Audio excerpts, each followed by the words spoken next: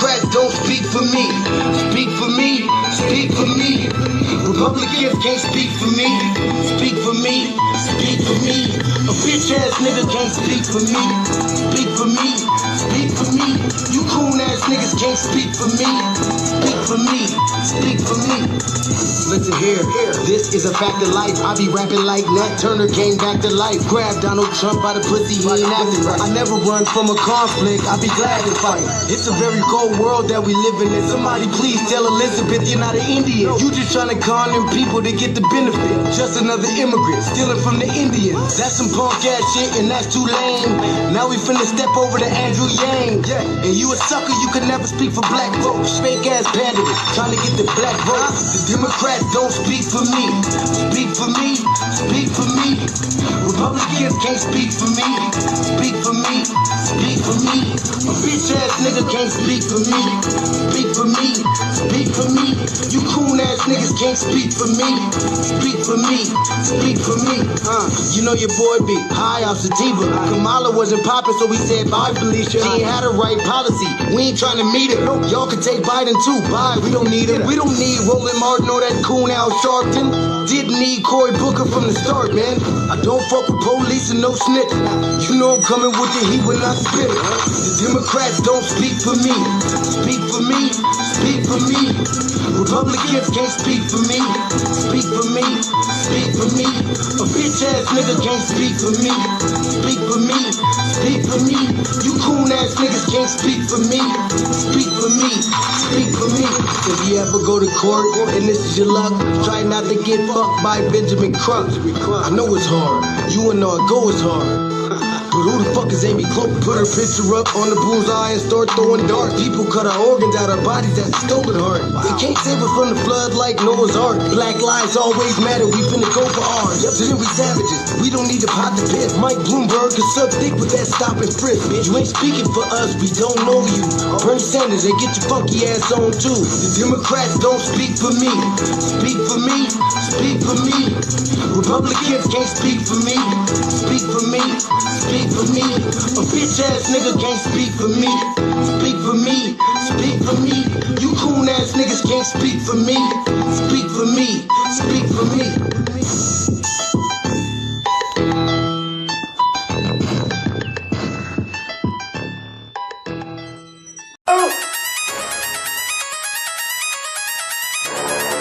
I'm talking about shout it going crazy. People going crazy in this motherfucker.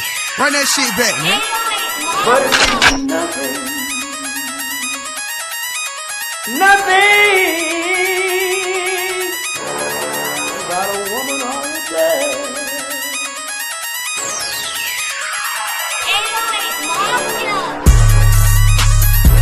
Man made the car.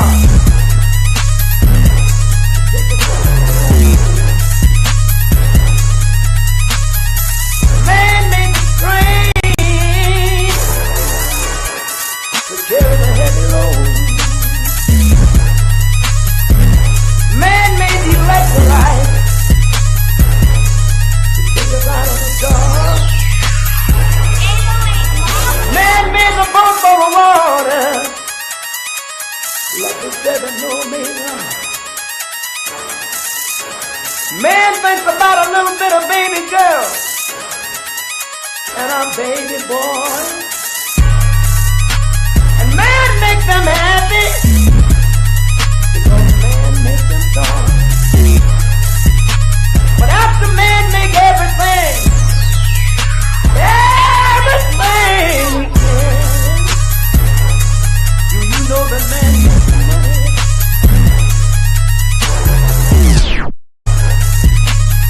To buy from other men. This is a man's world. But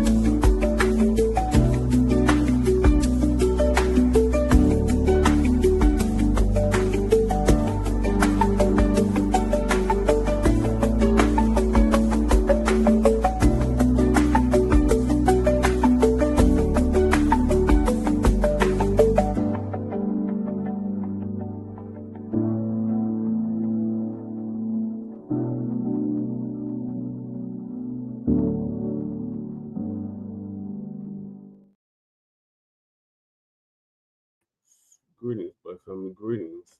And thank y'all for tuning in to another episode of the Front Line Blacc News. I'm your host, Shane Crewman. I think I'm going to be solo dolo tonight. We'll see. And on this season 5, episode 9, part 2 of the Front Line Blacc News, we'll be discussing several topics. We're going to get to in part 1. And the first one, of course, is today is the 5th year death anniversary of George Floyd in Minneapolis, Minnesota. So I got a series of clips lined up about that. It's the new Black House, where I'm reporting from on the east side. Remembering George Floyd 5 years later. George Floyd Memorial Services and documentary. What has changed since George Floyd's death 5 years ago? George Floyd's brother reacts to MAGA's push to pardon Derek Chauvin. Then we got here in Denver, a community task force unveils 112 recommendations to Denver police 3 years ago. We got the Mississippi Beatdown when Anti-Blacc goes wrong. How many times can they say reparations without saying cash payments? The California Black Power Network on reparations.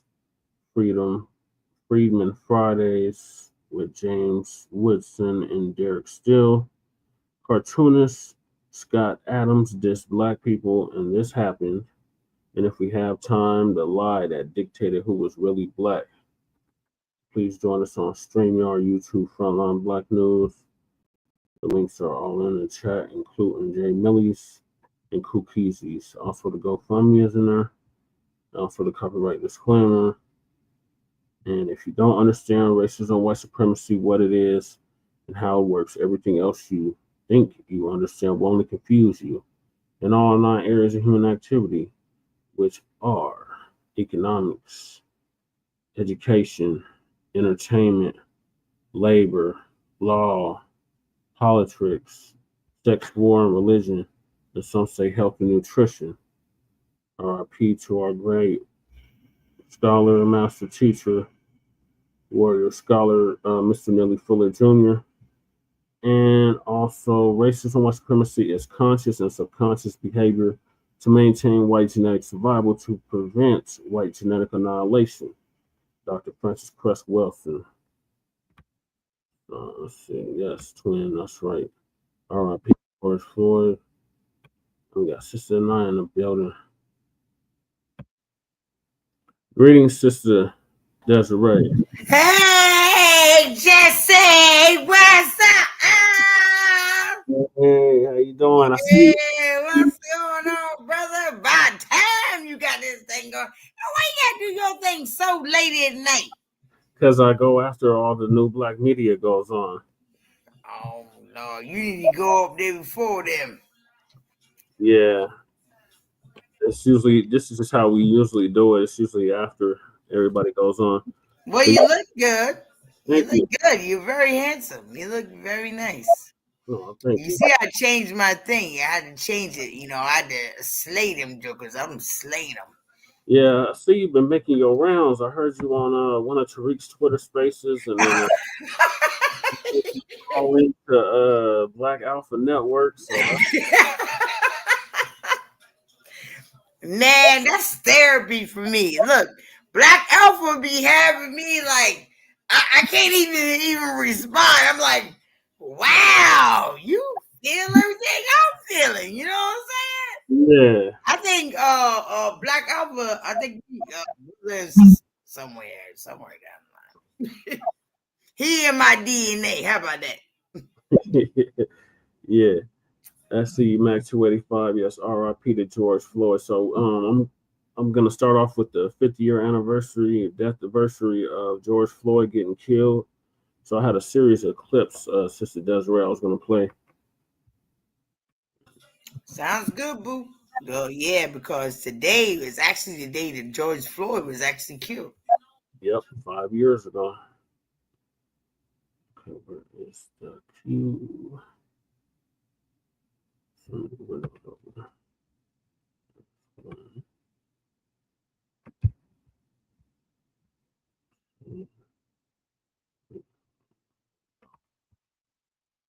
This is right. All right, so the first one's from CNN, Caucasian Nazi Network. Remembering George Floyd 5 years later.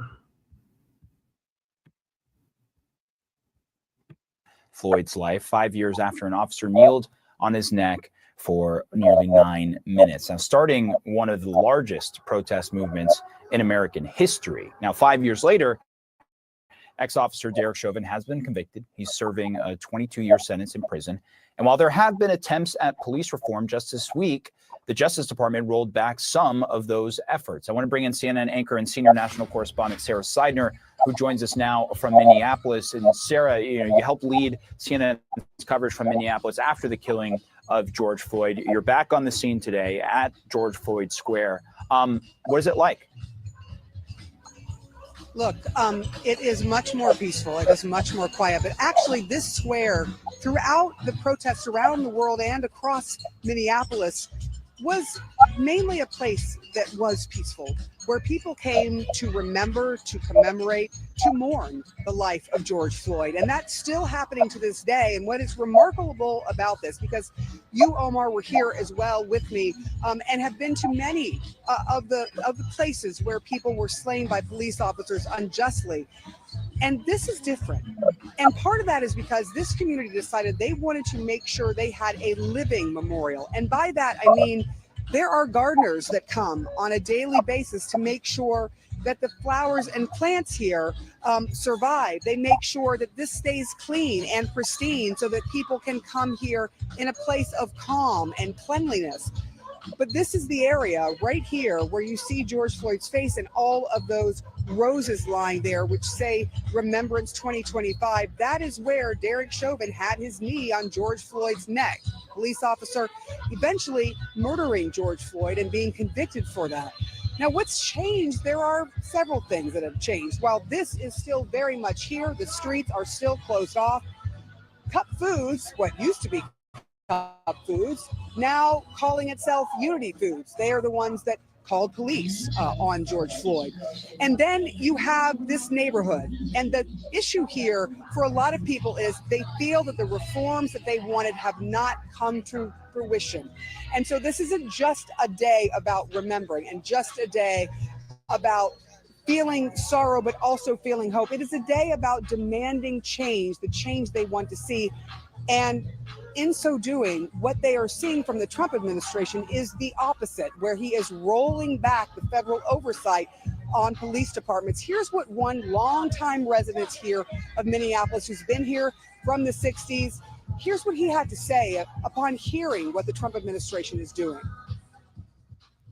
In this neighborhood, we want police reform. I want to know that my grandchildren go down the street and a cop isn't going to just kill him because he's dark. Okay, my family is Creole, and I'm probably the latest, brightest in the whole of my family. Thank you. But at the same time, I have children and nephews, nieces with dark skin and nice hair, very nice hair. Okay, but it's not safe out here. You don't get a ticket and a bullet at the same time. So you hear the sentiment there, and that is shared by quite a few people here. However, in talking with the mayor is saying, look, we are still going to make those reforms. We are still working through those reforms, even though the dissent decree from the Trump administration, from the federal government, has been pulled back. They are still working towards making a better community-oriented police department. And so you see that same tension that's here, but there is also a great deal on this day of love here. People feel like this is a homecoming, and they're coming from all over the country. We've met someone from Kansas City, somebody who came in from New Orleans, just to be here, just to remember the moment that the world saw happen because a 17-year-old live streamed it. And of course, the Floyd family also mourning their brother, mourning their cousin, mourning their uncle here today in Minneapolis. Sarah Seidner there at George Floyd Square in Minneapolis. Really appreciate the reporting. 5 years later, lessons have been learned, but the memory is still fresh after the murder of George Floyd sparked a nationwide movement. And I remember at that moment, the level of excitement that people felt It sounds crazy, but literally the excitement that people felt that they were taking the power back from the Minneapolis Police Department. I look back 5 years, if there's things I would have done differently, I would have pushed harder and sooner at trying to dismantle some of the toxic culture that allowed that indifference to exist. Across Minneapolis, hundreds of people gathered to remember Floyd's life and reflect on what has changed. CNN's Maribel Gonzalez explains what happens next as the city grows from the tragedy and the controversy.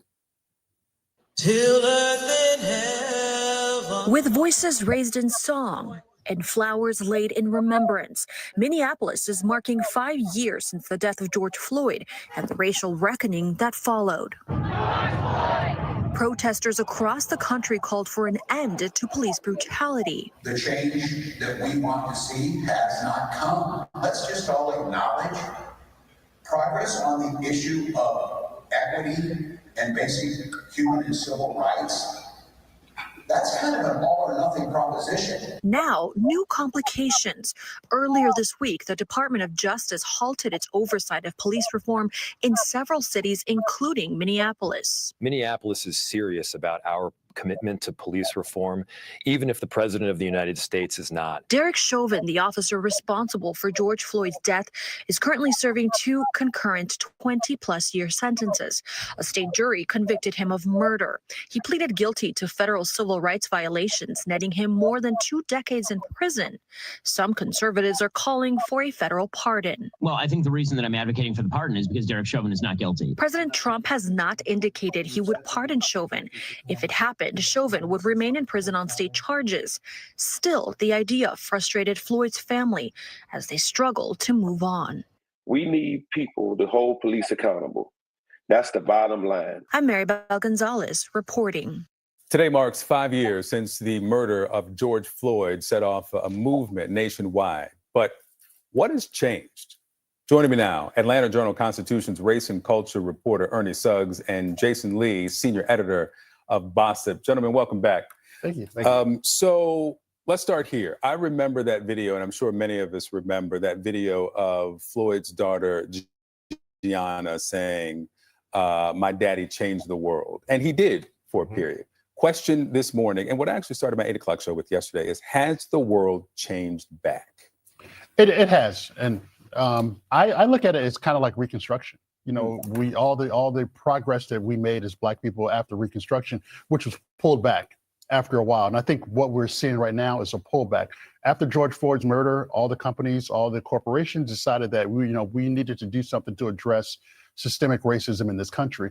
And now we're seeing this systemic pullback of all of that. So we're kind of regressing as a country because of, as a result of George Floyd.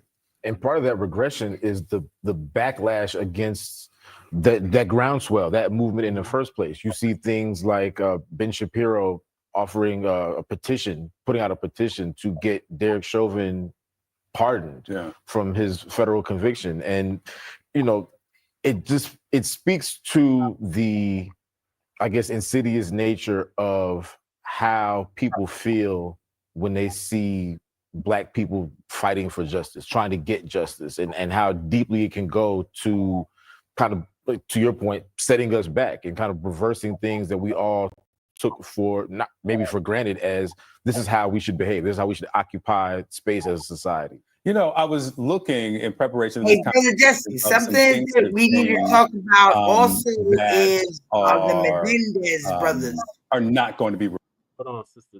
The clip is almost done. Reversed, right? We've seen the reversal of some of the consent decrees. We've seen the reversal of some of the commitments on DEI. Black Lives Matter painted down the middle of the street in Washington and New York and other cities. Those are gone. The only thing, as cynical as it sounds, that I've found that has changed, and quite permanently, is Aunt Jemima and Uncle Ben off products, and the changing of names and things as superficial for many, not all, as that. And so what is the plan? Is there still the infrastructure that we saw 5 years ago socially to try to push for some of those changes? Does that still exist? I think there are definitely people who are still fighting the good fight. And I think that people are still galvanized by these things because we haven't really stopped seeing big cases where police misconduct has become has been an issue. And so I don't think that people will necessarily stop that fight, but it is, I think, disheartening to a lot of people to see, you know, you need that motivation to be able to get out there and to protest and to fight these things. And when you see these reversals, it is going to be disheartening for a lot of people. Yeah. Today marks a somber day in Minneapolis. Okay. Go ahead, Sister Nora. You were saying something about the Mendez brothers. All right, so even when they were talking about another trial or however, whatever, because I heard that Donald Trump want to turn around and, you know, allow him to get out of jail after what he has done to George Floyd. And this is the thing, you know, it's only hearing because I you know, I don't have the paperwork or whatever. But look, you have the Mendez brothers, right? And you already know. You already know of great. They turn around and got retried, and they get ready to be out again out of jail, right? So then on top of that, look at this. Donald Trump talking about that he want to reopen Alcatraz. How are you going to reopen Alcatraz? What is all of that about altogether? To have the most heinous criminals on Alcatraz. And how you going to have the most heinous criminals on Alcatraz when you already turned around and allowing some of the most heinous criminals actually turn around and walk around on this earth? Are we living in Gotham or are we not? Yeah, this is definitely Gotham. This is definitely Gotham, okay? What was I gonna say? So Chauvin can't get out. Even if the dump was to pardon him, he still can't get out because he still got to serve a state sentence. So this is just more smoke and mirrors. Like they trying to rally up the MAGA crowd with this nonsense, but Chauvin ain't getting out. And if you recall, we had covered, he got shanked up like 20-something times. Black Friday, last year? Was it the last year in 2023? He got shanked up. So Chauvin ain't going. He ain't getting out. Exactly, twin. Okay, even with that, it still goes to the point that how do we still turn around and allow the system to constantly make a mockery out of us, right? Let me tell you something here in San Francisco. Mm-hmm. Do you know the street I live on, the street on the other side, somebody in broad daylight was shooting on the street. Shooting. There was a video that I saw, and this is another incident that actually occurred at the wharf. Somebody was in a white van and they came out there with an automatic and he was shooting at the people in the wharf. He was shooting at the people on the wharf. He got into the van and they said that they can't find him. Really? Let me tell you something. Even with the cameras and everything else, if you get a speeding ticket, well, maybe not here in San Francisco, because even where I work at, they don't have them cameras up there. You get that license plate number and it comes through there. That license plate number comes through there, and you can find that joker right now. Yeah. And this is the thing that bothers me about that. Because what about the children? What about anybody? You know, it's not even, you know, even with that. How do you think that it's okay, right? And then in California, sits over there and they talk about that, you know, people's jobs got to get cut. The nonprofit organizations can't get the money or however, whatever. Why? Because funds are being cut or anything else. A lot of those nonprofit organizations that you speak of is the ones that actually help the people in the community. But anyway, I lay my plane there, and I don't want to take over everything. It's just, you know, I'm frustrated. I'm really frustrated. Yeah, it's very frustrating. Okay, I have some more clips to play about George Floyd. Minneapolis and communities all across the United States and across the world. 5 years ago, George Floyd, 46-year-old black man, was murdered by Derek Chauvin, a 44-year-old white Minneapolis police officer. The intersection in Minneapolis where the world witnessed that killing is now named George Floyd Square, the center of a 3-day-long Rise and Remember event. The events marking his death started off with a concert on Friday.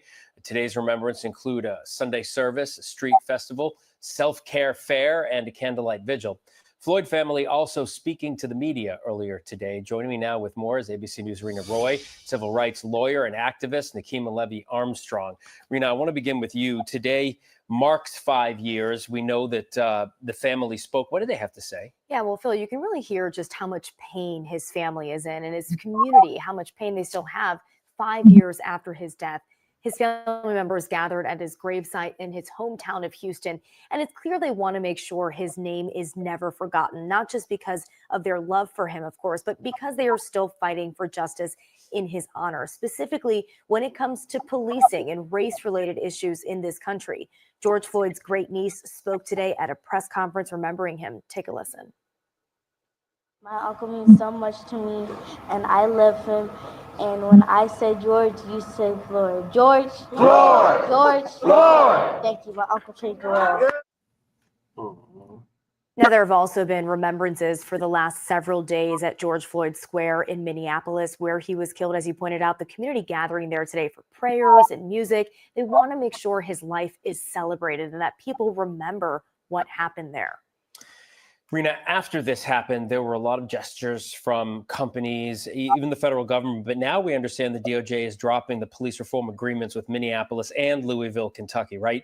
What more do we know about that? Yeah, well, this anniversary comes at a pretty contentious time. Just this past week, the Trump administration canceled a settlement with the Minneapolis Police Department that called for an overhaul of the department there following Floyd's death. The Biden administration had aggressively pushed for oversight there, but that, as you mentioned, has now been pulled back.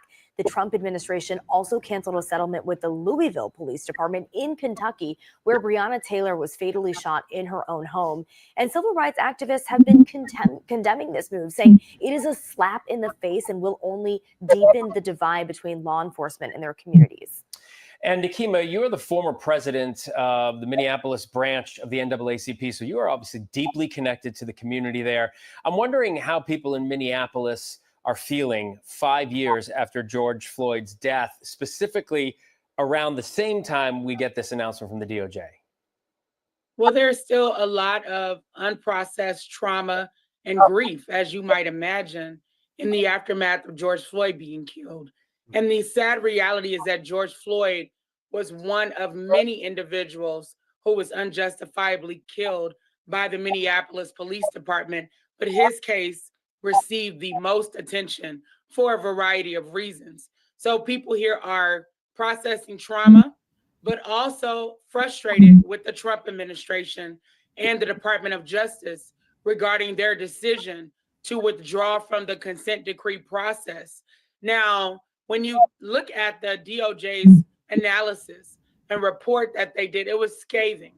They detailed many instances of police abuse as well as racial discrimination being directed towards Black and Native residents within the city of Minneapolis, not to mention instances of the unjustified use of deadly force. So we're talking about very serious incidences that have happened over the years, a culture of corruption, violence and abuse that was allowed to persist.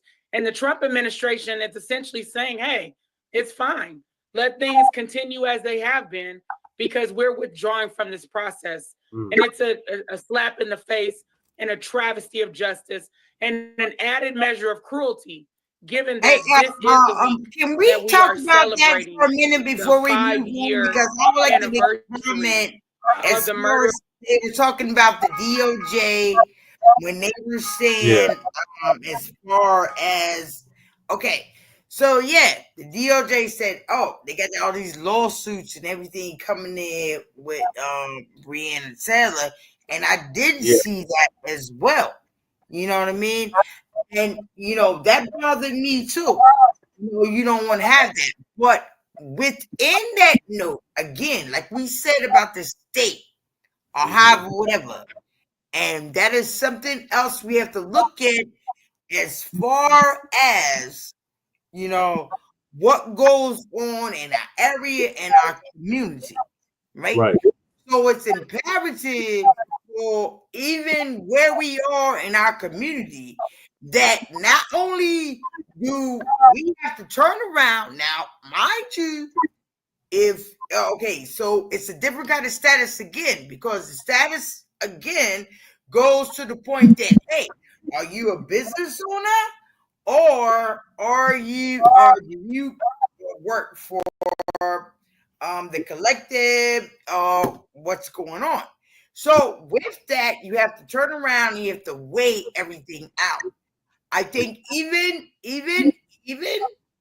what happened with West Mall and the thing that when Akbar and everybody went down there into Annapolis or whatever, but his hands are tied too. So, but I'm gonna tell you some good things that Westmore. I'm just saying, and maybe later we can have a thing about Westmore, because I agree with some of the things that he's doing as the first Black governor of Maryland, but I also disagree with some of the things that he doesn't as well. Even with this thing, with everything that's going on here, because even after George Floyd, people was being disruptive. Let me tell you what I did on my own. And it's time for the police to police the police.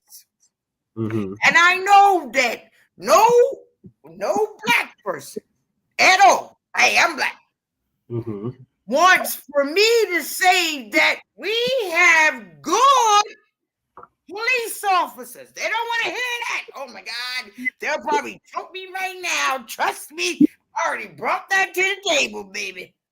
And it ain't gonna fly like that. They will swear I am an agent. I'm against everything. But you have to understand, and everything that goes on in life is a yin and a yang. There was brothers on the thing that sat there. They resigned from their job in New York, and they were police officers. And they said the reason why they resigning is because they had them in this program doing certain things or whatever. And they disagreed with that. And even with that, the brother y'all listen to that's comedic, he is a retired police officer from New York. But he's comedic now. He didn't, whatever. And there's a lot of interviews I went through. And then I have family members. I'm a veteran. Yeah. Right? I'm a veteran. Right? Service. And I'm just saying that with all of this stuff, there are really some good people, because you have, even if you look at it spiritually, the police officer is actually Ogun. If you go back to our history, all the way back to Kemet, and you look at the hieroglyphs, and you even in the tombs of Indonesia, they always had police. That comes back from our ancestors. What has happened is, because they didn't want you to know who you are, and we had a mishap that happened, they try to erase your history, and then they turn around. That's why they killed off the elders, and they don't really want you to know your history. They talking about this shit, the troglodyte. Yeah, I was police officers back then. All right. Anyway, yeah, I don't want to take. I apologize. All right, I apologize. get into my thing, but I'm just saying we have to look at things another way. We are children of the Americas. This is our land. This is where we are. And just like I was talking to a sister in New York, she didn't want me to come on her show in New York because she put me on there and she only gave me 5 minutes. I was actually supposed to be talking about different things in the community. I know you know who she is, BY, whatever it is, in New York, one of them big stations or whatever. So I went on there and I said, this is our country. Yeah. And I said the Impressions made a song called This Is My Country. You know what she said? She let me say the lyrics, but then on top of that, I have to debate with you later. I'm just saying that, brothers and sisters, we also play the role in all the mayhem we going through today. And I land my plane. Okay. All right. Thank you for that. I'm going to finish this clip, and then I got some more clips to play. Of George Floyd and his legacy and impact on the world. So what happens next? That's where we're at. Where do we go from here? Well, we will continue to resist here in the city of Minneapolis. Our movement for police accountability and racial justice never stopped. And it began several years before George Floyd was killed, namely after Mike Brown was killed by a Ferguson police officer. So we have been boots on the ground. We're continuing to activate, show up in the halls of power, and we are pushing for new leadership within the city of Minneapolis. We have a mayoral election that is coming up in November, and we are hoping that we will have a new mayor who is serious and committed to addressing the longstanding issues within the Minneapolis Police Department. I will also add that there is another consent decree that is still in place, thankfully. The Minnesota Department of Human Rights undertook an investigation of the Minneapolis Police Department following the murder of George Floyd. They entered into a consent decree with the city of Minneapolis and the police department, and they're now 2 years into that agreement. So there is some oversight. The mayor and the chief have claimed that they will still follow the federal consent decree, even though the federal government plans to no longer participate. However, we take that with a grain of salt. What we know for sure is that there is a Minnesota Department of Human Rights consent decree that is in place and that is being monitored. And as a community, we're continuing to apply pressure and ensure accountability for monitoring the terms of that particular agreement. Nikema Levy-Armstrong and Rena Roy, thank you both. All right, let me tell y'all something about these consent decrees. So they got one in Aurora where Letty Che lived, and they're still killing unarmed Black people. They just killed Colin Lewis last year, and that consent decree's been in effect for 3 years now, and they're still getting away with it. So, well, let's go into that, because if you actually go way back in history, they've been killing, us for the longest. Well, they have the Casual Killing Act too. They have the Casual Killing Act. The casual killing, being removed from your home and everything else. I think that we're still missing the mark when it comes to us together as a collective. You see what I'm saying? Because it's not so much what they do, because if the reason why they're killing, because they don't want you to know who you are. Look at Putin. He turned around and he thought he pulled out a snapback. You know what I mean? He thought he pulled something out like, oh, I got this. Guess what? Jesus is black.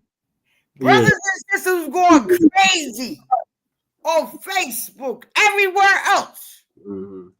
Talking about Jesus is black, Putin said Jesus is black, they done it.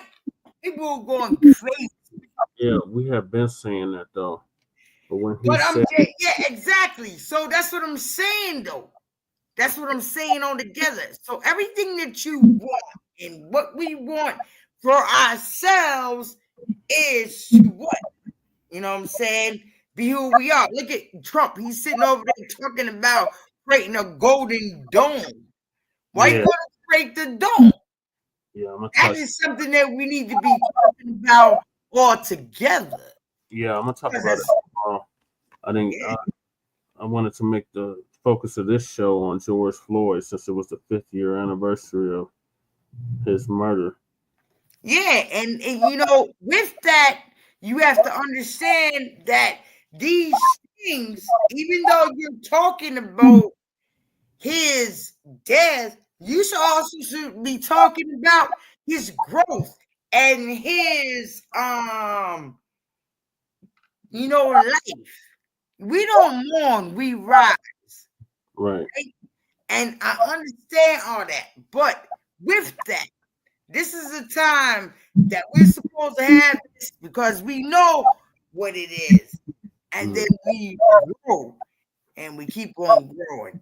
But yeah, but you know, I can't take too many videos on it over George Floyd's death after all the stuff that we're talking about right now is very well more. And then what did his parents do with the money that they did? Did they do other stuff in the community?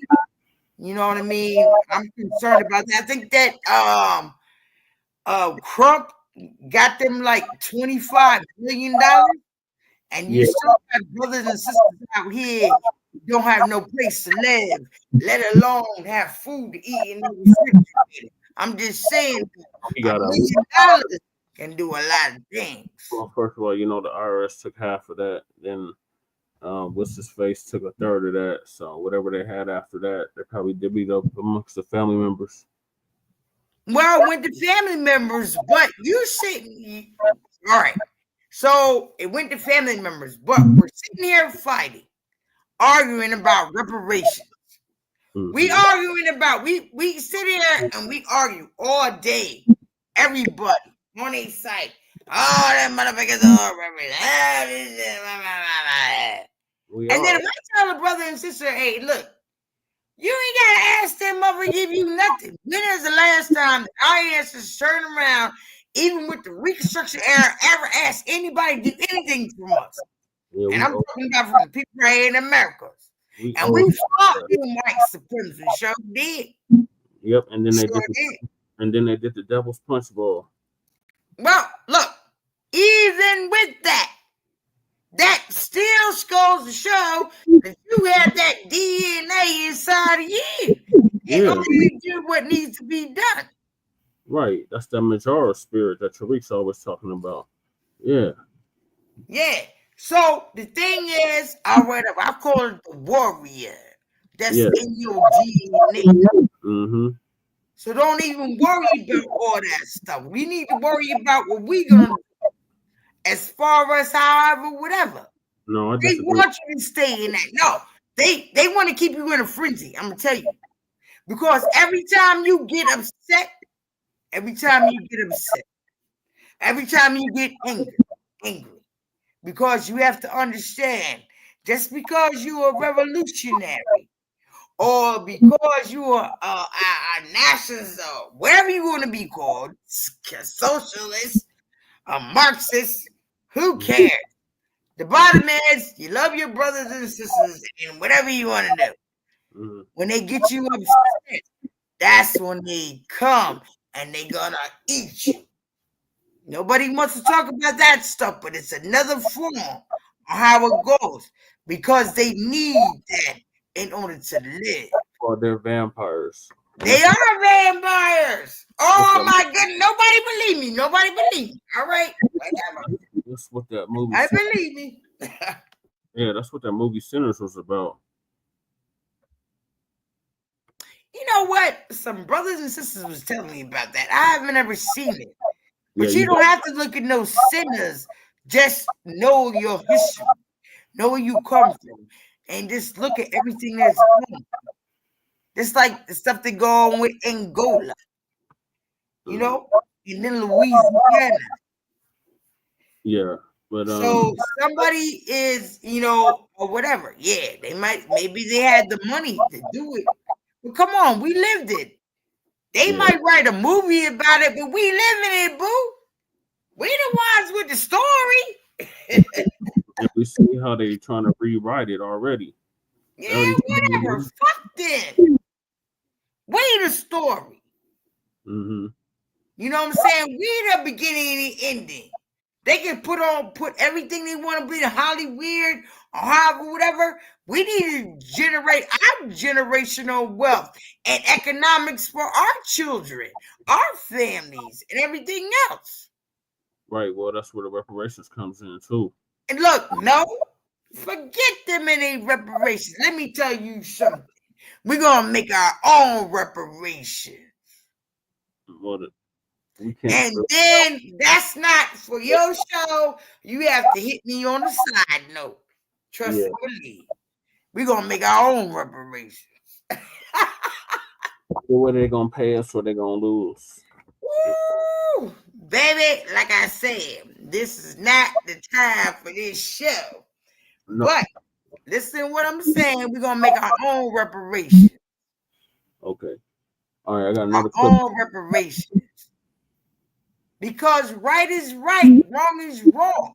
I think one of the things that we all miss altogether is where is the humanitarian? Did you? I remember one of my brothers sent me a picture of dead bodies on the ground in Palestine. Mm-hmm. You know what I'm saying?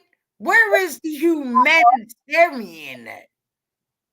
And then everybody wants to sit around here and they want to talk about all these religions and everything else. Them jokers ain't teaching you nothing. I'm saying Palestinians is the ones that set George Floyd up to get killed anyway. So the Palestinians, he talking about the same ones that's fighting against Israel? Yep. I'm saying one. Oh my God, again, Jake. All right, let's go to this. Because you have to also, a lot of people don't even know who I know. And I'm not even worried about that. Everybody can have their own objectives or whatever. But that same police officer that put his neck on George Floyd's neck, he was also the girl that George Floyd was messing around with. They was in a relationship before he got with her. Yeah. Yep. And they all worked at the same club. Mm-hmm. And they was doing security work together. They knew each other or whatever. Yep.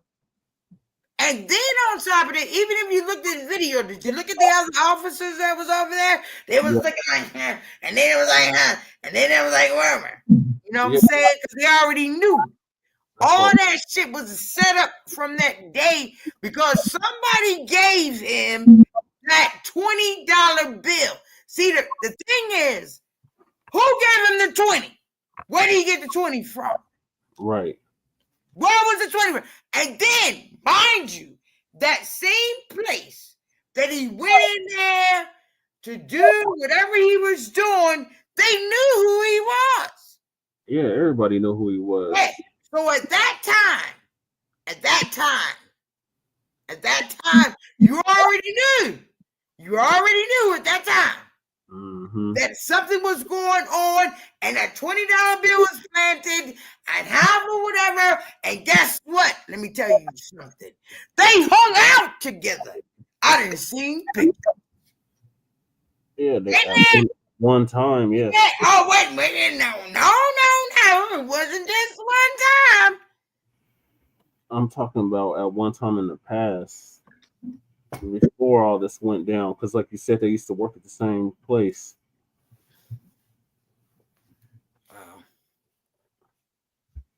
You know, it could be a lot of things. You know what I'm saying? Look at the stuff that Clyde Davis is doing right now when you're dealing with Angie Stone. Yeah. I don't know. I knew that when my cousin died, and because he shot up on heroin, People put life insurance policies out on him, and I asked one of the detectives one day, right? I said, "Is that really legal?" And he was showing me stuff or whatever for someone to take a life insurance policy out on you. The way they have it now, you don't even have to put a signature on there. Somebody can get a life insurance policy out on you. And they knew that my cousin was a heroin addict. Well, but he was one of them social, whatever. So the thing is that when my aunt found him on the ground on the floor, he was dead in the kitchen.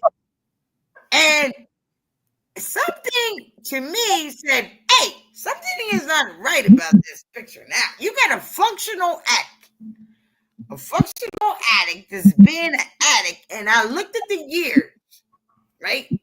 So I'm trying to say, how long has my cousin been using it? Okay, blah, blah, blah, blah, blah, blah. And I said, "Oh no, this is not right." So I turned around. But anyway, I'm done. But anyway, so the thing is that we have to, the police have to police the police, and you have to take care of your community. Well, that's what all right, I am. That law where they got to intervene. Like, you don't even want to know what the hell I did with them. I got them motherfuckers so good. Baby, let me tell you. And I did. They was trying to pass that law at the federal level where they had to intervene, where they couldn't just let something like this go down. They had to intervene. Like them officers, they could have intervened, but they let Chauvin kill him. Well, let me ask you something. Them fucking pedestrians out there could have intervened. Yeah. Let me tell you something. I'm gonna tell you right now. I was down here going to the store, and the Mexican boy running down the street, and the black girls then got him. They took his shoes. They were probably over there tricking, but that's whatever. Anyway, so he started yelling, "Help, help, help, help, help." I said, "Wait a minute." So I turned around and I went to go to try to see if I can help him. I guess one of my neighbors or whatever heard him out there screaming, "Help, help, help, help, help." And the police was out here. But I would never, just like the incident with that stuff on the subway in New York. Yeah. And, do you think, as me, I'm just saying, I go to work every day like everybody else does. All right? And the thing is, if you're choking somebody, God, you know what I'm saying? I'm going to do my best to jump on their back or whatever and tell, "Call 911. But when that train is moving like that, if you don't have them, see, in DC, we have people, the police is always on our trains. They are. And then they have certain organizations that come in inside the train. First of all, San Francisco is good. The subway station is good. Yeah, all that stuff is good. But anyway. Yeah, you talking about the BART. I've been on the BART. Yeah. But the thing is, it's good. It's clean. It's nice. Right? But one of the things that I don't like about it is because the people that monitor the train, why don't they have guns? Why don't they have certain things on them? Well, I don't know about anyway, that's another that I'm gonna write. But anyway. Our transportation district out here, they have transit police and they have regular police that are on the trains and sometimes the buses, and they're armed. But we just had a shooting at Union Station at like 4:00 in the morning, and didn't nobody intervene then either. I'm like, I don't know how people can just let shit like that go down and not intervene. All right, when you talk about Union Station, what is that? Is that where Amtrak come in at? Yep. All right, so at that time, and then where was this going on? What happened? Was this in Denver? All right, Denver, Colorado? Yep, Denver, All Colorado. right, so your Union Station, I know I've been through Denver. It's kind of like, it's not city. It's kind of like When's it the is last, what it is. You know what I mean? when's the last time you've been here? Because All right, the last time I was in Denver, wow, that was a long time ago. That's yeah, when I was looking at the mountains and stuff. So you're trying to say the city actually picked up? Because when I went there, it was very like laid back, kind of like in the cut, kind of like. you probably came in like the 80s or the 90s. Yeah, it's grown a lot since then. What was that basketball player still live there? The one that set everything off as far as marijuana? Because it was a black man in Denver, Colorado that actually became the first millionaire when it came to selling weed. Yep, and now he's in prison. He's in prison? Wait a minute. Hold up, princess. Why is he in prison? They got him on some bullshit. Well, he had the first dispensary out here. I don't know if you're talking about the same dude, but the one I'm talking about, he had the first dispensary, black-owned dispensary out here. Yeah. And they got him on some pimping and pandering charges or some ridiculous shit. So, What's pimping and pandering? What does that mean? that means that he was involved in some shit that he shouldn't have been involved in, or they said he was involved in some shit he shouldn't have been involved in. But they just make every excuse to shut our businesses down. Well, honestly, I really don't believe that is everything in the excuse to shut our business down. Okay. So, the city councilman in DC and Southeast, what is that? Ward 6 or whatever. So, I can't remember his name off the top, but I remember he was young and he had the locks or whatever. So this is the thing right here. So there was some children that actually got missing in DC. He put together a task force and he actually supposedly found these children. Oh my God, everybody's excited. Blah, blah, blah, blah, blah, blah. You know what I'm saying? But this motherfucker gonna sit up there and the FBI got his motherfucking ass record. I heard it record. Got him on there, and guess how much money guess how much money he made off this bullshit. The first deposit that they gave him, I think it was only like 10 grand, and then I think another one was like 30 grand, and then this motherfucker go out here and buy a Tesla, one of them Elon Musk motherfuckers, and then on top of that, really though? And he had the brothers and sisters actually feeling as if he was really going to do something positive in the motherfucking community. And you sell your soul like that? So I'm tired of, because I know, look, come on. People have been made units. They owe us. Yes, they do. No, they owe us. But come on. Our brothers and sisters also got to stop this stupidity as well. Yeah, I agree. And a lot of those people ain't even of our lineage. They are of foreign lineage, like Wes Moore. He's not FBA. Wait a minute. Hold up. Now, let's talk about Wes Moore. Wes Moore is a veteran. Okay? He's a veteran. And then on top of it, he married to a black woman. And he ain't they don't have that transgender stuff over there. That's good. All right. So this is the thing. When he became governor, he turned around and got 177,000, not 100,000 people out of jail because of them charges about being drug dealers and some more stuff. For marijuana. So, wait a minute. Let me tell you something about Wes Moore, because Hogan that was in there before him is married to the Korean lady. Mm-hmm. You know what I'm saying? They turned around and they said they will not be any gentrification that's gonna go on in the state of Maryland because DC was gentrifying, Virginia was gentrifying, and they said they will not be any gentrifying in the state of Maryland. They will not. And he turned around and he told them they cannot raise the rent. And he did this for the whole state. Now, the same Westmore. Same Westmore. Hold up. The same Westmore. And I wrote him a letter too. And he already said he was working on that. That's what I texted him.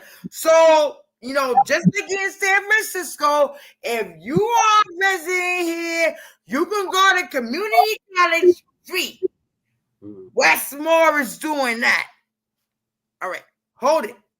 He turned around, and we have to look at it again. Look at it again.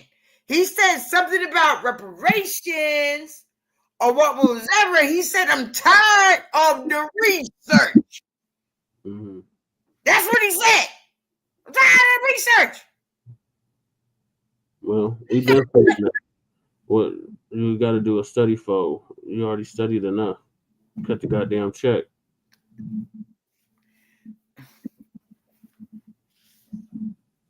Well, you know, cut the check. I mean, I'm trying to figure out when brothers and sisters, and you say that, you know, what are you actually talking about when you say cut the check? What is the fucking check? What do you mean? What is the check? The same thing. Yeah. All these other I'm groups. trying to figure out what is the check because the check is this is the check right here. You know what I'm saying? You talking about them jokers giving you $1 bill that really don't mean nothing unless you in a particular country. So the thing is about the land, and then I just want to say, We can buy land with no, hold up. Just say the motherfuckers leave and they go somewhere, whatever. Are you going to be able to keep the lights on? Are you going to be able to have an effective water system? The motherfuckers that's in there now can't even get an effective water system. We sitting over here talking about all this other stuff, but how are we even preparing ourselves when it comes to our people all together? And then you discriminate this. Don't have this over there. Have this over there. This and that. Who's that? Here, this and that. And everybody has to go through something. If you don't know your history, whether you with FBA or anything else, the one thing you have to understand that we were here before Columbus and all that bullshit they told you. We already know that. The thing is, we built this country. There'll be no United States without FBA. So we are owed a debt, and that debt is old. It's going to continue to be old. It's going to continue to compound interest. It's in the trillions, if not hundreds of trillions of dollars now. So, Well, anyway, I have a whole new idea, and I like the fact that you are part of that, Jesse. And I think that this will be a conversation outside of your podcast, because you know, even though you're not recording, them motherfuckers always listening to your ass anyway. And I would like for us to meet somewhere, you know, and that we can talk, and you know what I'm saying, we have to worry about anybody putting a microphone somewhere. yeah. You know what I mean? And because I have some good ideas, and I think they'll be very beneficial for us, because the time is running out. But the only way, if you don't, what's going on is that Alcatraz thing, and also Trump and his motherfucking golden down. And I hope we have enough humanitarians around here Be like, hell no, motherfucker. Look, nigga. No, nigga. He the nigga. We the nigga. That's the nigga. Oh, yeah. Ooh, look. I probably can't even take. I got my real ID and my passport, but I probably can't even take my laptop no more because I said something about Trump. I guess he ain't like that picture I put on there, X. All right, Sister Nam, I'm gonna move to the next topic. Oh, not the next topic, but the next clip. Please, no more George Floyd. You're giving me a brain aneurysm. Marked 5 years since the death of George Floyd. His death under the knee of a Minneapolis police officer sparked widespread demonstrations and a national conversation on race and police reform. But here we are 5 years later, the discussion seemingly has changed and reforms on the federal level are being rolled back. For tonight's interview, we are joined by civil rights attorney and legal counsel to the Floyd family, Ben Crump. Sir, good to see you. 5 years as we take stock here since George Floyd's death, what do you see has changed? What kind of progress can we actually mark here? Well, certainly we know that there was incremental progress made after the tragic killing of George Floyd and also Breonna Taylor and Ahmaud Arbery, all during that global pandemic 5 years ago. And we saw historic justice. We saw convictions on the state and federal level in the Minnesota with George Floyd and Ahmaud Arbery, state and federal level in Georgia. And for the first time in history, federal government charged police officers for killing a Black woman. But it's a journey to justice. Sometimes there's 2 steps forward and 1 back.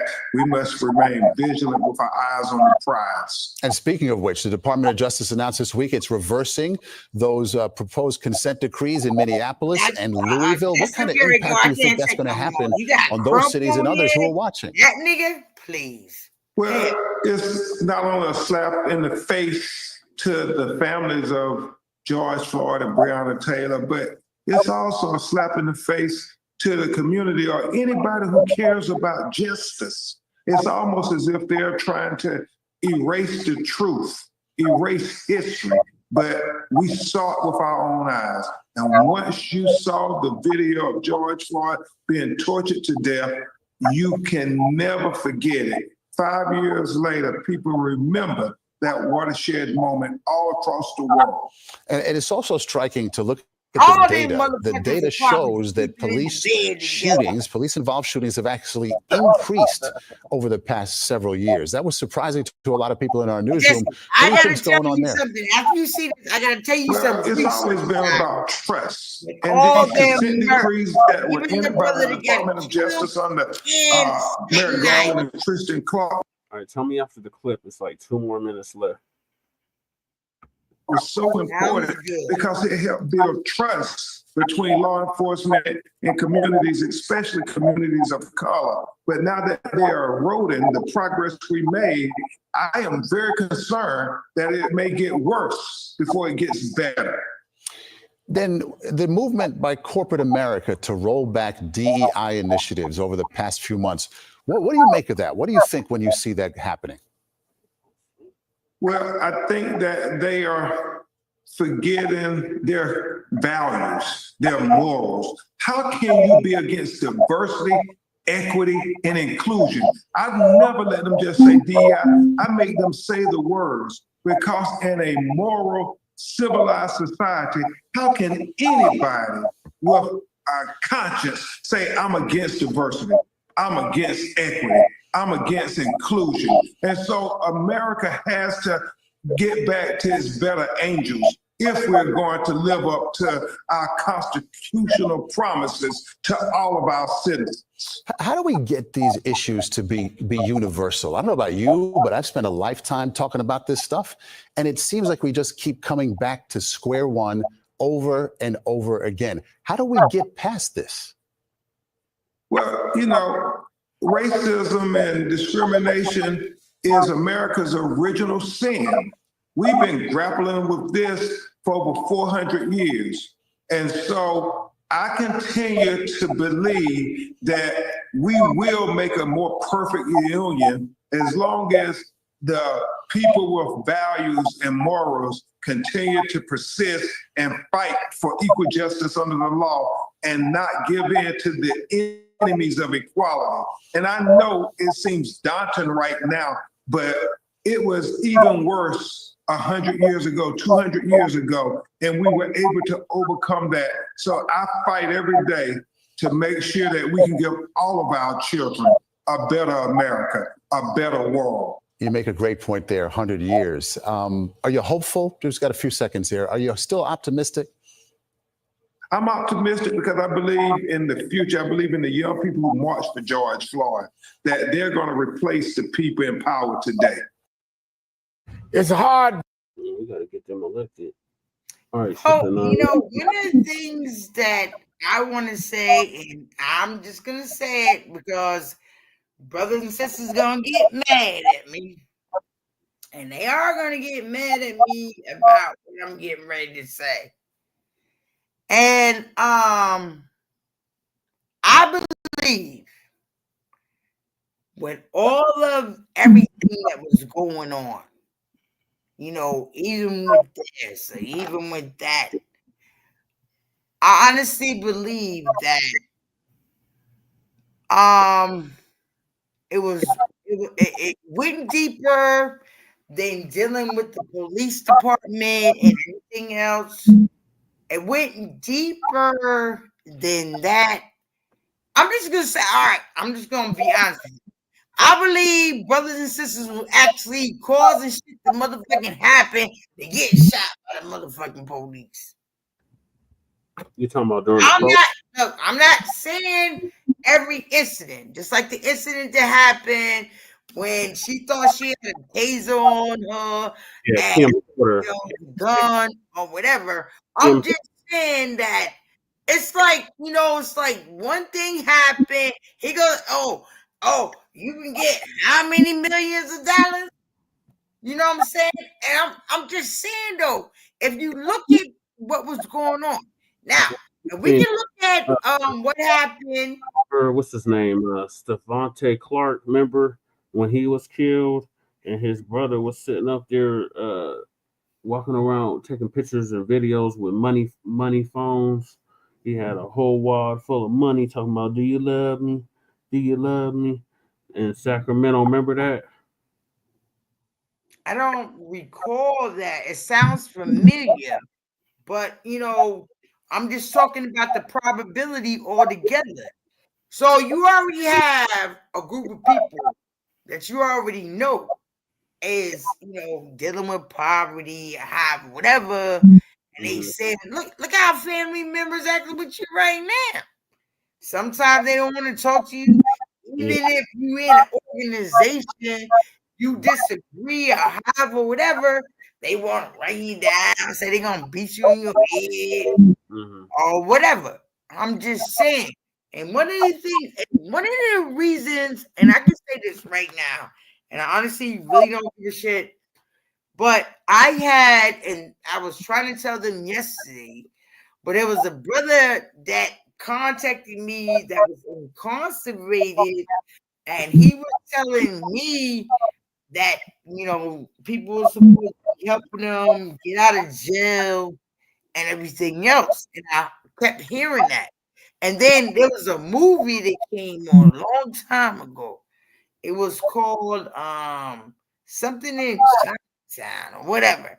So I was looking at that, and it goes to the point that, you know, just as you look at history, the Joker was over there and at a nursing home and having people sign over stuff, and then you look and see what goes on in the nursing home because I worked in there. I'm just saying that there is different people out here. All our skin folk is not our kin folk, and everybody needs to stop fucking fronting. That's the bottom line right there. You need to stop fronting. And that goes for every last one of y'all. Whatever organization you're in, or whatever group you're in, you need to stop fucking fronting because you know you full of that motherfucking mierda. You talking about like the NAACP and Cobra NARC, Urban League, any of those. I'm talking about more than just that. I'm talking about more than just that. I'm talking about the UNIA. Yeah. You know what I'm saying? I'm talking about them too. I'm talking about the MBPP. I'm talking about them too. Yeah. I'm talking about the original Black Panther. I'm talking about them too. I'm talking about all of that. I'm talking about an organization called Big Fours or whatever they want to call themselves. I'm talking about everybody. I'm talking about Ramzu as a human rights policy officer. I'm talking about all of them. Because when you turn around and you actually sit over here and you say that you care about your brothers and sisters, how do you care? How do you care? How does that behavior? How do you do whatever? It makes it okay. Ever.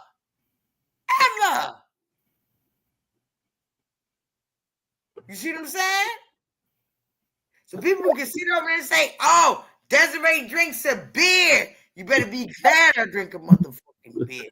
You better be glad I drink a beer. You know what I'm saying? You better hope. You better hope with all your life that I am somewhere and thinking I'm looking at something and I'm not. Because I'm going to tell you something. Ain't nothing to be played with. Nothing at all. And how do we go from there? I have things that I want to tell brothers and sisters. They say, oh, you're crazy. You're crazy. You're crazy. Mm-hmm. They do. They do. You think I'm joking, Jesse? No, say, I seen it. Crazy. She's crazy. I seen it. I seen it on Tariq's space. I seen it on What? They said I was crazy? Yeah, he said that you reminded him of the female Chief Dust Wolf. Wait a minute, hold on. Wait a minute, Jesse. Tariq said, what about me? Oh, don't make me get on his site tonight. What did he say? He said that you remind him of the female Chief Dusty Wolf. There's this guy that calls in. His name is Chief Dusty Wolf. He's down in Oklahoma. And he's always talking about what we need to do as a people and how we need to do this and do that. So Tariq calls him Chief Dusty Wolf, and he'll have him on periodically. So he wants to get you and him on there at the same time. Well, I have an idea. I have a whole thing. Look, and we can get some land and be outside in the woods. We go out in the woods, right? And then we're gonna create this a geometric symbol that I have. All right, and it has different points that come out of every geometric symbol. So you have all this around here. All on the outside here has to be met. And you gotta lay down on the ground. Every man gotta have no shirt on, have black bottom. The women in the second room in the middle, it looks like everybody has on white. And then in the middle, we have a fire burning, right? And the fire is burning, you know, the heat is going on because we on the land or whatever. All right. So, and then I was thinking that, you know, we can have the elders on the outside and the elders somewhere, and then we just, you know, go into a meditation. It ain't no freaky deep stuff. You know, Tyler Perry, his old gay ass. Let me tell you something. When I see that motherfucker, I'm gonna beat the shit out of his ass. Just for EP. All right, so has anything changed in 5 years since George Floyd's death? Well, yeah, because when I was married 16 years, And when I was in the living room, and I'm getting ready to cook my husband some dinner, and I could hear him crying, and I was like, "What the fuck?" So I thought he was sick or something. I was like, "What's going on with you, boo? What you crying for?" And the news was on. Yeah. And they kept playing it over and over and over and over and over again. Yeah. And let me tell you, out of 16 years, that was the first time I saw my husband cry. The other time is when Sean Taylor died from the Redskins. Yeah. Yeah, he cried then too. Was he a Redskins fan? Yeah, my husband was a Redskins fan, but this is the thing. His own friends broke into his house. Yeah. And that hurt him. This is supposed to be my family. Yeah. Are you gonna break in my house? Right. And then all he didn't have his gun on him. He just had his machete. And trust and believe, I got a machete too. So I don't have a problem cutting nobody head off. Yeah. Lady Che has one too. Yeah. But look what they did to him. And he cried. And how do you think I felt as a woman to see my husband cry? Black men don't cry. But they probably do, but I ain't never seen it. I ain't never seen it. That was damn. That really messed me up, man. I was mad as hell. Mad as hell. Me too. When I seen it, I was mad as hell. I was like, this is some bullshit. And this was right after Breonna Taylor got killed and Ahmaud Arbery. I said, oh, hell no. And Elijah McClain. I said, oh, hell no. We can't have this. And I went out and started protesting with everybody else. We protested for months. And then we started a task force for reimagining the police and public safety a year later. Let me get to that. Well, you know what? I really didn't know a lot of things that was going on, because at that time the Moorish Science Temple didn't want to get involved. And then I really didn't know Akbar and them like talking about it, you know what I'm saying? And I went out there and I protested with Black Lives Matter. I sure did. And they put it on there, and boy, we was fighting with them police. We sure was. Yes, we did. We was giving them jokers hell. Day in and day out. We be out there. Look, we was out there all night long, right in front of the motherfucking White House, drinking beer, everything else. Them motherfuckers ain't say shit to our ass. They knew not to. We weren't playing with them motherfuckers. And then on top of that, they turned around and pepper sprayed a 3-year-old child. Oh, we got the answer. Yeah. You don't remember that? Oh, you wasn't here. You was in DC. Boy, we was giving them jokers hell. Well, we was giving them hell here in Denver too. I'm gonna play a few clips of that. So protesters take the streets in Denver demanding justice for George Floyd. We were number 2 after Portland. And the amount of protests, or the days that we protested, I think Portland won. They had protests for over 200 or something days, or over a year. Actually, they protested for over a year. It's damn near a year.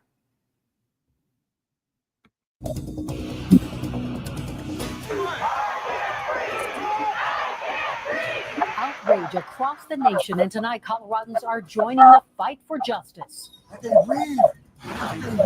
But tonight, the march through downtown Denver turns violent. Shots fired in the Capitol, protesters stopping traffic on I-25, parked cars vandalized, and dangerous moments as a protester is nearly run over by a car. Reaction from Denver's mayor in the last 45 minutes. I certainly understand everyone's frustration and sense of pain. And local law enforcement are sharing their own thoughts on the death of George Floyd. What do you want? I can breathe. Please, the name of it. I can breathe. Anger over this video tonight. George Floyd held down for more than 5 minutes by white police officers in Minneapolis. And tonight, calls for justice for Floyd, who later died. The officers have not been charged, and Coloradans, like many others across the nation, want their voices heard, saying this can't be tolerated. And what started out as a peaceful push for justice in Denver tonight took a turn. I didn't know y'all had all them At white this people hour, out there. a few protesters are still outside the state capitol. So are police still out there. We did see police in riot gear, at times using tear gas to push those protesters back. And this was a scene. This is just moments ago in Minneapolis. Look at this. Just in the last 25 minutes, this is a police precinct that was rushed by protesters. Some of the protesters threw fireworks and other items. Officers, and you can see the building nearby was set on fire. And we have live team coverage for you tonight. Denver 7's Addie Guajardo is hearing more from our mayor, who just sat down with Denver 7 in the last hour in reaction to all of this tonight. First, though, Denver 7's Gary Brode. $20 million. Got out of control tonight, Gary.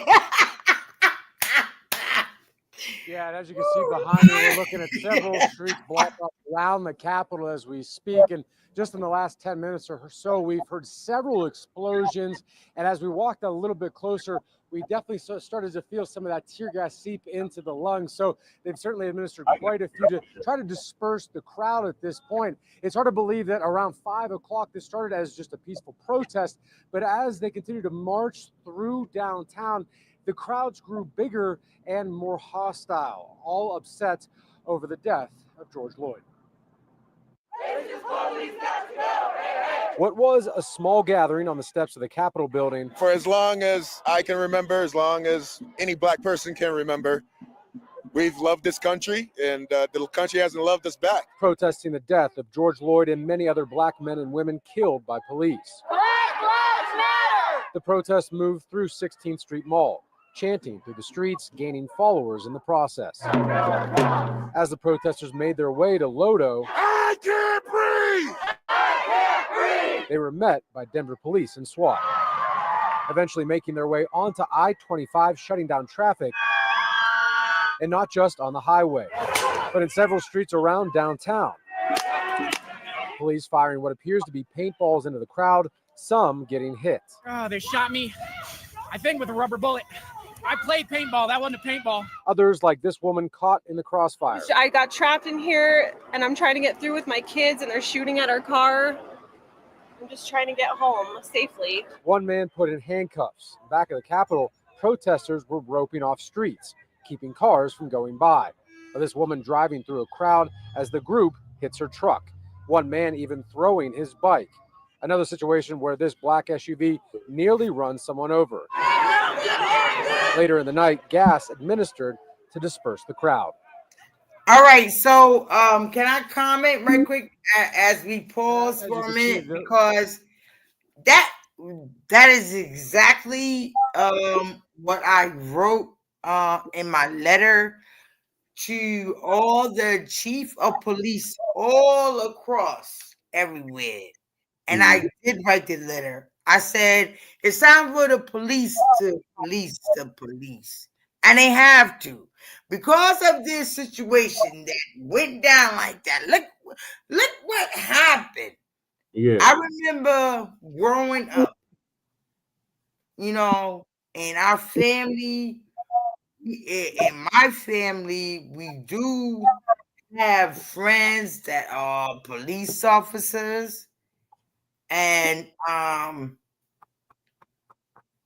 anyway, I'm not gonna go into everybody in my family. But the thing is that because of that, that's why you have to police the police. You have to make sure, you know what I'm saying? That's like you on a job and you know somebody's doing something wrong on the job, you have to tell somebody.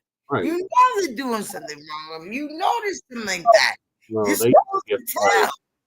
The ones that they usually get fired. We had a whole sergeant, Carla Harvard, who exposed the racism and the sexism within the Denver Police Department. They fired her. So, I mean, and not enough of them are standing up.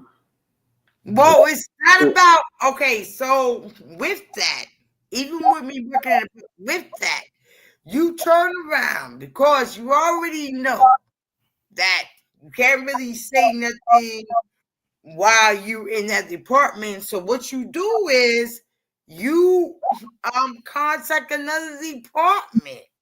And I mean, you have to go outside of your state. Let me tell you something. Virginia, the chief of police, I know him. All right. And I don't care if brothers and sisters, they try to kill me or call me agent or whatever. Ain't even like that. I know the chief. He was out there marching with everybody else when it came to Black Lives Matter. He was out there too. He had his police officers out there too, and they was out there marching.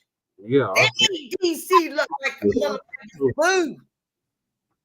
Yeah, our police chief at the time this happened was out there with the protesters too. Paisley. He's no longer the chief now. It's Thomas. I know Thomas too. Chief Ron Thomas. He's straight Black Aboriginal. He's our chief of police now. I'm just saying that. You know what I'm saying? Because they have hard jobs too. I'm not making an excuse for anybody. Everybody has a hard job. It's like what I do. I'm a crossing guard.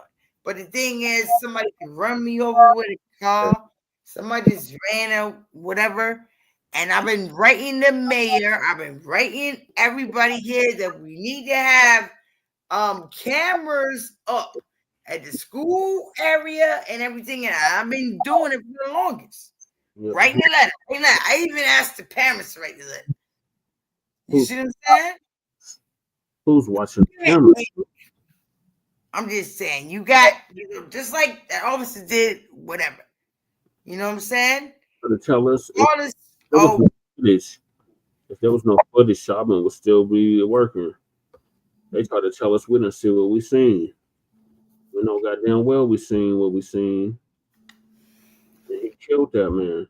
Chauvin, he killed George Floyd.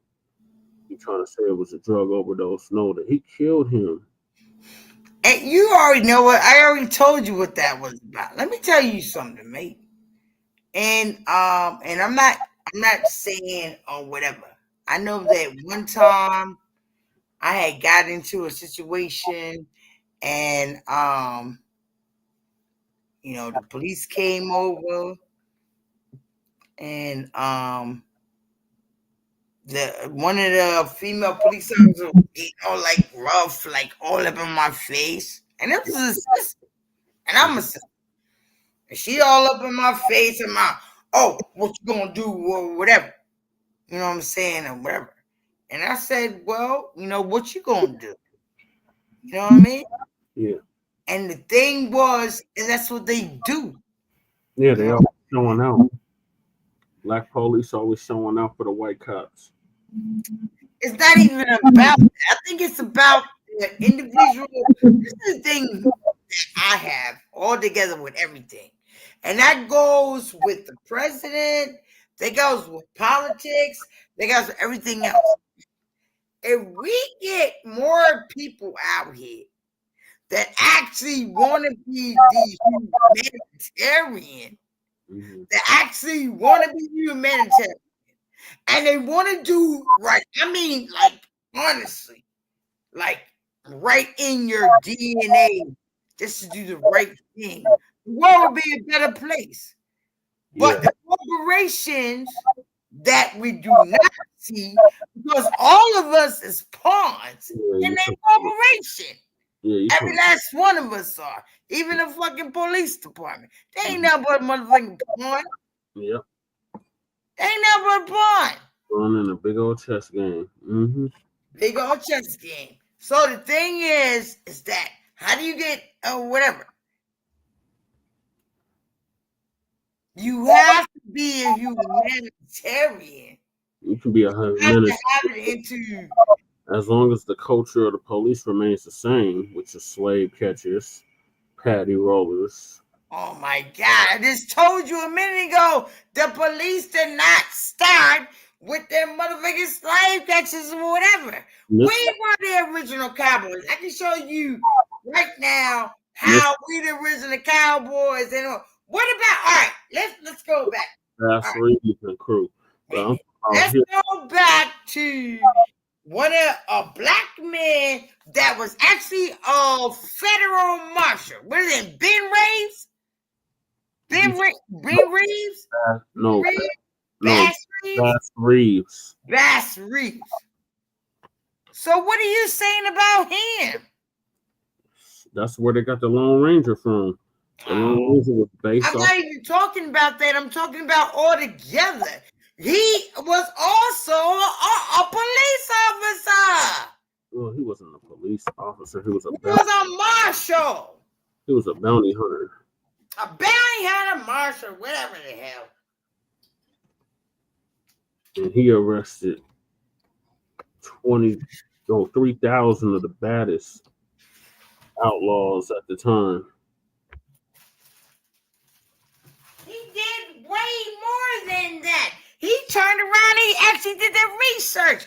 Even when they came to him and said, well, you have to take so-and-so with us, or however, whatever, he turned around and did the research. Mm-hmm. And he did. He said, no, you're not going to get this. And or whatever. Yep. All right, let me get back to the clip. Oh, Lord. Traumatized. Crowd still, there's a little bit of crowd here and there throughout. We saw about an hour ago over down Colfax. More gas was administered. The crowd started to disperse there as well. But let's send it over right now to Addie Guajardo, who's in front of a police car right now that appears to be damaged. Addie. Well, Gary, I'm wearing my mask right now because that tear gas has been going off and it has been potent, making us cry. We've seen it with the protesters as well. But like you said, this went from a peaceful protest to a violent one. And look at this right here. The state patrol car back window completely smashed out, and it doesn't end there. Let's go to the front of this patrol car where we're seeing the front of it. Just there's some kind of object that was taken to it, and it's not the only one. We go right across another patrol car, several parts over here. There's one behind us, but we've got 3 patrol cars that are damaged. Now let's go to the third car right here. It doesn't end. There's 4 that we saw that were damaged today. Front window completely smashed out. Now, while we were out here, we saw at least 4 protesters that were arrested. Then they were released. We spoke to one of those protesters that was arrested, and a lot of them very emotional. Listen to what they had to say. 30, 40 feet down the street, you see a troop car completely graffitied, windows smashed out. We see cars being damaged. Is this the right way to get your message across? No, obviously we all, if we're real enough, we all know looting, rioting, robbing, stealing, none of that is right. None of it is right at all. But I will say that when the outrage is too much, it can't be controlled. So I can say that it shouldn't be happening, but I will honestly say that I can't see where they're coming from. And if I am in that position. There was some white kids that was doing that shit. Now we spoke to another protester that was also arrested. He says that he just doesn't understand why these measures were taken tonight, but obviously we're seeing the violence. All right, can you go to DC and I want to see if I'm on that camera in DC. But asked people to be all in one, united and marching to really honor the memory of George Floyd. And DPD also taking to Twitter, their chief police officer, saying that this is just inexcusable what the officers did in Minneapolis, and said that they're better trained here in the state of Colorado. But as we heard from those protesters that were arrested, they weren't given a reason and they weren't read their rights either. So we have a lot of questions when we can finally get a hold of the mayor. Reporting live, Addie Guajardo, Denver 7. All right, Addie. Hey, and just Gary, let's thanks for see that what team happened in coverage. DC And as Air tonight. Tracker 7 covered this evening's protests, our crew in the air became a target. Take a look at someone from the ground pointed a laser light right at our news helicopter. That was for several minutes. Whoever did this committed a federal crime punishable by up to 5 years in prison. And considering they did it from the porch of a home, it will likely not be hard to identify them. Now, we have been following these protesters all night. I think they did get arrested too. You know, really, somebody because they did a laser. Let's see what happened in DC. Let's see what happened in downtown Denver over the killing of. Hold on, I gotta show what happened in Denver first. Wait a minute, you just showed Denver, show DC. Oh, it's my show, sister. I had a whole queue set up for these protests. So this is what the 16th Street Mall looked like back then. As you can see, all the businesses is boarded up. They boarded up everything. I seen An that. unarmed black See what's man going in on? Minneapolis by Hey! police. This march has been peaceful. This is a live look from Copter 4 up over the city. The group that gathered at the Capitol has been growing since noon. They've split up some, and now some protesters are on 15th and Champa. They're chanting justice for George Floyd and other black men and women who have died at the hands of police. As I said earlier, this is peaceful, and you can see that. But in the last 3 nights, we've seen trouble start after dark. Good evening, I'm Kathy Walsh. A citywide curfew goes into effect in just 3 hours at 8 o'clock. We have reporters all over downtown. Connor McHugh talked with the chief of police about officers getting hurt last night. Let's start with the protests still going on now and our Karen Morfitt. Karen, so far, have you seen any police? Well, Kathy, right now, police are keeping a very safe distance away from the number of people who have started to gather here in the middle of downtown. Basically, between the Capitol and Civic Center Park, there are thousands of people. We were here earlier this morning when this area was basically empty. Some were here organizing to try and clean up the damage from overnight. Protesters, though, started rallying around noon on the Capitol steps, and it started with maybe a few dozen people. Over time, obviously, if you take a look at what we're showing you now, things have grown significantly. Even across from us, basically surrounding us, there are thousands of people here, in protest. What started at noon, we know, was organized by 16-year-old Camry Prince, who wanted this to remain a peaceful protest throughout the day. We want to be heard, and I feel like this is our way of taking a stand that it does not matter who you are. If you have a voice and you're using it the proper way, you will be heard and you will be respected. Now, one thing we know and that we've seen over the past few days is many of these protests have started very similar to what we're seeing right now. Everyone very calm and the protests peaceful, no damage and no violence. What we're seeing and what we have seen over the past few nights is when that 8 o'clock curfew comes in, many people start to kind of test their limits with that. And I think what's very telling is that many folks have come out as it gets later in the day. And I don't know if that's a good sign of what's to come, but it certainly has grown and continues to grow as we've been here throughout the day. Kathy. We're standing across the street from the protest on the west steps of the state capitol. There are several dozen people here that are continuing to demonstrate, continuing the events that happened last night. Mayor Michael Hancock just finished up a press conference where he hopes that the events of today do not end up last night. In fact, during the protests yesterday, Denver police arrested 13 people on a variety of charges, from burglary to criminal mischief to assault. There were 3 Denver police officers that were injured last night. One of those officers was injured when rocks were being thrown and the officer was struck in the head. The other officer that was injured suffered a laceration, and the third suffered an unknown injury, but all 3 of those officers did not receive serious injuries. As the protests continue through today, the mayor says he does support their right to demonstrate, but he wants them all to be safe and peaceful.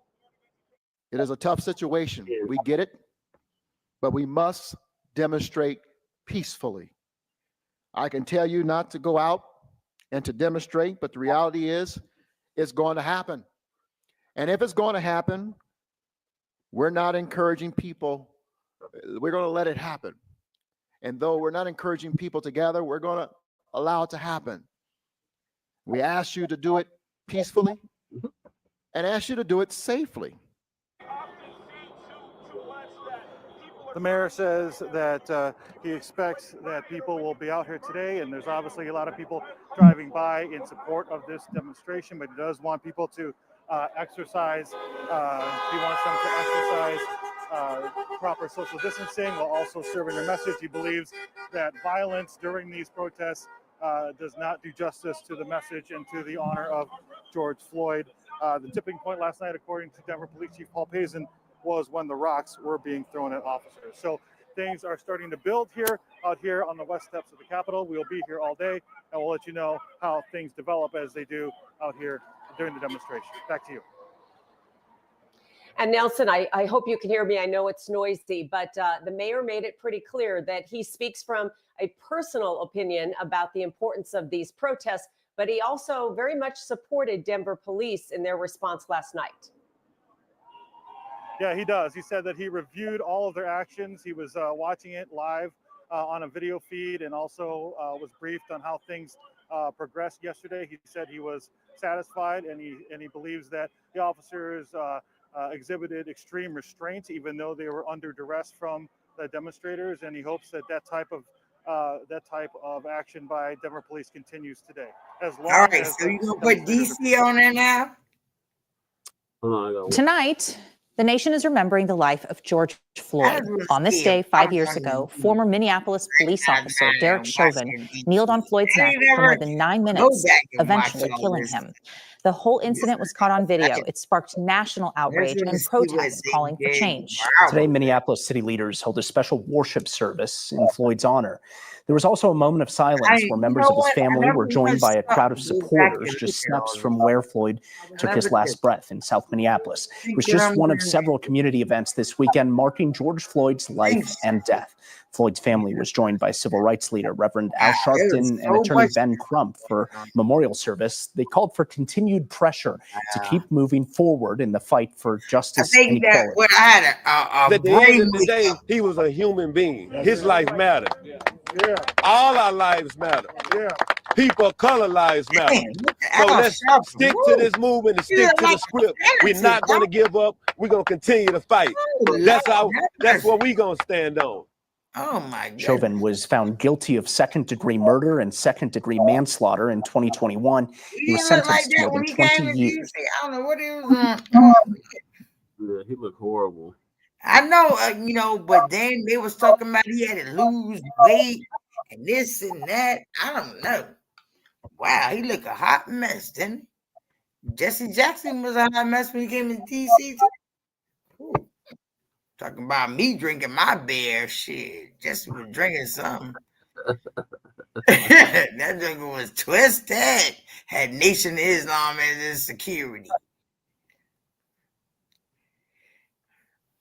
Oh, wait a minute. After what were 6.5 hours of mostly peaceful protests here around the White House, things have definitely taken a turn here. A line has been crossed. I'm standing at the corner of Connecticut and I, just about 2 blocks north of the White House, and you're looking at least one car set aflame here by protesters. I don't think you can probably make it out in the shot, but a lot of the windows here along Connecticut Avenue have been smashed in the businesses here, banks, restaurants, office buildings, and so forth. I think what we saw here tonight was protesters who were stymied in their attempts to get closer to the White House, closer to Lafayette Park, which was really locked down by Park Police, Secret Service, and others, spreading out into the downtown D.C. area. And with them has come more destruction here so far. Just within the last moments, D.C. Fire and EMS have got on the scene, and they look to be getting this car fire under control. I'm obviously not in a position to get up and around the corner right now. I think you can probably see Metropolitan Police officers. That's the normal rank and file D.C. police. I basically locked off the rest of this street here, separating a crowd of perhaps 150, 200 protesters who've kind of broken off from what was the main larger group closer to the White House, separating them off from I Street here, which is where the car is on fire. We saw at least one other vehicle on fire in the area. Again, this larger group that had been outside the White House earlier tonight. In fact, one of the protest organizers came out and chastised through the megaphone quite loudly some protester for setting a fire in a trash can, saying, "This is not what we're here to do. We're not here to destroy. We're here to convey a message." That message is going to get lost in this, as we now have, I think, at least some significant damage here, just 2 blocks from the White House, Chris. Is this the biggest escalation you've seen throughout the night? By far. There's, series of protesters who marched from different points in the city to the White House earlier today, to Lafayette Park. That's a normal occurrence in Washington, D.C. It is if not weekly, certainly monthly, you have large protests at the White House, in Lafayette Park. It's common, it's one of the things people come to Washington for, is protest their government. You see it all the time. Over the course of the night, things were tense, but never full-on violent. You would see plastic bottles being tossed, occasionally pepper spray being used to break up crowds. Really only within the last 30 to 45 minutes. You could do better. That ain't the only thing them jugglers doing out there. North of the White House. It's obviously pretty tricky to get around right now. The patchwork of police agencies that patrol D.C.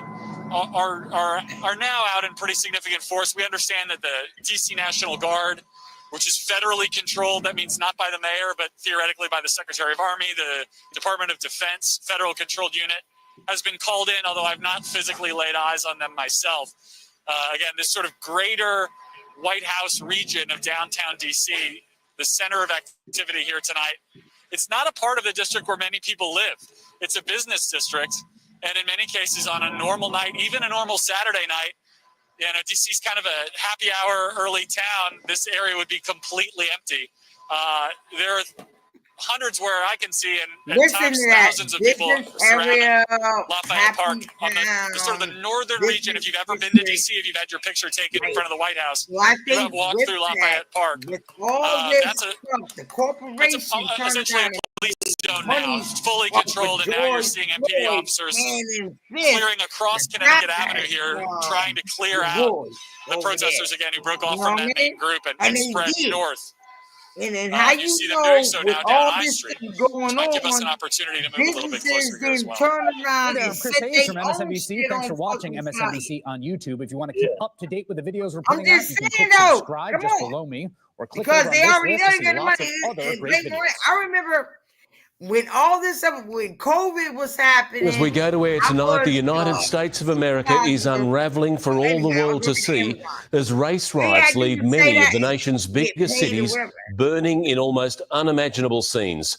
Across the country, police are in the line of fire, facing the rage of protesters following the death of a black man at the hands of officers.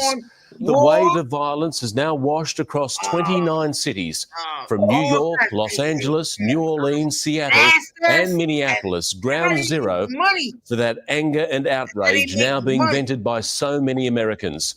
We have our US team on the ground. Bureau Chief Ashley Mullaney begins our coverage.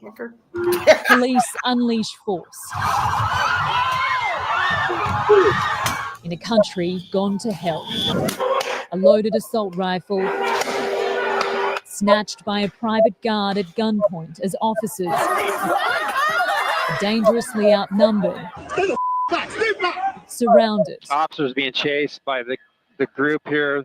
Their cars on fire. Looters take over. As Saturday night anarchy reigns through America. This is Beverly Hills. High-end stores looted, famous shopping centre The Grove cleaned out and burning. And they made money off it. A battleground. They made money off it. LA Remember when they had the fires here? It's in one again. One of our darkest days when I saw it last, and it's repeating. This time it's nationwide. New York. Everybody else, and they said, we're just gonna be out. You got paid, man. It felt them different. motherfucking rich motherfuckers. State Patrol has just arrived. Would say, Preparing to take on these protesters and throwing flash grenades right now.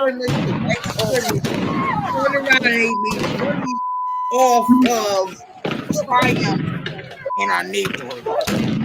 Pam, you done? This is money. Pam. Oh, this is money. Everything you show. Money. Tonight, police have had enough. I was not expecting them to come with that much force. Pam, you all right? A force not willing to lose control for another night. And next, there is so much tear gas. It's really hard to breathe.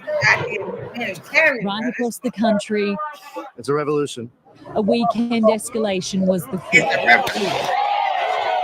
As night fell, America unraveled before our eyes. A block from the White House, buildings burn. The National Guard moving into American streets. Not just the big cities, even Ohio is under attack. A local with a bow and arrow.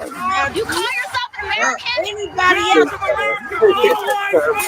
Took aim at protesters before they turned on him. In the home of country music, Nashville City Hall is set alight, violent and now deadly. The other fear here is we've heard some gunshots possibly. A drive-by in Detroit killed a teenager in the crowd. Curfews are now imposed in multiple states.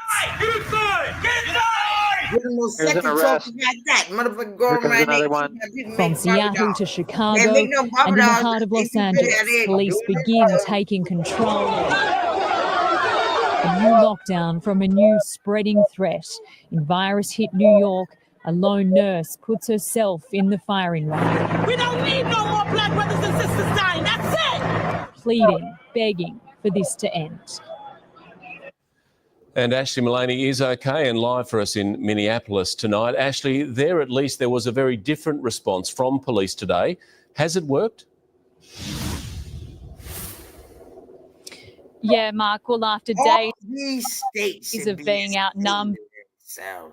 Oh my God. I'm glad I'm not the fucking, well, even if I was the president of the United States, I really don't have that much pull anyway. Got to deal with them old retarded ass motherfuckers in the House and the Senate. But I'm just saying, look at the retardation. You know, as you look at it, that is fucking retarded. And the state turns around and they turn around and they write these bills. And they do this stuff. They do this shit on purpose, man. Because a lot of times when it happened, look, I'm just telling brothers, look at the deficit of the state. Mm-hmm. Look at the deficit of the state. Well, my state and city are still paying out settlements from the 2020 protests. Exactly. So that means that there's a debt there. And you have to understand, in order for us, regardless of actually who is living there, does it really matter if there's white, black, Mexican, or whatever, Puerto Rican? I don't give a fuck. But the thing is, it goes into what we can actually do at the time for the state. Mm. So all of us doing stuff, that's why it's imperative, right? Regardless of what organization that you in. And that is something that I want to do once I have my own, which I will very soon, is that we have to be out here in the communities and we have to help the community. Mm-hmm. And we can't sit over there and keep on asking the community to turn around and do something for us, and we're not doing something for the community. Right. So if I have a business, right? If I'm in the community, I have a business right here. And I already know I don't want nobody pooping on the ground. I don't want nobody not cleaning up the dog poop or whatever. You see what I'm saying? Mm-hmm. And if my business is right there, that means everybody that's on my block, it's not going to happen for them either. Right. And nobody has to worry about if somebody going to rob your store, because ain't nobody going to rob mine. Right. And I'm going to make sure ain't nobody going to rob yours. You know why? Because my business is on this street. Right. And that's that. And you ain't got to give me no $250 a week and all kind of stuff like that. It's the point of the community. Right. You see what I'm saying? Yep. So with all that stuff, everything else, even in DC, if you go back and look at the tape, look where they was burning stuff down at. Gucci buildings. That's where the girl was crying on there. Oh, how can y'all burn down Chanel and everything else? Look what they was doing. Yeah. You already know all that stuff was incongruent. He's like, oh, these jokers going wild. Mm-hmm. Let's see how we're going to use it to our advantage in the business. You see what I'm saying? Yep. I swear to God. And overrun. It did. I'll tell you one thing. I think that I'm in the wrong field. But I'm not even going to talk about it. Don't even worry about it. But I'm telling you, I'm in the wrong field. That's probably why none of them motherfuckers like me any goddamn. Mm-hmm. Yeah. Finally feel like police were on the front foot and on the offensive for the first time since this all kicked off. Tonight, there are rapid response teams across the city responding to any flare-ups, but other people are taking matters into their own hands, like this business here tonight, where the owners are armed and ready to take on looters. Police, of course, are supported by the National Guard. Last night, we had 700 troops on the ground here in Minneapolis. Tonight, that number is almost 11,000. Mark. Just incredible scenes. Ashley, thank you. We have Paul Caddick live in Los Angeles now. Paul, a state of emergency has been declared there. Is there any sense that this is being brought under control where you are? Good evening, Mark. Well, it is a little bit quieter now. We have firefighters working behind us here, and every now and then you see police patrols zooming around trying to deal with trouble spots and looting that is still going on in this part of the city. There is a curfew now in place after protests here in West Los Angeles became a standoff between demonstrators and police that descended into violence and vandalism. It has been 30 years since the Rodney King riots here in LA, but racial tensions have been simmering in this country for so much longer. In city after city, calls for justice. I'm frustrated and I'm angry and I feel powerless. Yes, we are upset. Yes, we are hurting. The country's long history of racial injustice boiling over. This is 400 years. 400 years we have been dealing with systemic racism. It has to be a systemic change. This is not in the spirit of Martin Luther King Jr.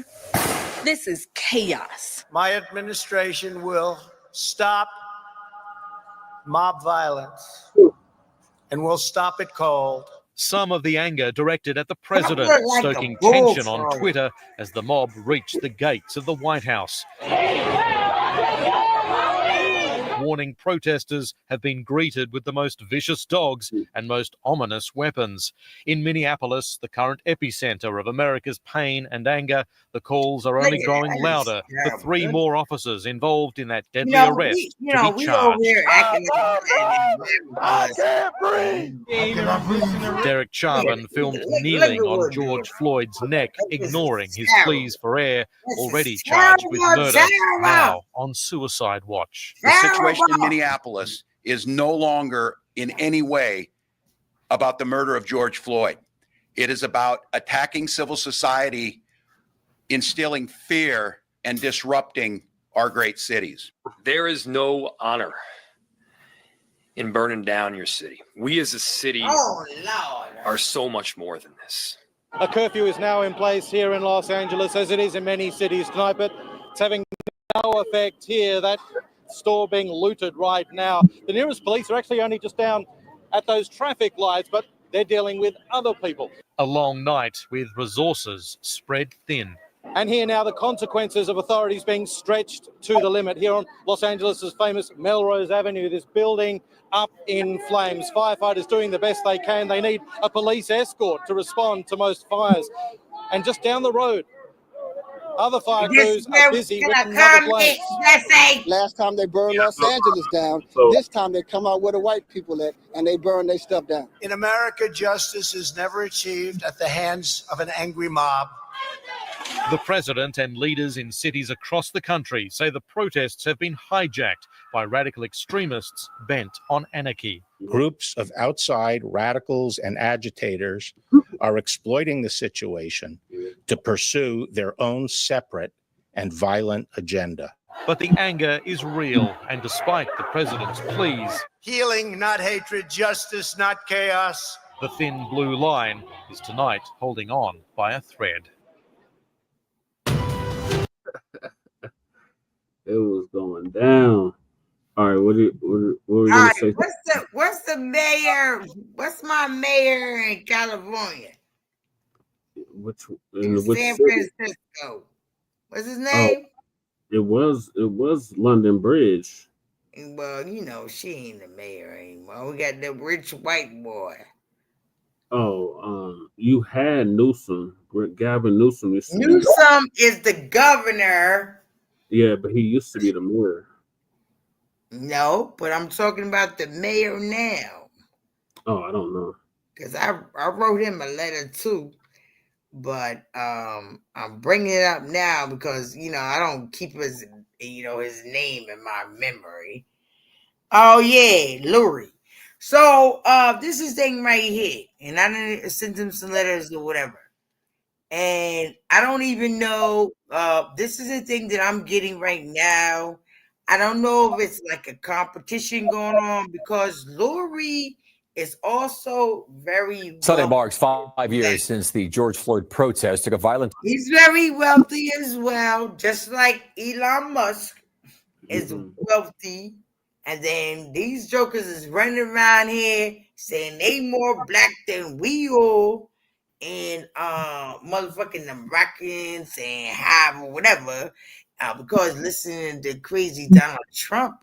And Trump has been coming down hard on the state of California altogether. Yes. And he has. Oh, yes, he has. But I'll tell you one thing. I'm gonna tell you. And Newsom, look, hey, I love my brothers and sisters and everything else. But Newsom, look, he ain't trying to have that shit.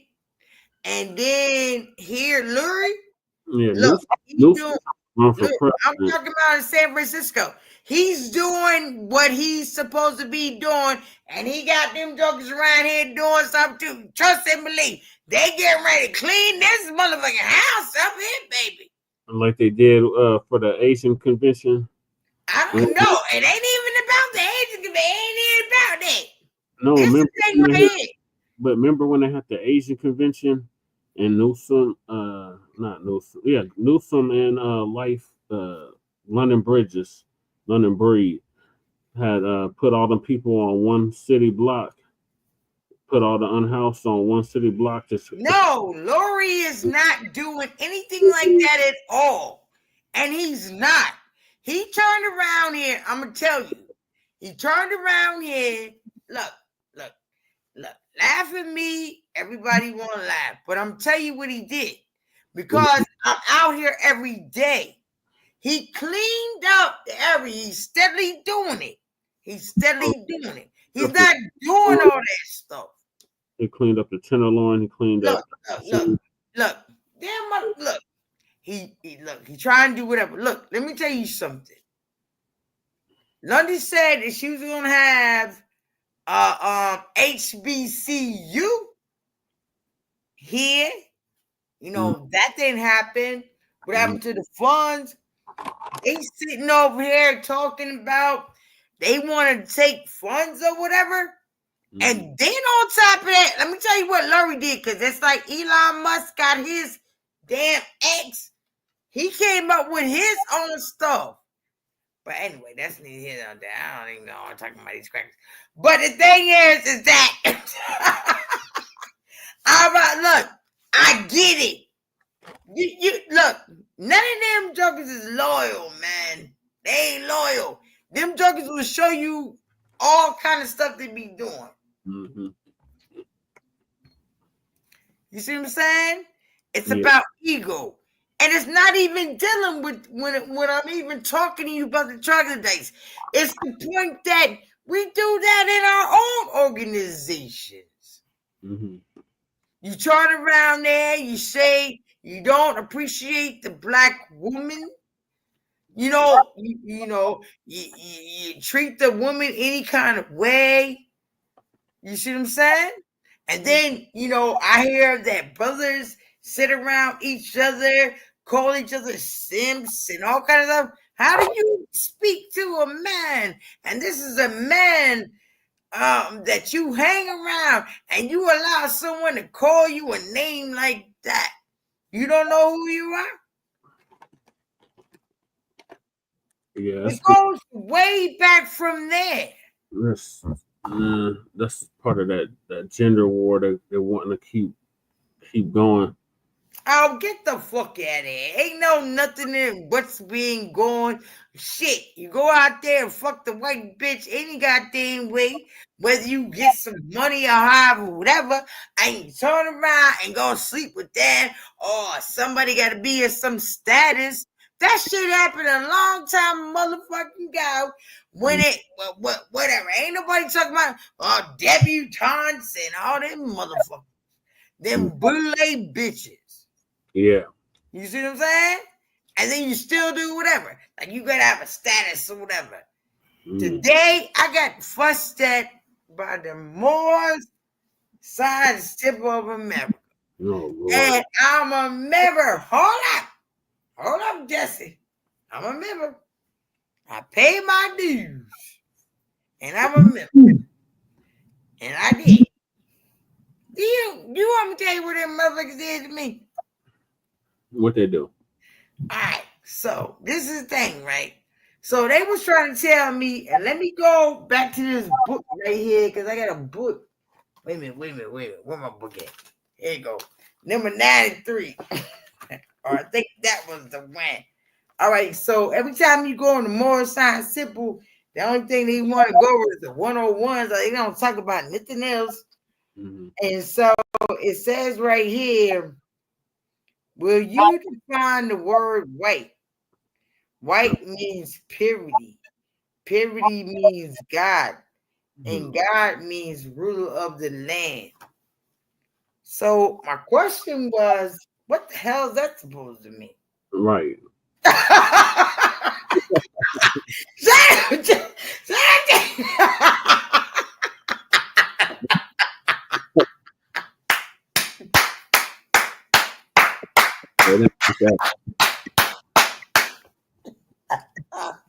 They didn't like that at all. So I'm like, what the fuck is that? Yeah.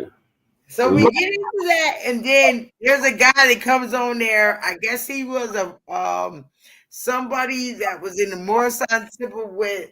All right, I get them confused. It's like Tariq Taj Bay, Tahaka Bay, or whatever. So they get into this argument on there. And he said that he was a member of Tahaka Bay. I think he's talking about the brother that wears the afro with the fez, and he has a sister sitting next to him, and they were sitting over there, you know. And and he started, well, not Tahaka. What is it? Taj Tariq Bay. Yeah, Taj Tariq Bay. So he was like, he was getting all upset. He said, you don't tell me who to make honors to. I was make honors who I want to make honors to. And I did agree with him with that. You see what I'm saying? Yeah. You know what I mean? But I guess because of everybody has their divisions and everything else, you know what I'm saying? What makes one brother better than another brother? You know what I'm saying? How are we even going to have the round table if, you know, this and that, however, whatever, some kind of status or whatever? So, with all that, I was asking the question, because if we're not supposed to call ourselves black, why the hell are we supposed to call ourselves white? Exactly. It makes no sense. It makes no sense. Give me no trouble in here. What you doing? Look. Yeah, make it make sense, brother. Hey, look, what is that? There's some trickery. There's some powerful niggatry at work. That's good. Right. So with even going through that, so then the Grand Sheik governor will come out his mouth, and then I was agreeing with what he was saying, and then he gonna tell me. I said, well, I want to tell you a little about myself. You know what I'm saying? And he said, well, I don't want to hear another thing. He said, Noble Ali said, you can't be a revolutionary. Oh, God. I want to see where it's written at. That you can't. But then on top of that, we supposed to be more, you supposed to be this and that. And I don't know my identity. I know my identity. Right. I do. You may not know your identity, but I know mine. Yeah, they're That's the thing. Nobody motherfucking gets to be pissing me the fuck off. Yeah. And I get angry. Them more. I get so Negro. You know what I'm saying? But you said you were what did you say you were walking on? Whack-a-pack. Whack-a-pack. Whack-a-pack. Well, I'm Blackfoot. Well, we come out of Edenton, North Carolina. We come out of South Carolina. And we also family with the Tuscadores. Oh, okay. Yeah. All right, let me get back. Also in Florida, the Seminoles. Seminoles, yeah. That's our family too. Yeah, everybody went everywhere, Mm-hmm. So I have my identity. Yeah. And I knew my great grandmother told me about this. My great grandmother told me about this. And whenever they tell me about this, I knew about the rainbow. Mm-hmm. And the rainbow that they told me about, you know what I'm saying, wasn't the LGBT flag. They said, and my grandfather told me about that stuff. He said, you gotta watch out for this. Yeah. Because they will do this. Mm-hmm. I knew who I am. Right. And a lot of people don't like that. Oh, they try to shut me up so bad, they want to choke me too. Oh my God.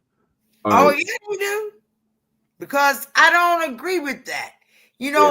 With that, our ancestors, you respect the woman respects you.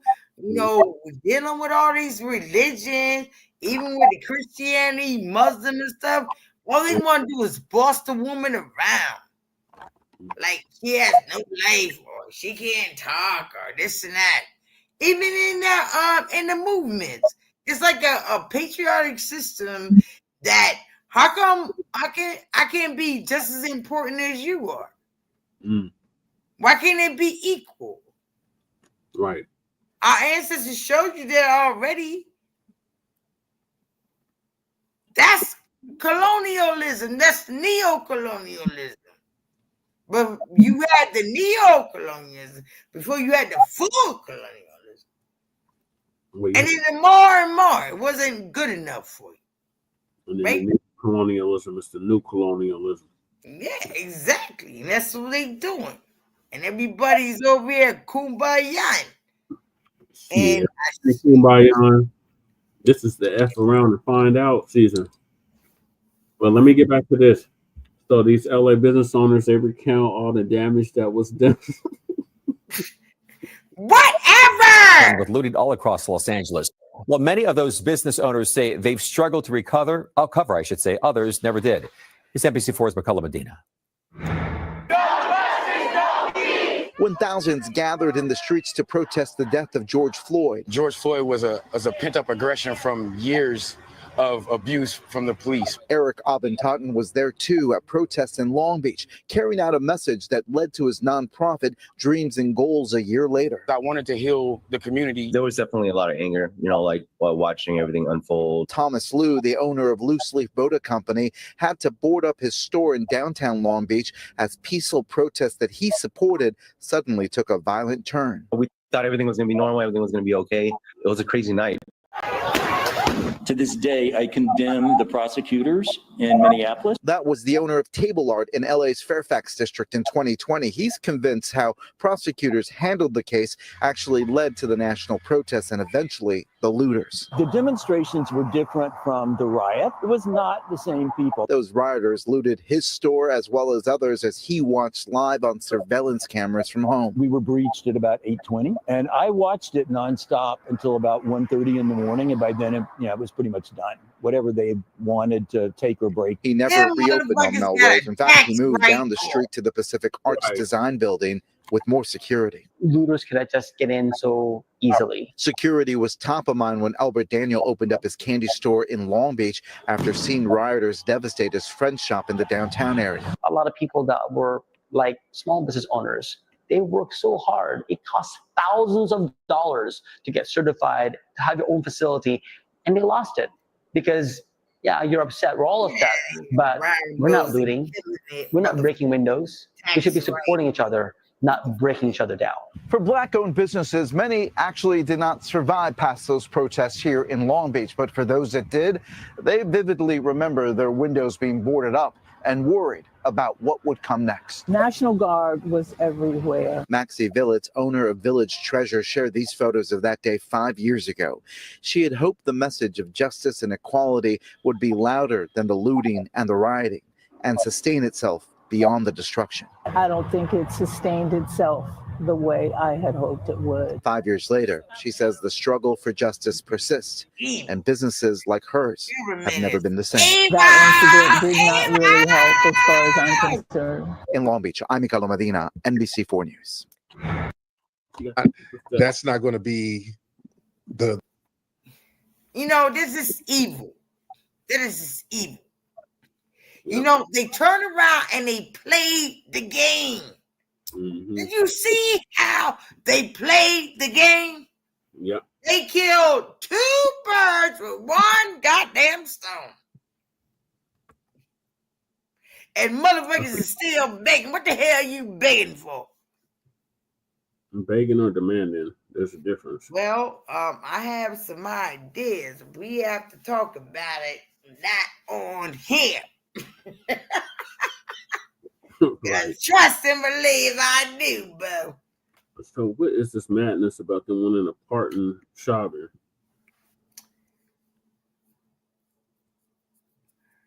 Don't they know that fool is not going to get out of prison? Well, I would like to know. I just want to give a shout out to everybody that escaped from jail. I hope you're doing well. And make sure you go somewhere that's going to look out for you. You know what I'm saying? Get the fuck out of here. Shit. Motherfucker needed motherfucking escape. It's hard to believe, but we are just 2 months away from the 5th anniversary of the killing of George Floyd. With Donald Trump back in office, some in MAGA world are trying to rewrite that history and that trend, pushing for a presidential pardon for Derek Chauvin, the former Minneapolis police officer convicted of Floyd's murder by a jury of his peers. Here with me now to talk about it is Terrence Floyd, George Floyd's brother. Terrence, we appreciate you joining us tonight. An online petition to pardon Chauvin has reportedly garnered 50,000 signatures, and the cause has attracted the attention of MAGA celebrities like Ben Shapiro, Charlie Kirk, and Elon Musk. Why do you think this is happening? God damn, what the hell are they? What are they giving to him? From what I feel is happening, I feel that these people want to incite riots again so they can do what they wanted to do in 2020 and kind of like basically, for lack of better terms, get rid of us. So you think the whole setup is for a reaction? Because when your family called me right after it happened and I went down and did the funerals, and National Action Network helped supply a lot of the resources that we never wanted back, one of the things y'all said is tell people do not riot and that you do not want to be identified with violence. You feel something like this would spark people to just react in a violent way, and that's what some of them want, so they'd have an excuse to hurt people. Is that what you're saying? That's what I feel. And I I've went around different neighborhoods, and people that recognize me and know me, they actually said these things. They was agreeing with me when they said this is what I feel. They feel is happening. You know, they want us to go out there and riot so they can mow us over and do certain things and look at us in a violent way. Now, you know, Derek and, Chauvin. Go ahead. I'm sorry. No. Go ahead. You. No, I was getting ready to say Derek Chauvin's federal charges for violating your brother's civil rights resulted in a 21-year sentence, which he is serving concurrently with his 22-and-a-half-year state sentence for murder, meaning that a federal pardon wouldn't have any impact on the time Chauvin spends in jail. What do you think the point of all of this is? He wouldn't get out of jail because he still would be in under state charges. So why would people like Musk and all of them, what point are they making when they know it won't free him from his incarceration? Well, I don't think they're making any point. You know, I stand on what I said before with Shapiro.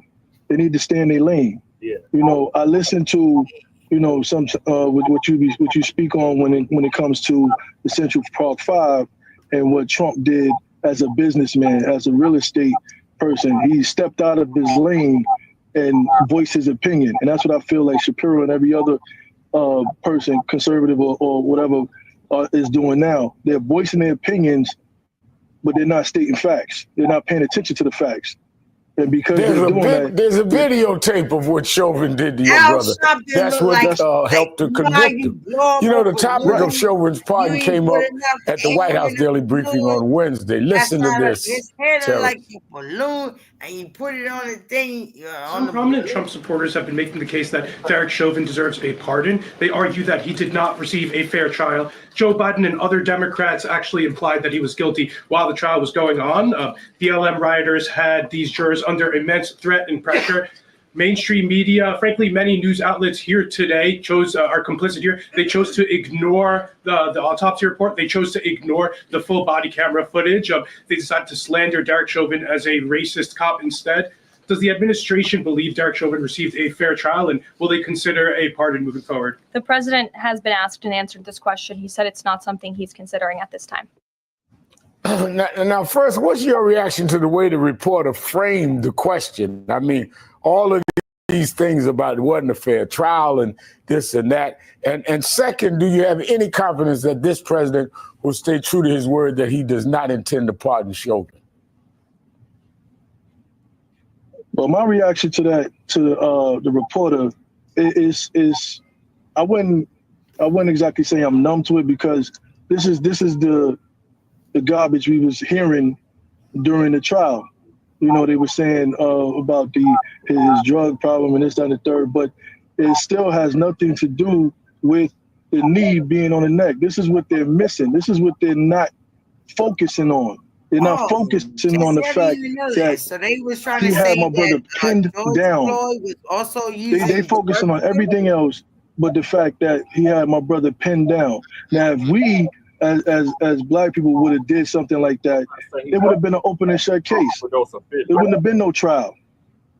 So why are they trying? They're trying this, I feel, because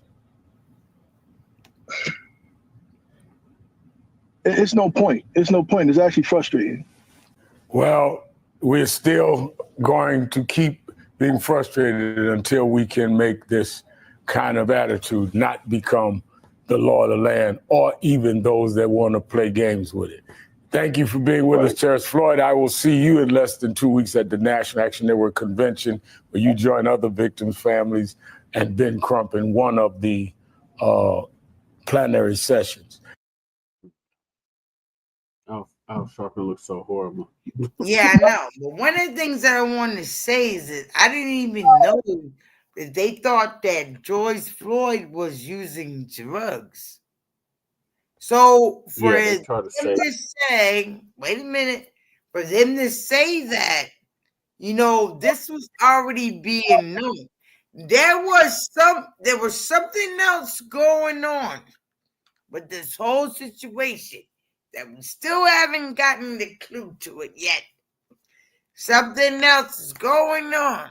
I'm telling you. His murder didn't just happen.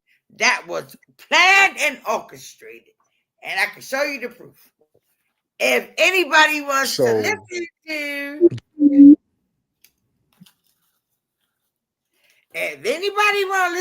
whatever, you know what I'm saying? Just like I was talking about the same thing. The last time, right? Let me tell you something, right? Anyway, I will tell you later. But I'm telling you, I have, I hit it on the mark, and I do. But I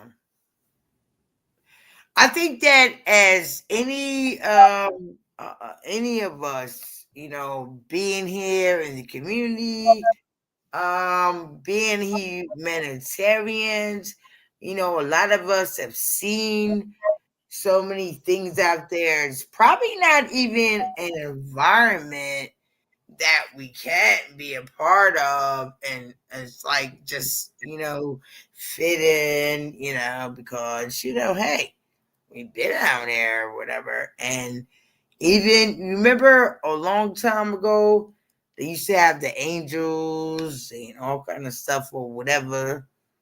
And I was just saying that I remember the other day I was going to get my coffee. So go get my coffee, come in. Guess who was out there helping the police with the traffic? It was the Harley Davis Angels. The Hell's Angels? Hell's Angels, yeah. I say, what the fuck? And the elder was standing, it was an elder too. And you already know, ain't nobody gonna say no elder. Mm-mm. And they knew what they was doing when they put the elder out there. And he out there helping the police. The police officer was staying over there watching. He was like, whoa. And then I turned around and did research. Right? Mm-hmm. You know what I'm saying? And that's the same thing that we should be doing. Yep. You know what I'm saying? When they want to turn around and do whatever to our neighborhoods, communities, or whatever, we should be there.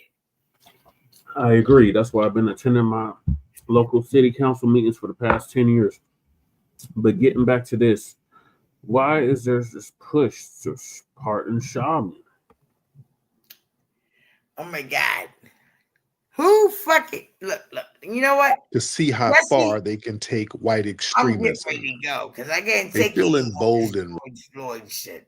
I can't take it no more. I can't do it no more, bro.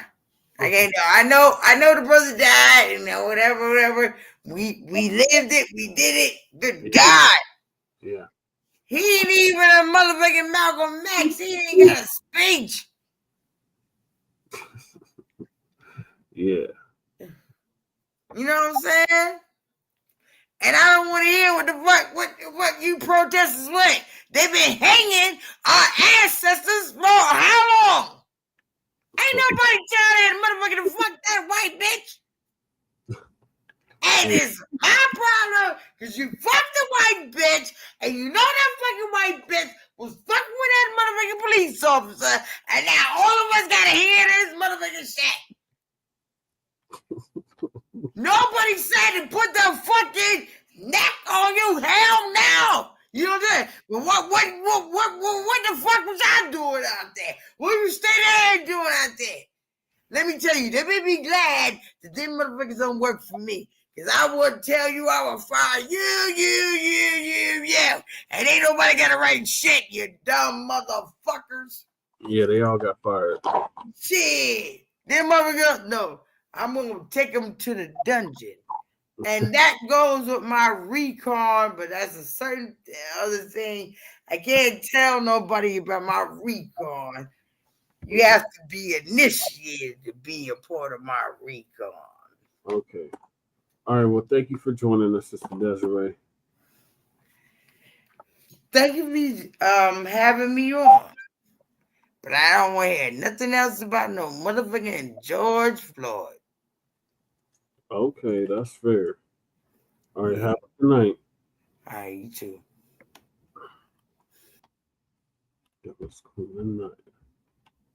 Right now, they done let over these white South Africans, so that was to send a message of global white solidarity that they're trying to have against the Black threat, which is no regulars in here. We got a lot of Ty Powell, Sheba Keita, Carmen, Ivy, Miss Cole, Miss Scott, a lot of the regulars round of applause. Very bold. They're galvanizing money and resources for open white supremacists now. You know, you got white supremacist women racially targeting Black children, Black 5-year-olds, and they're getting money off of it. So the white supremacists are really trying to push the envelope to see how far they can take white extremism.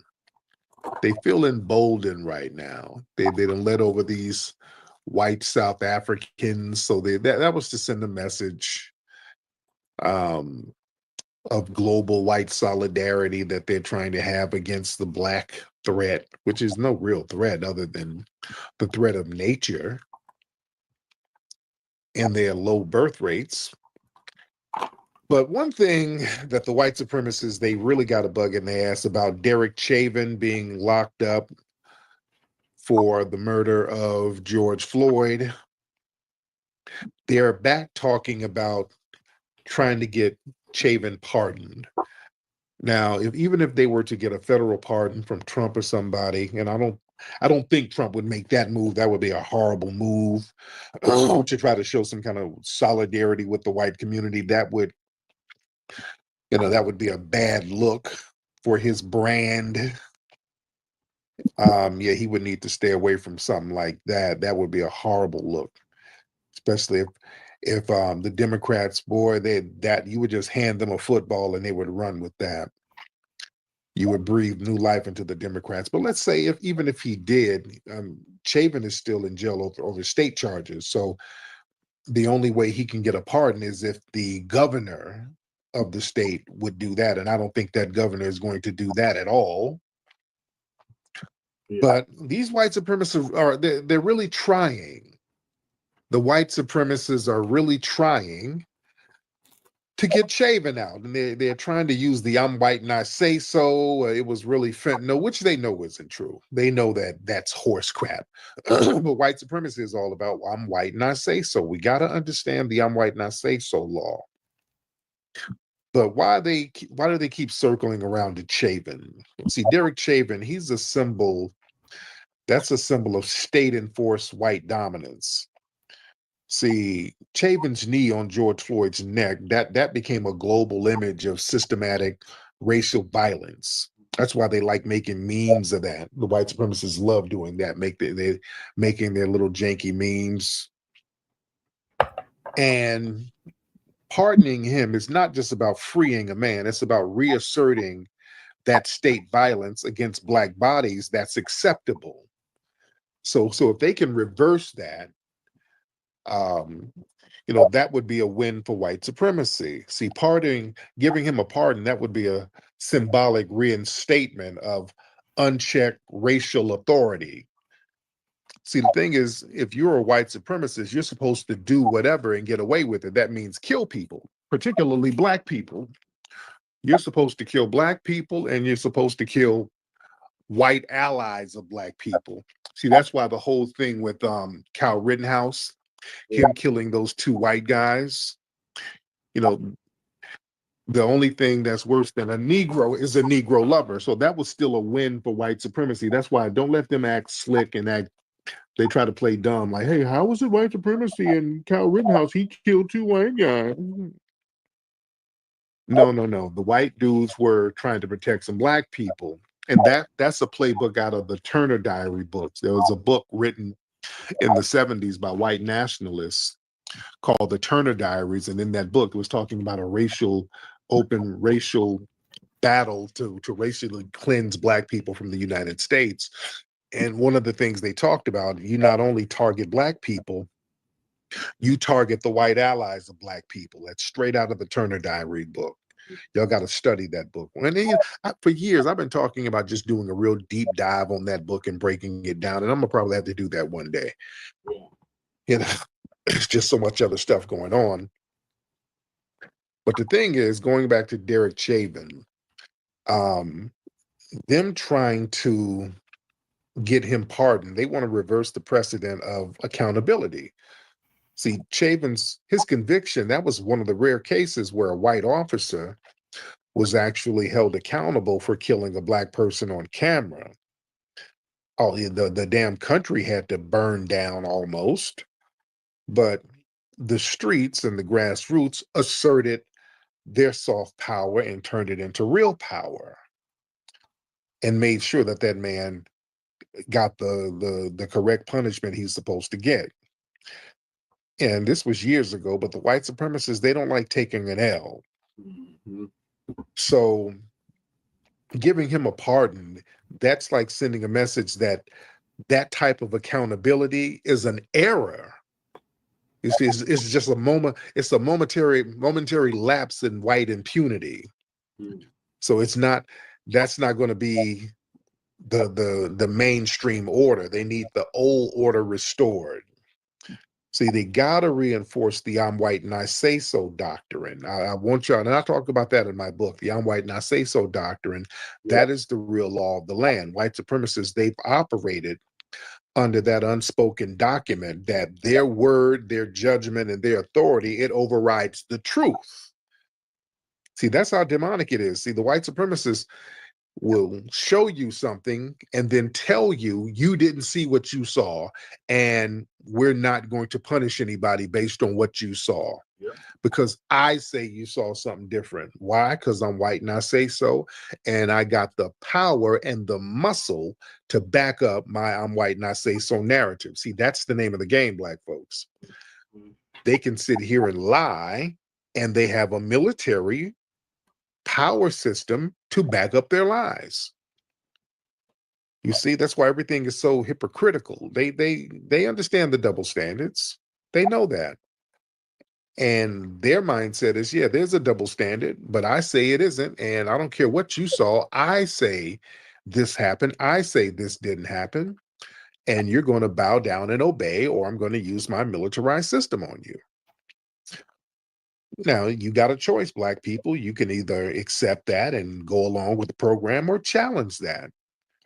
Strong people will challenge that, even if the odds are against you. You challenge non-justice. See, the white supremacists, we're dealing with a demonic spirit. You can't say that you're some kind of spiritual person, Christian person, or whatever as a Black person, and you go along with their demonic ass, lying, scamming, degenerate energy. You just can't go along with that and claim to be a righteous person. That white supremacy is a very evil system that kills and lies. So as righteous people, that's why we have that Majora spirit. That's why our spiritual essence makes us challenge white supremacy. Even if you are trying to be a Sambo, your spirit as a foundational Black American, it'll snap you back or it will punish you. I like to use the example of Diamond and Silk. Now, Diamond and Silk, they were some performative mammies, but they only went so far.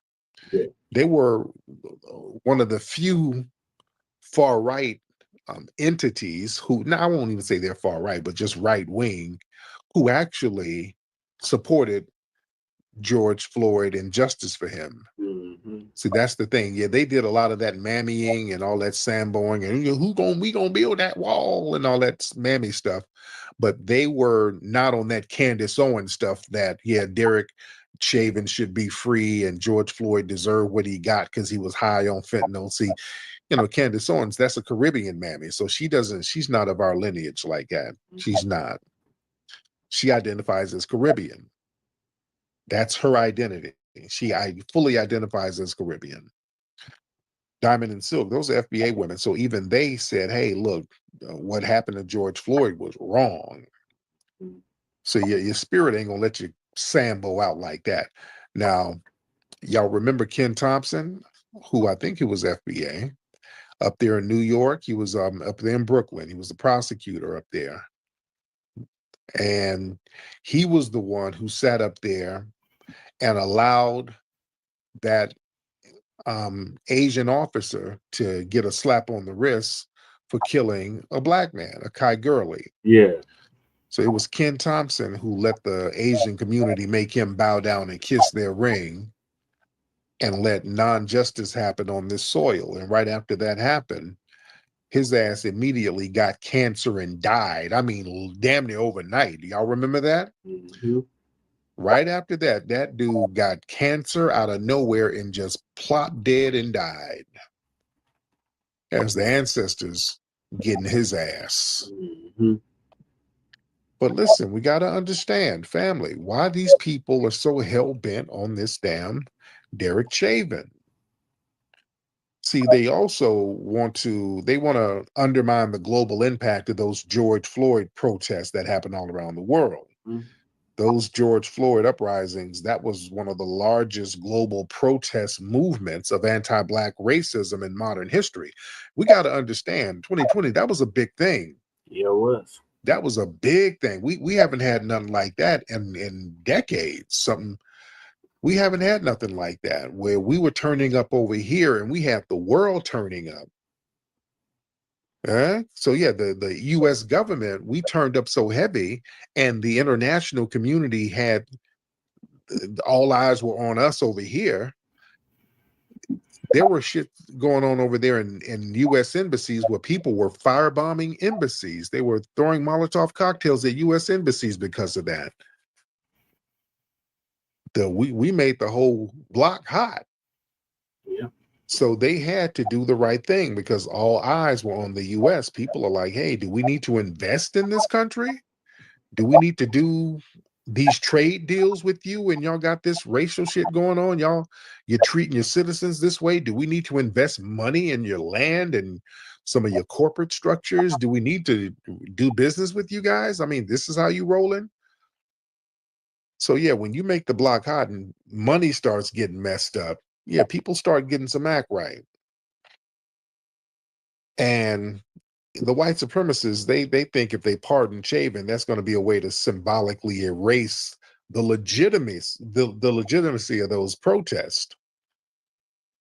You see what they want to do. They want to try to reassert the idea that the global outcry was based on a false narrative. That's why they keep talking that, well, it was really a drug overdose. That's crap, and they know it. They're trying to rewrite history. And we're just not letting them do that. And see what they want to do also, they want to reassure law enforcement that anti-Black violence will be protected. See, trying to pardon him, that's trying to send a message to police nationwide, like even if you're convicted of killing a Black person, we'll fight for you. So they're trying to do like a little morale boost to the racist cops who might feel threatened by the rare instances of accountability. Because yeah, there's a different energy right now. There's a different energy. There's a different spiritual energy out here. And the universe is a very just universe. The universe is a very conscious universe. The universe has a certain energy that will produce justice. The universe will realign itself so that justice will be served. If things are getting janky, the universe and the earth and the planet, it realigns things. You see, it'll realign things in a proper order so that real justice is produced. And the white supremacists, they're trying to reframe white victimhood. See, by portraying Derek Chauvin as the real victim, like he's the victim of media manipulation, he's the victim of Black Lives Matter, he's the victim of wokeness. See, they're trying to shift the conversation from systematic anti-Blackness to basically alleged anti-white persecution. You see, notice all of this white persecution talk with those South African Afrikaners that they brought over here. They were talking about they're escaping persecution. There's no damn persecution. These people were not being persecuted in any sense of the word. These were just some broke hillbilly white people over there who wanted to come over here because they ain't have nothing going on over there. But the majority of the white people over there in South Africa, they are living the good life. They ain't going nowhere. Yeah. But yeah, they're trying to rewrite history through propaganda. See if they can get Chauvin pardoned, they can use that as proof that George Floyd was never murdered, quote unquote. Just like how lynchings, they lynch people and then say it's a suicide or an accident. So pardoning Chauvin, they think that's going to lay the groundwork for like historical revisionism, so they can whitewash the crime and rehabilitate the white supremacist narratives. And they want to try to pardon him so they can try to get some kind of psychological order, maintain this psychological racial hierarchy. See, Chauvin's conviction, that disrupted the whole psychological order of white dominance. You got millions of people watching a white man being publicly held accountable for killing a black man. So you ain't never supposed to have that. And the city is in the country, and cities all over the country, they're smoldering because of grassroots turn-ups. So giving him a pardon, they think that's going to kind of reinforce the psychological hierarchy, and that would reinforce the narrative that white men still enjoy the final authority over black life and death. And also they want to test the political power and the shift that's going on now. See, pardoning Chauvin, that's like a political test to them. They look at that as a political test. They think, okay, if they can rally support for such an inflammatory move, they can gauge how far white supremacist ideology has infiltrated mainstream conservatism, and they can see how desensitized the public is becoming to this white extremism. So they're really trying to test the boundaries of their open white supremacist mindsets. That's just like, again, going back to them getting a Give, Send, Go crowd fund for this white supremacist woman.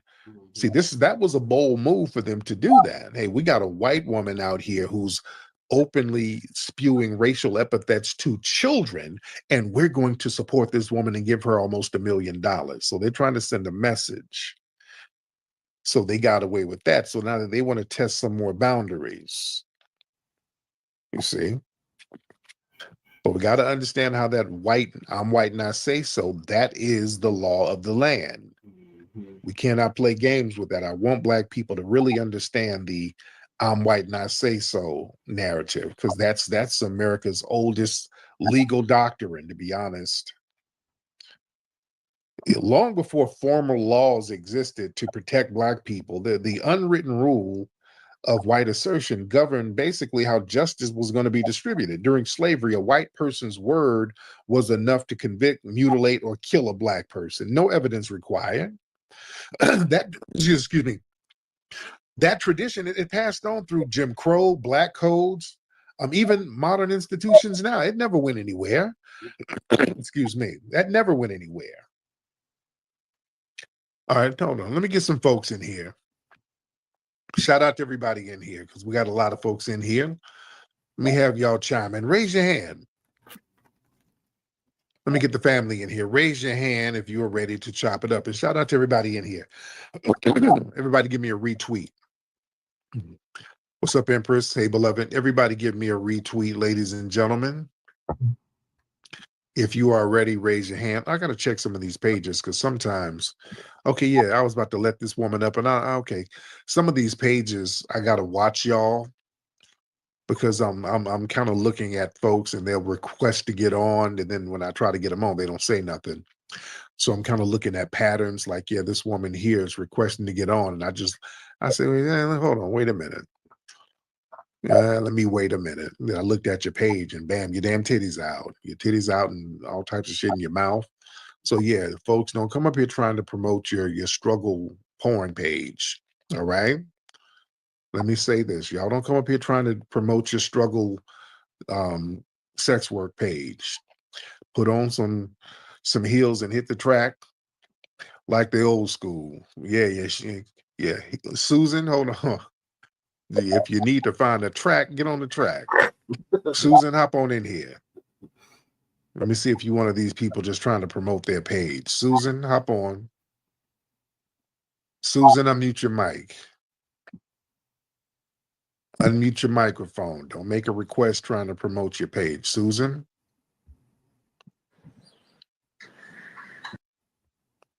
Susan? Yeah, don't run now. Ma'am, you out here got a struggle page and you're very big backed. All right. You got big breasts, but everything else is big too. That's the problem. All right.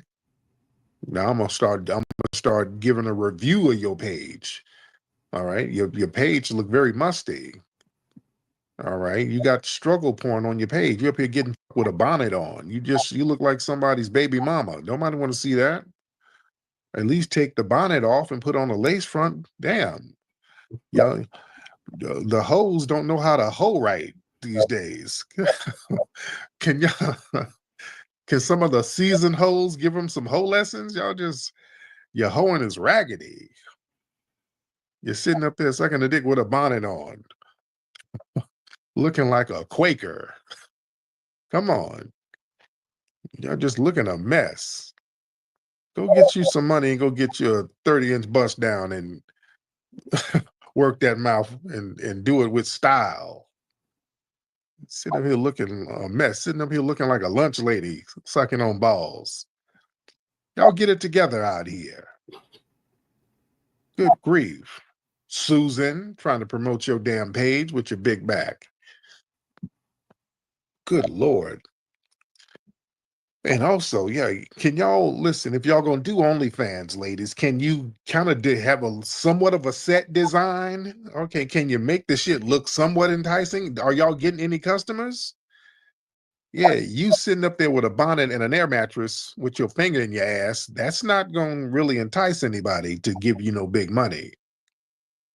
At least spruce the damn apartment up, clean up some of them clothes.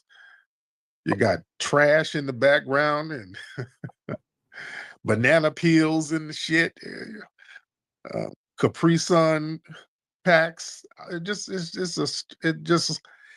It's giving Section 8. All right, y'all get it together. Just get it to damn together.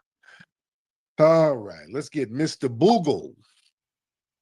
Mr. Boogle, what's happening? Unmute your microphone, Mr. Boogle.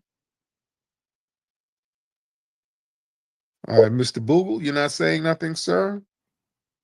All right. We're going to get you out of here, Mr. Boogle, because you ain't saying nothing. All right, raise your hand if you would like to say something. Let's get my Linda. Let's get my Linda up in here. All right, my Linda, hop on in. My Linda. Okay, there you go. Can you hear me? I can hear you, my Linda. How are you? I'm fine. What do you think about Ibrahim Toure? Yeah, I'm with what he's doing. I've spoken on that before. I'm with what he's doing. I'm with it. So what? Do you know he has a PhD in economics? I didn't know that. He has a PhD in economics. And when he went and talked to this one guy, I've been following him because I'm gonna tell you, I like that brother. I got a PhD, law degree. I got it all like everybody else. Yeah. But you know, bullshit is bullshit. I was on this website the other night with this man called the General. They was telling us, well, all y'all niggas need to go home. I said, because we built this country. I said, sir, what Bible is you reading? Well, so these was okay. Thank you. There's a lot of noise going on. It's a lot of noise, and she's just bringing up random topics. Okay, all right, beloved. Thank you. It's okay. Yeah, we're seeing a lot of that. These white supremacists, they're trying to rewrite history right in our faces. And that's because some of the schools, they're like anti-DEI, which is, code word for Black. And they're taking a lot of Black history out of the schools. You can't really speak on true Black history. That's why we're doing what we're doing with the documentaries. That's up to us to really fill in that gap. But again, they're just using the whole I'm white and I say so rule. They're just doing I'm white and I say so. And we got to understand and we got to speak out against that I'm white and I say so nonsense and not go along with it. And that's very important because, see, those unwritten rules, they have more power than actual laws. See, Emmett Till, he was murdered for allegedly basically whistling at a white woman, which wasn't a crime, but it was treated like one under the white social order. So it's I'm white and I say so.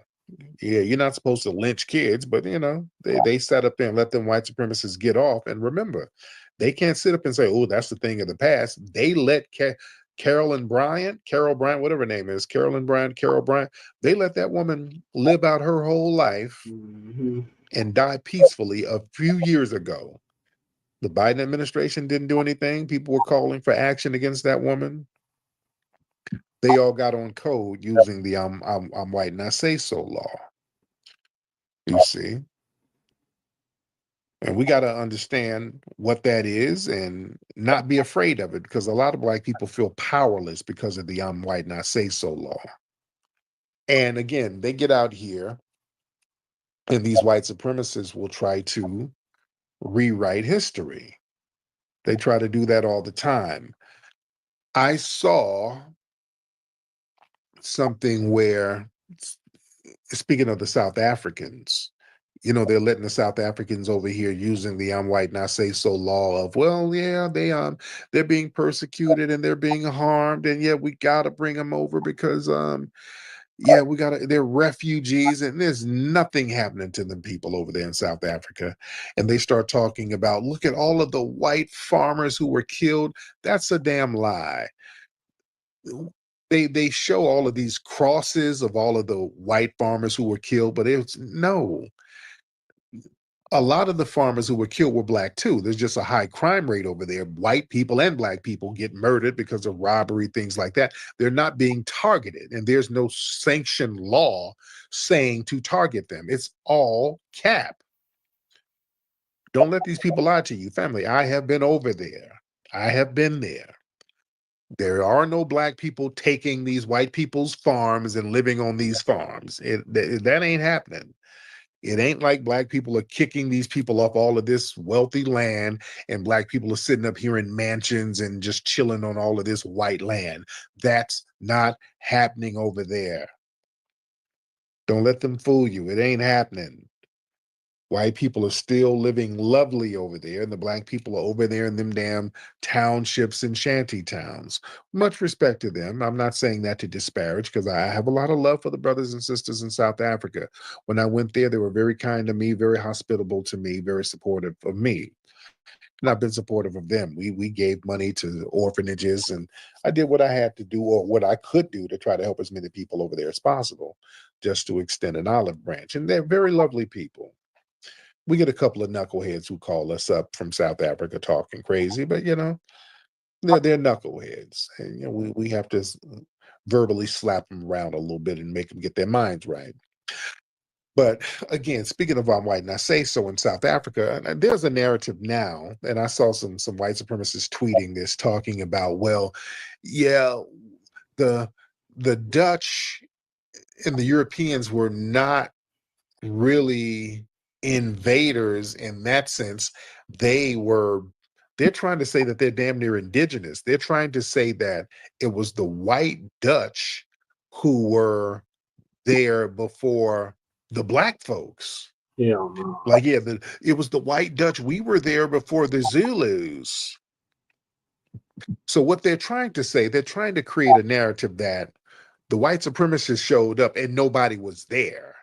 So they just staked claim to the land. So the land was just there and it was empty. So they just kind of took the land because nobody was doing anything with it anyway. That's the lie that they're trying to promote. And that's all cap. That's I'm white and I say so. That's all cap, ladies and gentlemen. The Dutch got there in, when did they get there? The Dutch got there in 1652, I think. Was it 1652? And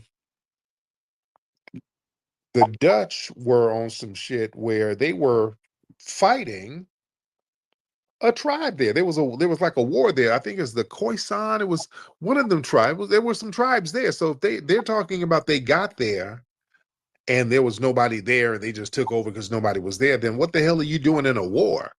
There was like the Dutch Khoisan War. It's one of them tribes. Yeah, it was a war in around 15, not 15, but 1659 or something like that. So right after the Dutch got there, they were warring with the damn tribe. So this whole narrative that nobody was there when they got there, that's all cap. The indigenous people were there. The Khoikhoi, the San people, they were there for thousands of years. And yeah, the Zulus, they became kind of a unified, again, like I said, I was talking about this the other day with one of these brothers from over there. A lot of those tribes are remixed. You get different groups of people who were here, who were there, and then they get moved to another area, then they become a whole different ethnic group. You got this group here who moves there, and you got another group who migrates here. They come together, and then they become a whole different ethnic tribe. Same thing with the Zulus. So the Zulus became like a unified thing around 1700s, 1800s, around that time. But they were still there from indigenous places, from indigenous areas within South Africa. So they weren't foreigners to South Africa. They'll try to say the Zulus migrated in later. Well, you know, it's true. Shaka Zulu unified the Zulu kingdom in the early 1800s, but you had the Nguni people and some of those other people, again, in that area, centuries before the Dutch got there. You see, and ain't no European indigenous to no damn Africa. Yeah. So again, that whole I'm white and I say so narrative, you know, that's a part of systematic white supremacy. That's a part of the con. But we got to really watch out for the I'm white and I say so narrative. We got to watch out for them. Because see, they tie all that in to the black fatigue and all of that stuff. So why are the white supremacists trying to really get on the march right now?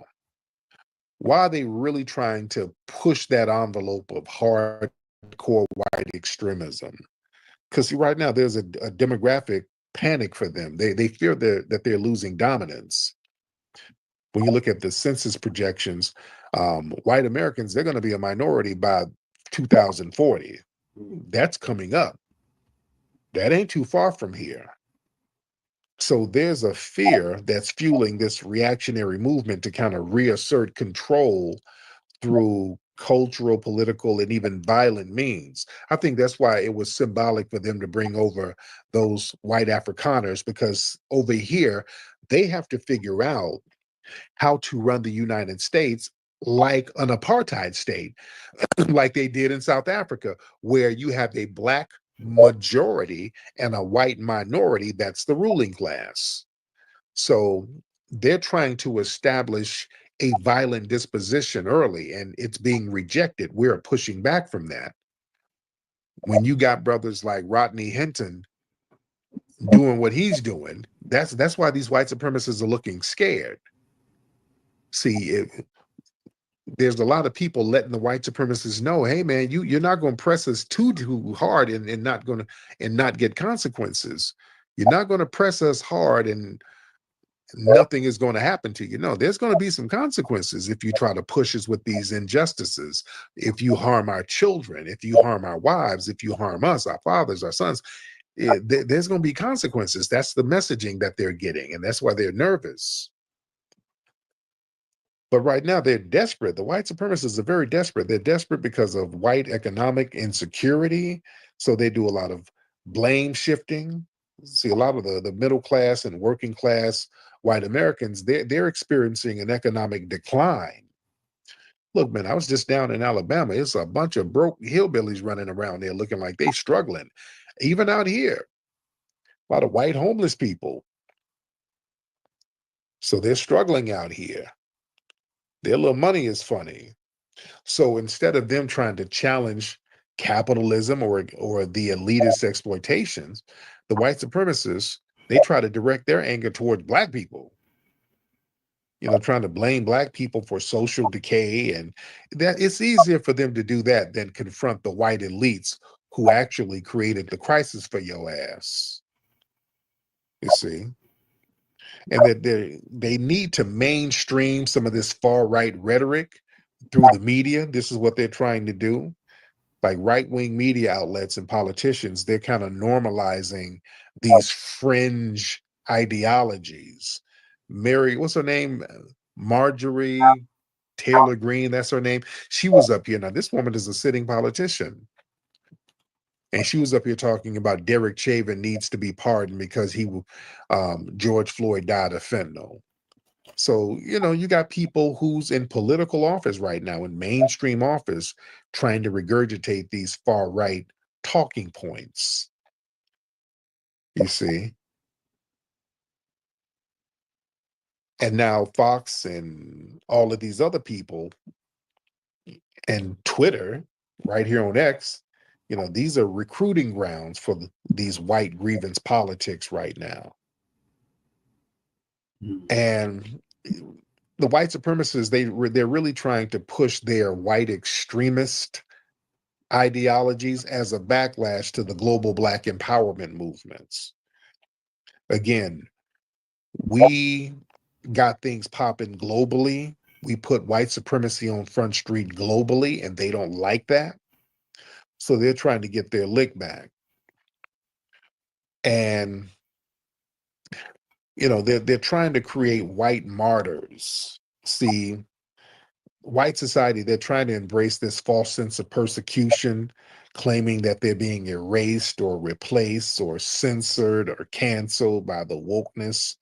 So they're trying to act like martyrs, and that fuels their violent ideologies that justifies all of their racist aggression as, quote, self-defense. So, you notice every time they lash out and do something violent, they flip it and say, well, it was self-defense. I was threatened. There was a threat. They were trying to get me. Yeah, even though I instigated all the shit, I had the self-defense. It was self-defense. I had to defend myself. That's based on some white not say so. That's some white not say so.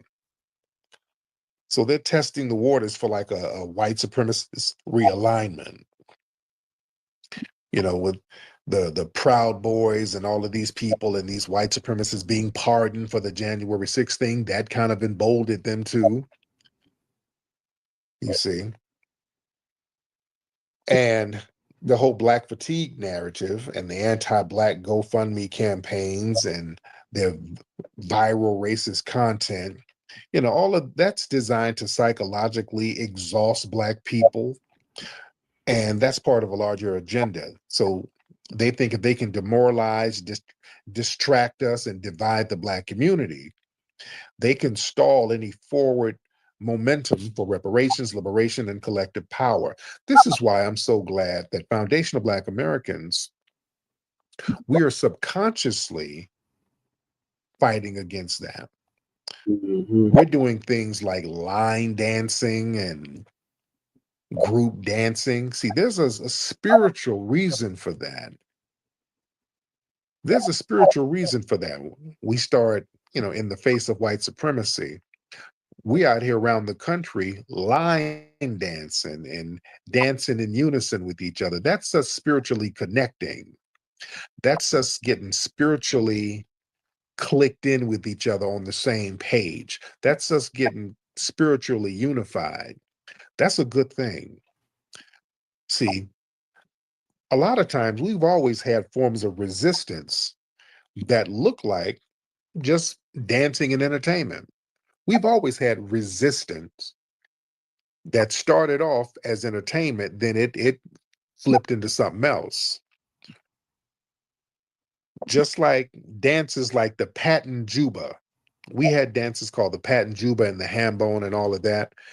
To white people, we were using our bodies as drums and stomping on the ground and saying little rhymes and chants. They're like, oh, my little plantation Negroes being their little silly, simple selves. Yeah, let them make all of that noise and dance and pat around and tap. Like, okay, hey, master, I just over here tap dancing and doing a little juba. I ain't gonna stir up no trouble. I just don't mind me, master. I just over here dancing now. I eat me a little pig feet. I just dance. So they didn't think nothing of it. They just, oh, my Negroes are being silly. When they were doing that Pat and Juba up there in North Carolina, Virginia, they were sending messages. They were sending messages to the Maroons in the swamp, letting them know, hey, man, we need you to hit somebody around 12 midnight. Huh? They would send messages. That was to send messages.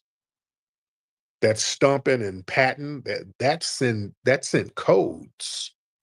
Hey, hit this nigga at around 1 a.m. when we sleep. Go up in there and get him. We're going to make sure he's nice and sleep. We did a scene in my movie, American Maroon. Check out American Maroon. There was a scene that historian Jan Carew talked about.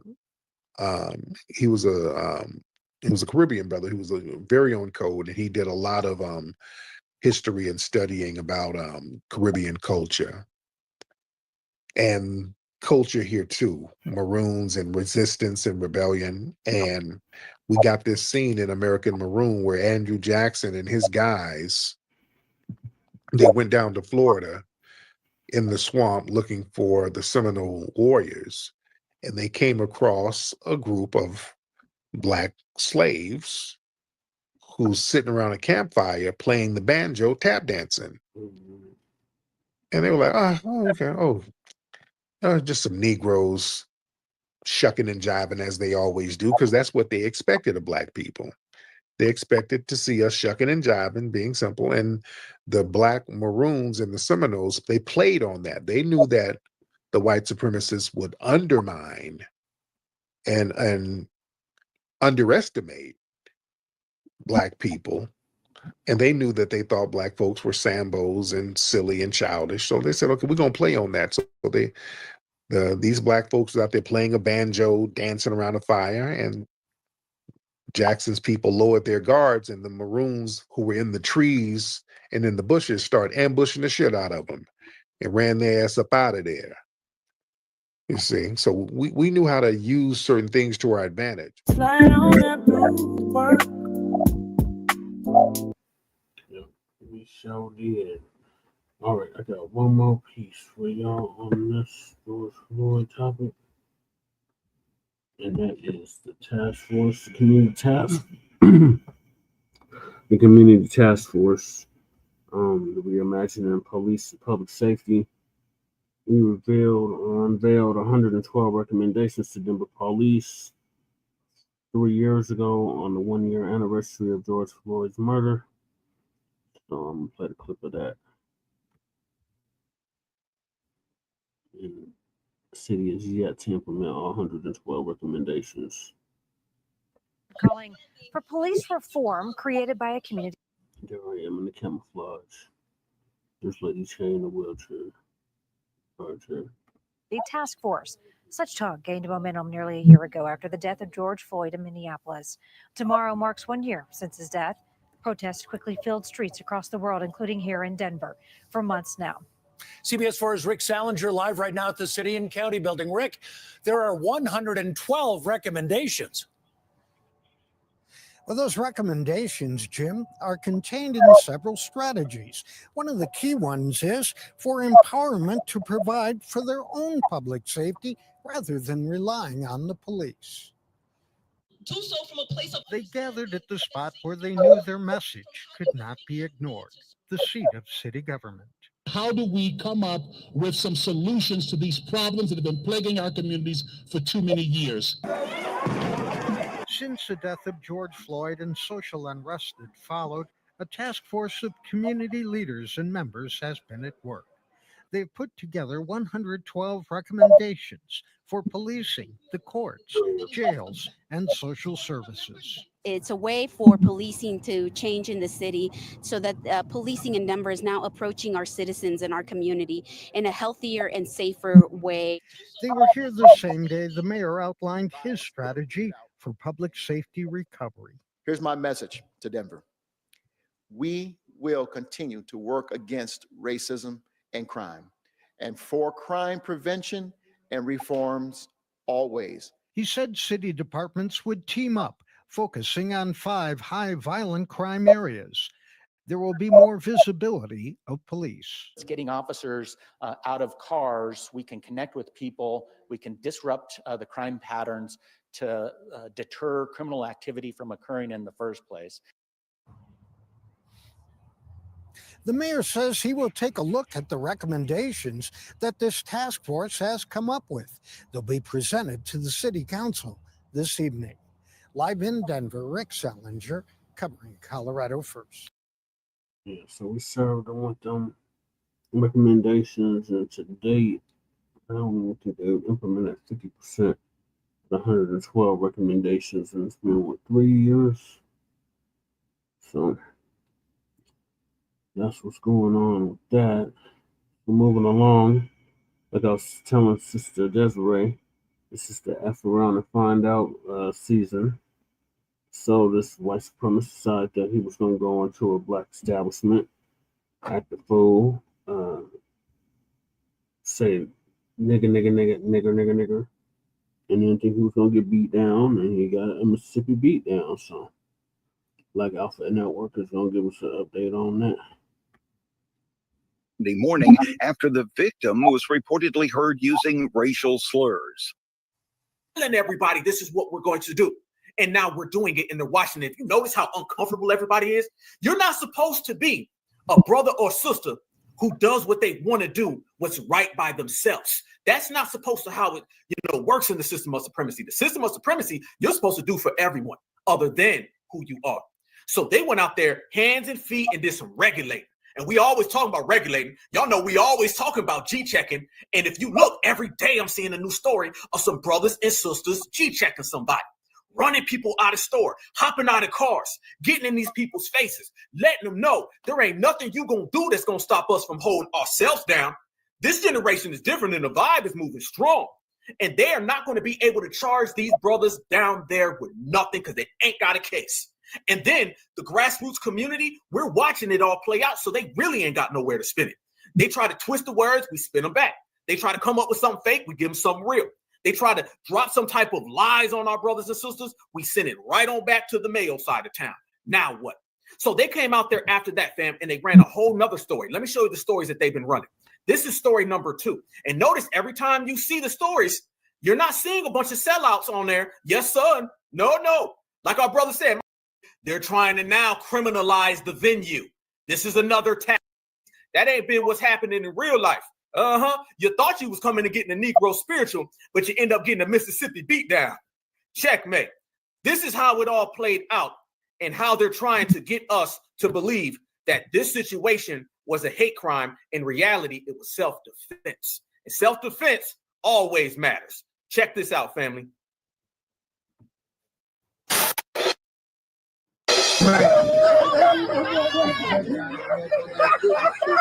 Video surfaces of a man police say might have been a victim of a hate crime. This happened after officers say an intoxicated man walked into a Marshall County club and used the N-word when referring to the patrons. Investigators say that the bar is also a problem spot.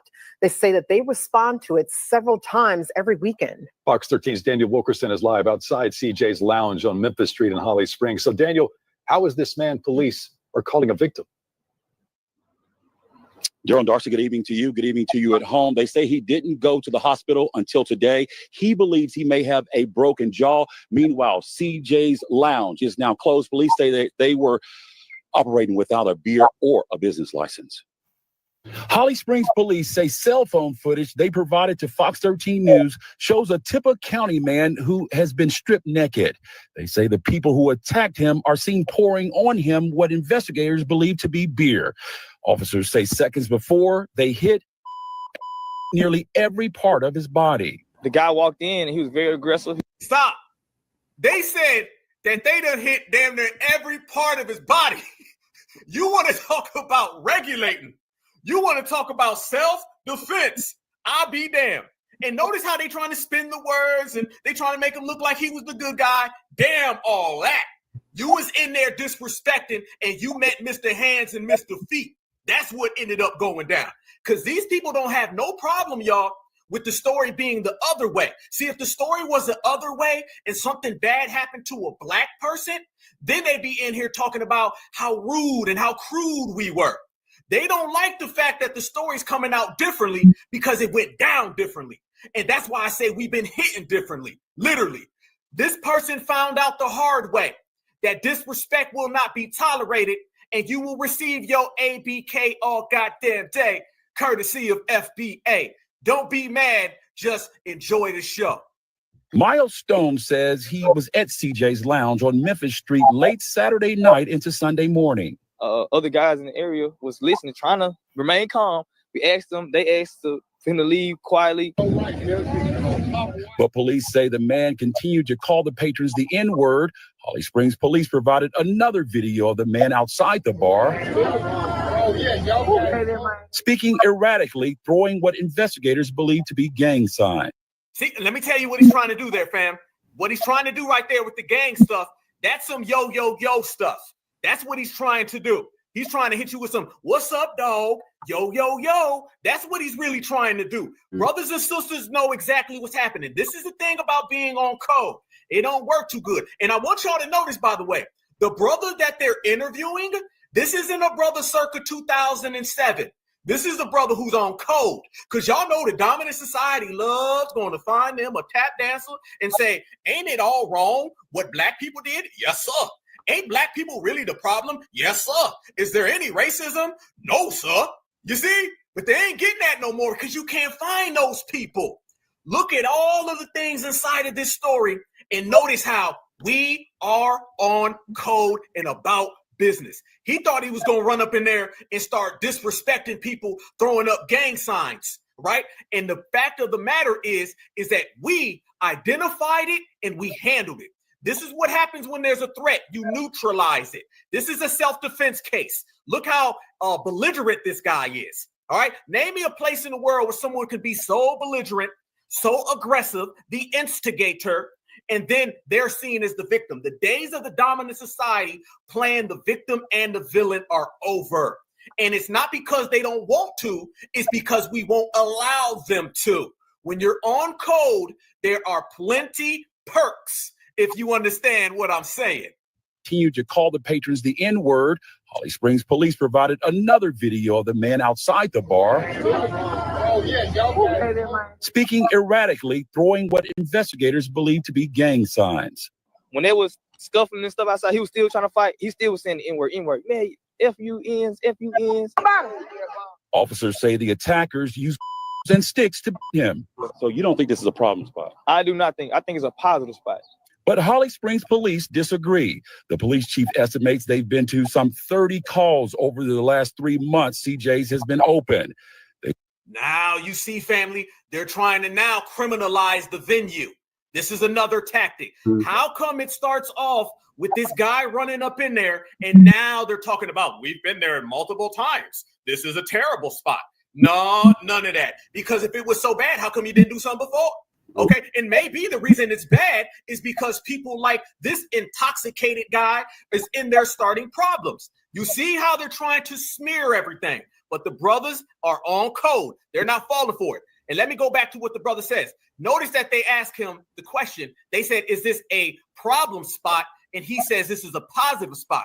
Number one, he changed the words around by saying, no, it's not negative, it's positive. Number two, this isn't a spot.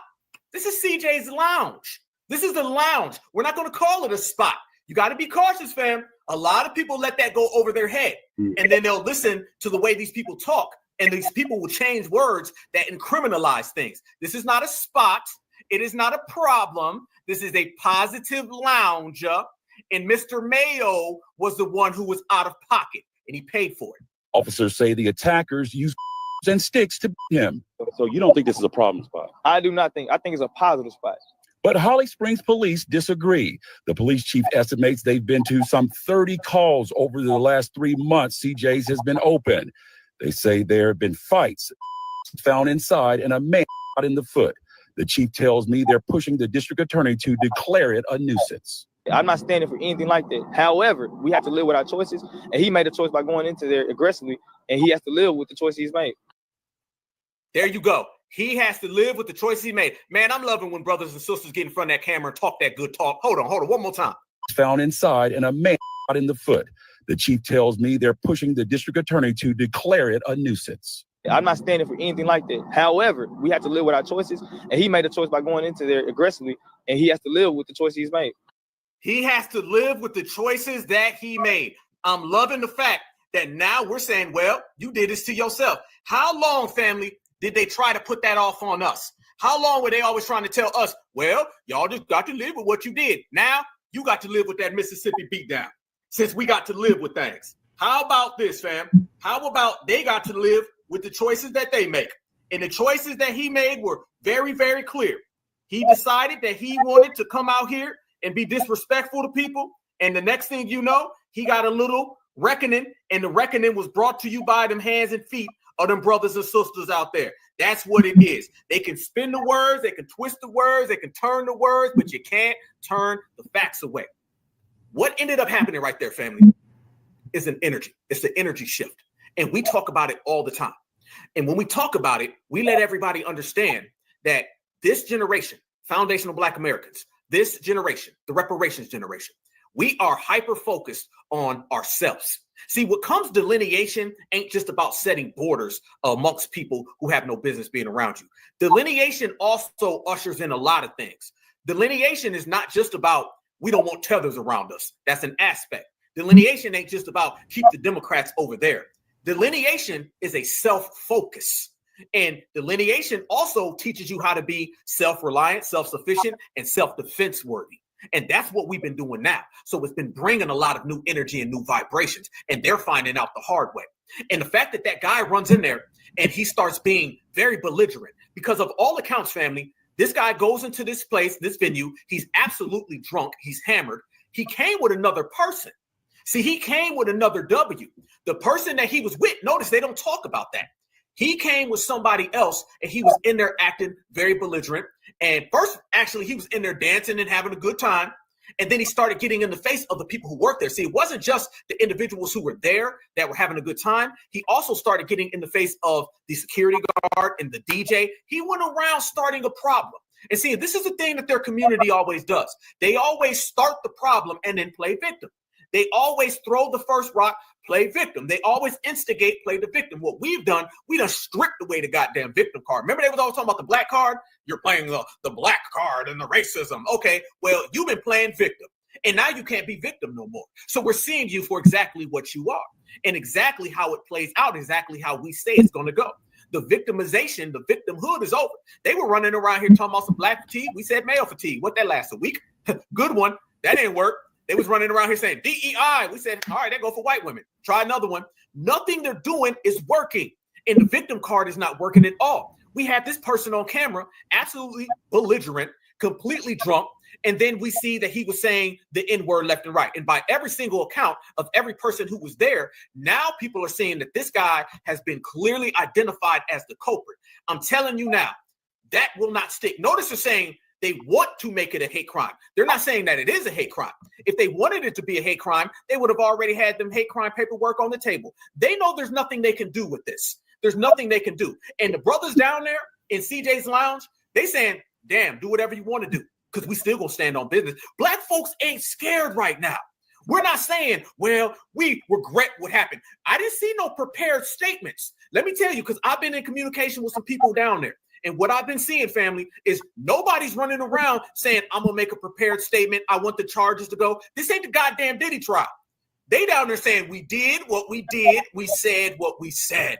So as this is the hail to the null era, the F around and find out era, this is also the I said what I said era, which means we going to stand on self-defense. And if you don't like it, you got to deal with it. So you don't see that vibe of people out there. They're not trying to reverse this. And how does the dominant society know? They can't spin this on anybody.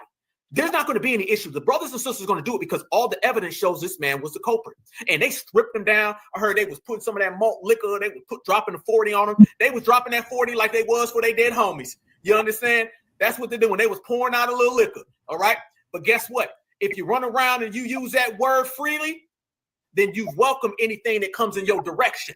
So the fact that everybody, by all eyewitness accounts, has stated the type of vibe and energy and the aggression that this man was on, and they can no longer make the aggressor the victim, it's a wrap. This gonna go down the same way it did in Alabama. In Alabama, remember they was trying to spin the thing. They tried to put up a little few charges on some brothers. Man, the people down there didn't give a damn. It's gonna be two things, family. Two things. We gonna put in that goddamn work, and you gonna charge us with whatever you want, and we don't give a damn. Or we gonna put in work, and you gonna say, I can't do nothing, and we gonna walk away. And the only answer that's going to come out of that is we already said what we said and we did what we did. We done stood on that damn business. See, standing on business is not about I stood on business, but I don't want the charges. I stood on business, but here's a prepared statement because I'm scared. I stood on business, but I'm going to call Ben Crump on the phone. And by the way, y'all notice Ben Crump been gone. You know why Ben Crump has been gone? And Lee Merritt and all those ambulance chasers? Simply because the different people are getting put in them ambulances. And it ain't us.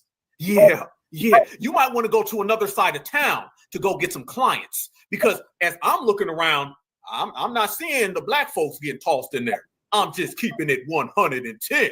So we're running all of them out of business. And quite frankly, we've exposed them for the frauds that they are. So now what?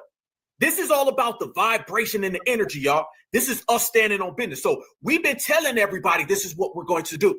And now we're doing it and they're watching it. You notice how uncomfortable everybody is? You're not supposed to be a brother or sister who does what they want to do, what's right by themselves. That's not supposed to how it works in the system of supremacy. The system of supremacy, you're supposed to do for everyone other than who you are. So they went out there, hands and feet, and did some regulating. And we always talking about regulating. Y'all know we always talking about G-checking. And if you look, every day I'm seeing a new story of some brothers and sisters G-checking somebody. Running people out of store, hopping out of cars, getting in these people's faces, letting them know there ain't nothing you gonna do that's gonna stop us from holding ourselves down. This generation is different and the vibe is moving strong. And they are not going to be able to charge these brothers down there with nothing because they ain't got a case. And then the grassroots community, we're watching it all play out, so they really ain't got nowhere to spin it. They try to twist the words, we spin them back. They try to come up with something fake, we give them something real. They try to drop some type of lies on our brothers and sisters. We send it right on back to the Mayo side of town. Now what? So they came out there after that, fam, and they ran a whole nother story. Let me show you the stories that they've been running. This is story number 2. And notice every time you see the stories, you're not seeing a bunch of sellouts on there. Yes, son. No. Like our brother said, listen, he came in here and he was saying the N-word. And even when they was whooping him, he was still saying it. How are you going to hold that off in court? Even when the camera footage came out, he was still saying the N-word. How you going to hold that in court? There's nothing that they have because we've been smart and intelligent with our political game, our law game. Y'all remember back in the days, brothers and sisters basically said, you was going to get you the sellout who said, I'm going to go get Ben Crump, or you had the person out there who said, you know what, technically, y'all remember the technically lawyer? Y'all remember them? There was all those technically lawyers that were running around back in the day. Yeah, those people don't exist anymore.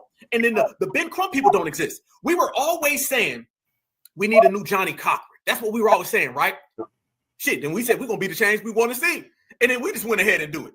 Look at it right now. And then we put money on each other's books. The community now is filling the void of us not protecting ourselves, so we're protecting everyone. The community now is filling the void that Johnny Cochran left behind. Because now you got real smart people saying, oh, there ain't no case there. Oh, don't get on that news and start tap dancing. No. Put out that camera footage. Be very cautious. That's what we've been doing. We've been filling the void everywhere you turn. And that's the way it's supposed to be. And that's the way it is because we said what we said. Check this out. Then they try to come back, fam, with this story. And they were trying to spin it. And even this didn't work. So you have them trying to say this guy was a victim. That's been exposed. Then they try to say this man was not drunk. That's been exposed. And then they try to say it's a hate crime. And that's been exposed. The hate crime, the drunk, the aggression, all came from Mr. Mayo, and the brothers in Mississippi not only gave a beat down, but they also stood on business. That's what I love. County investigators are looking into a possible hate crime over the weekend. The incident involves a white male who allegedly yelled racial slurs inside CJ's Lounge, a popular African-American gathering spot off the square. SWREG's Mike Suriani reports what happened next was captured on several social media platforms.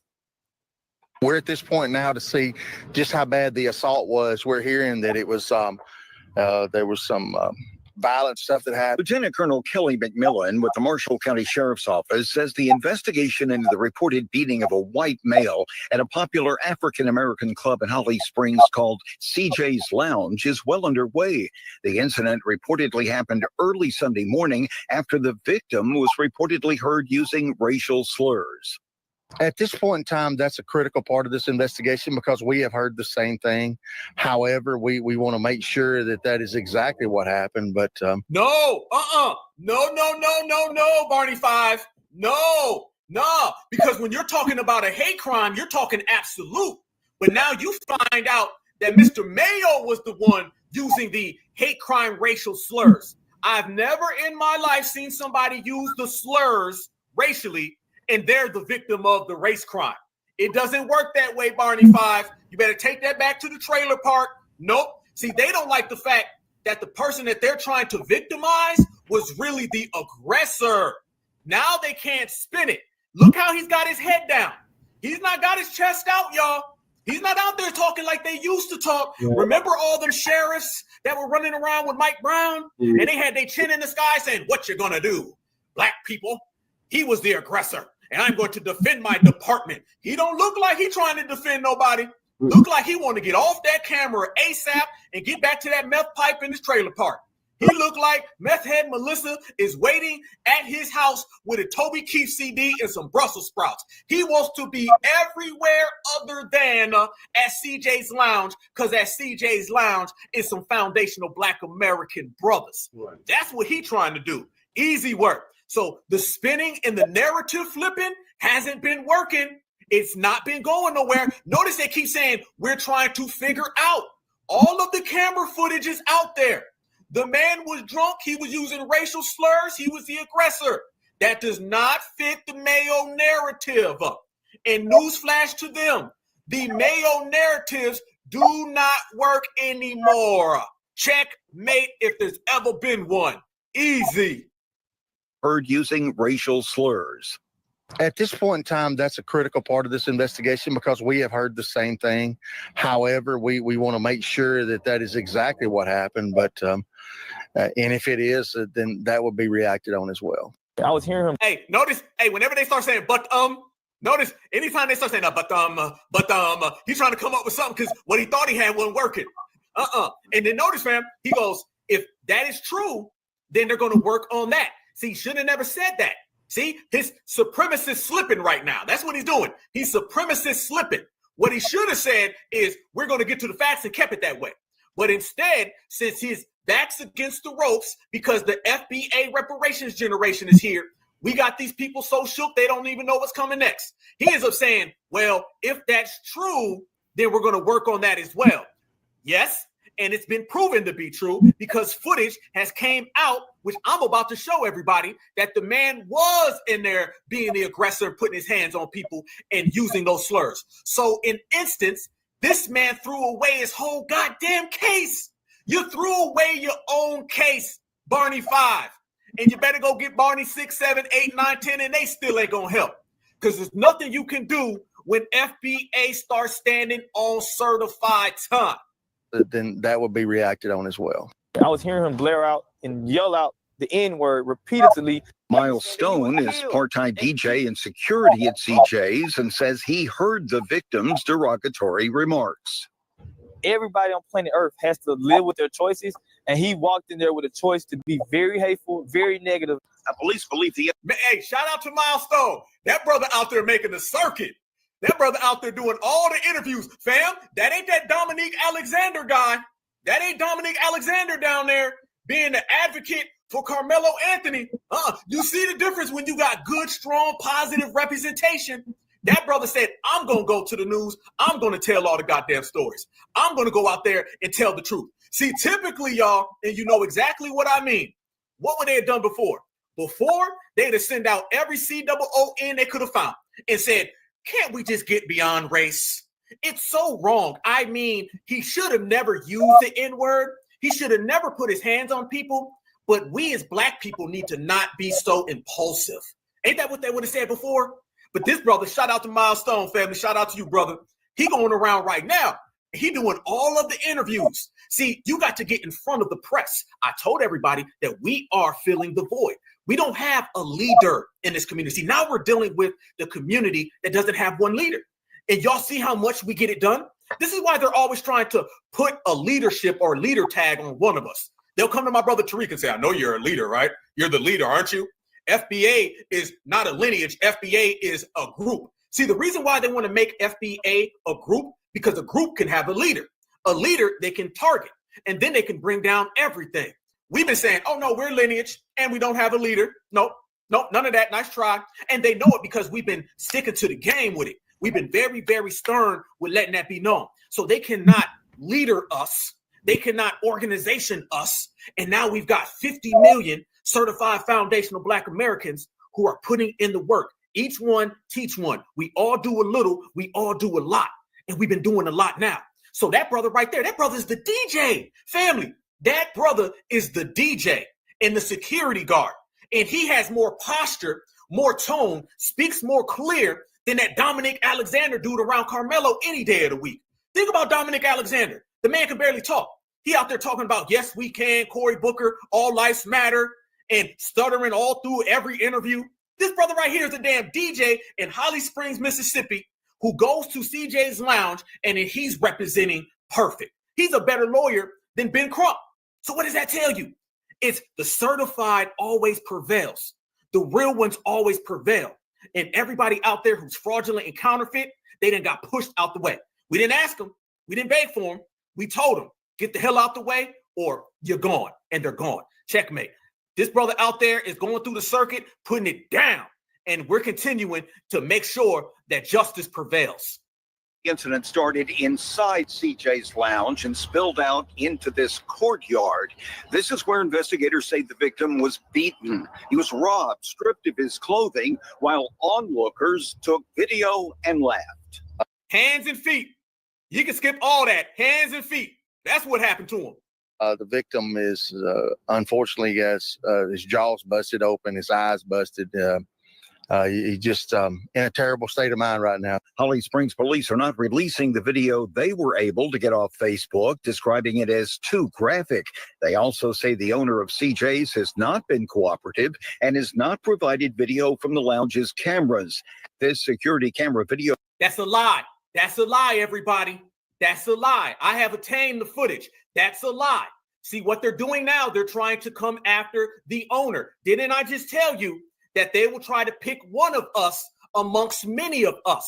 See, if they can put a whole organization, a whole lineage, a whole group on one person, that means if you bring that one person down, everything goes.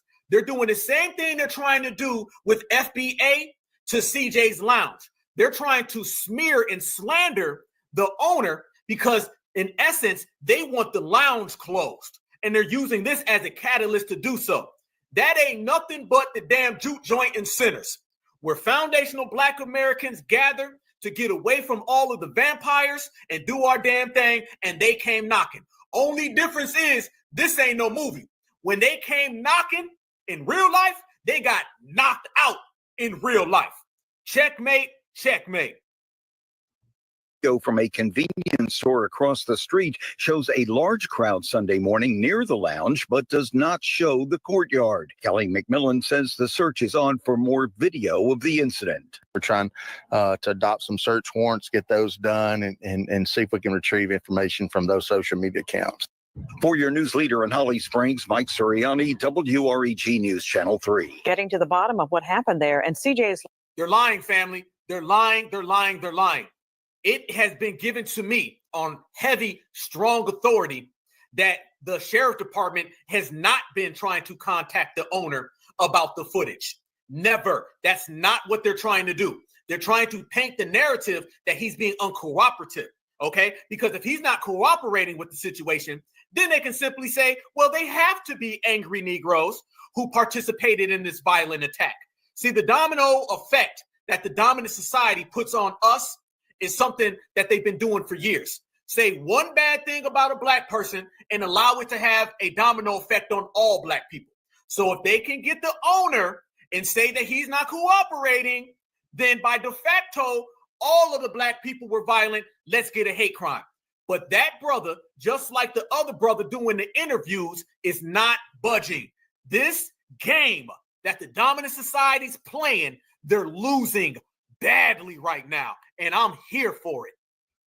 Lounge has now been closed by the city for the weekend incident and a number of previous complaints. We've reached out to the owner for comment. We're told the victim has been released from the hospital in New Albany and is being interviewed by investigators. If you have information or if you have video, you're urged. No, listen to this, family. And you knew they had to go. I'm questioning this person right here as well. This looks like real mammy-ish.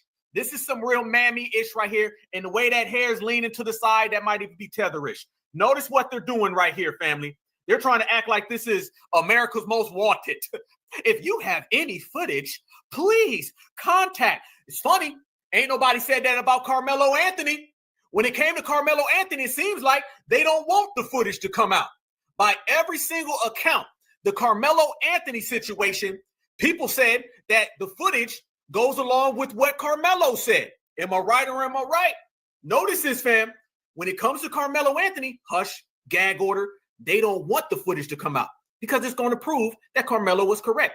And that judge, Angela Tucker, she's seen that footage. This is why his bail was dropped. His bail was dropped because they seen the footage. Now with this situation, they're trying to gas it up, make it seem like it's something so bad. If you see the footage, please let us know, because we can't figure out what happened. And that damn evil Negro owner, he won't show us because he's bad. Aren't they all bad? Aren't all black people bad? I mean, don't you really believe they did something wrong here? I mean, P. Diddy did as well. And hell, we might as well go back to Michael Jackson too. Everybody, goddamn Tupac Shakur, he did wrong. All black folks are wrong. That one big black thing, that's not working. We're handling every single thing case by case. In every case, we're outsmarting them. We're outwitting them. And this has them in a frenzy. And that's good, right where they need to be. FBA's in command and in control, and it's a beautiful thing. So she's coming out here trying to spin the narrative and make it look like it's something heavy. No, it ain't that deep. It ain't that deep at all. And the owner has been cooperating, and he has been letting everybody know. But there's no way that they're going to spin this when brothers and sisters are on code, y'all. Getting to the bottom of what happened there. And CJ's Lounge has now been closed by the city for the weekend incident and a number of previous complaints. We've reached. It's been closed for the weekend for that incident and previous incidents. How can you close me for a previous incident that you never charged me for? So somebody right now can arrest one of us and say, oh, this is because what happened today and also what you did in 2002. Oh, and by the way, you also did something in 2014 and 1998. So now they're just throwing things on top of this, family. This is what happens when you're desperate. When you're desperate, they'll go to these measures. They have nothing on them. Think about it, y'all. This incident happened, and they're saying maybe a hate crime. That means they don't have one. They said, we'll close you only for a weekend. And not just this, also other instances. That's telling me right now that nothing they have today is sticking. That's what this is really about. Out to the owner for comment. We're told the victim has been released from the hospital in New Albany and is being interviewed by investigators. If you have information or if you have video, you're urged to contact Holly Springs Police or the Marshall County Sheriff's Office. Morning. Story out of Holly. Easy. That's what I'm talking about. So you seen all the lies right there, fam, right? Y'all seen it. We seen it. Everybody seen it. You seen what they did. We just broke down how they're trying to spin it, how they're trying to change the words. They're trying to horrify the situation, all right? And by the way, Mr. Mayo, people get hands and feet put on them every day. You be all right. You tough, right? All right. So go home. Be easy. People in hell want ice water, homie. Go get you a glass. You gonna make it. That's what we're doing. No remorse, family. None. Foundational Black Americans are standing on business. See, when you stand on business and you represent yourself, you have no time for emotion. You can't be partially independent. You can't be sort of independent. You can't be kind of independent. Kind of independent is like kind of pregnant. There's no such thing. You're going to be all the way in or you're going to be all the way out. In FBA, we are all the way in and everyone else is all the way out. And they coming on the door and they knocking and they want in, but we're not letting them people in. We have made it clear to the world. This is about ourselves, family. This is about ourselves. It took too damn long for us to get here, and we ain't hit no U-turn spinning around. We gonna keep this energy in place. So they're trying to take it, twist it, turn it, come up with an excuse, come up with every single thing that they can find. None of that is going anywhere. The only thing that's happening right now, y'all, is that real energy. They thought they was gonna come around here on that BS, and now they finding out right here, family. We out here holding down every damn spot we got. I don't care if it's the damn club. I don't give a damn if it's the juke joint. I don't give a damn if it's a birthday party. Wherever foundational Black Americans are at right now, that is the energy that we've been bringing with us. That's the energy we've been bringing with us. When they come knocking, y'all, don't let them in. Don't let them in. And that's what we ain't been allowing people to come in and take our energy. Our vibration is strong. And when you tell people that they got to stay on the outside, that means outside is forever. There ain't no outside and inside, okay? You're going to have people who are in the house, and you're going to have people who are on the front goddamn porch. And eventually, all that front porch is going to get your ass thrown in the street. And this is what we've been doing, and it feels so damn good to be back where we belong. So they've been trying to take this FBA energy and spin it and twist it and turn it, but it ain't working. They've been trying to take this case and twist it, spin it, but that ain't working either. And notice how they just ran this whole lie about they need the tapes and the person's not cooperating. Family, Black Alpha exclusive right here. Check this out. We said we was bringing that energy, certified energy. We said that we was G-checking all the vampires, right? All the real life sinners, right? Here we go. This is what happened inside of the lounge, not the spot, okay? Not the club, not the hangout. It's the lounge where brothers and sisters get together. We stand on our own business amongst ourselves the way it's supposed to be, independent and strong, and we put out our energy to the world, the energy everybody wants but can't have. We are good, solid, civil people, minding our good, strong, solid, civil energy and doing it the FBA way. Well, the footage came out from the owner, and he said that they never contacted him. Y'all just seen that last clip that I just showed, where they said that they've been trying to get a hold of him and he ain't really been talking to him. Okay, well, the facts have been presented that they haven't even tried to reach out to him. So that was all a lie. And then his means of how this guy was and could he, would he, might have been aggressive. This video, without a shadow of a doubt, is going to prove to everybody that Mr. Mayo was the aggressor, the ultimate aggressor. So he comes in there, he's throwing the N-word around, and then he starts putting hands on people. And you're going to find out that everything that transpired afterwards was not a hate crime. It was simply self-defense. And here's the footage. Black Alpha exclusive. I need all y'all in here right now to smash that like button for the family. And just know you're rocking with the #1 activist right here. This is the footage that has been released from the owner of CJ's Lounge, as he says that they did not reach out to him at all, as they say that they're not cooperating. You come to find out a completely different story than what the police department is saying. And now we're seeing that not only was Mr. Mayo lying, but so was the police. FBA receipts. Never asked me to even see my tapes. Now, look, he gonna go and do him a little shuffle back on the dance floor. He having him a good time. Nobody told him he couldn't come in there. Nobody disrespected him. He had him a good time. I'm gonna say, ain't no such thing as the white people can't come in here in CJ's.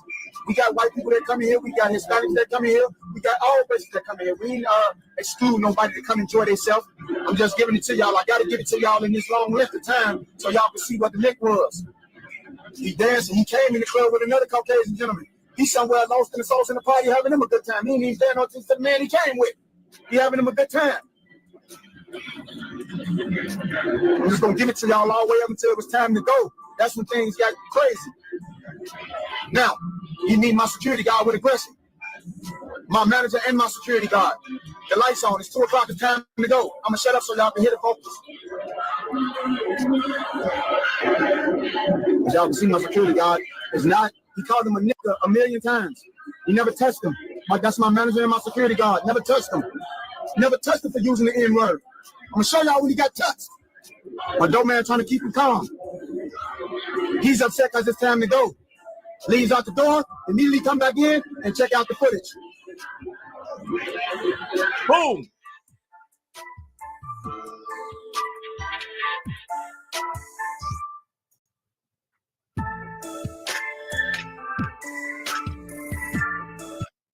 Who threw the first blow, everybody?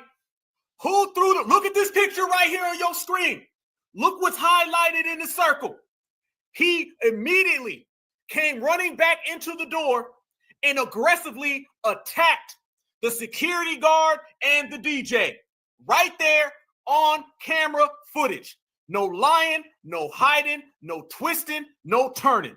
This was by no means a hate crime. This was a crime against the black men who were in CJ's lounge. And we have exposed it right here on the Black Alpha Network. Shout out to Holly Springs, Mississippi. I feel you. There you go. You're getting this exclusively right here on the Black Alpha Network. #1 activist. Check it out again. The man was told to leave. What you're seeing in this footage here, he was already belligerent, throwing around the N-word left and right. Soon as they said it's 2 o'clock in the morning, time to go. Everyone else is wrapping up. It's closing time. As everyone else proceeds to say their goodbyes, peace out, everyone have a nice night, this man was the only one who was aggressive. If you notice in this picture right here, look at this brother with his hands up and look at this brother. They both have their arms out saying, hey, calm down. Everything about this photo right here shows you. We FBA, we know how we rock. We know our mannerisms. Look how they're saying, hey, chill out. Calm down, brother. It's time to go. If you listen to the footage in the back, you hear them on the speakers saying it's closing time. Everyone else is having a good time leaving. Look at this sister right here. Look at this.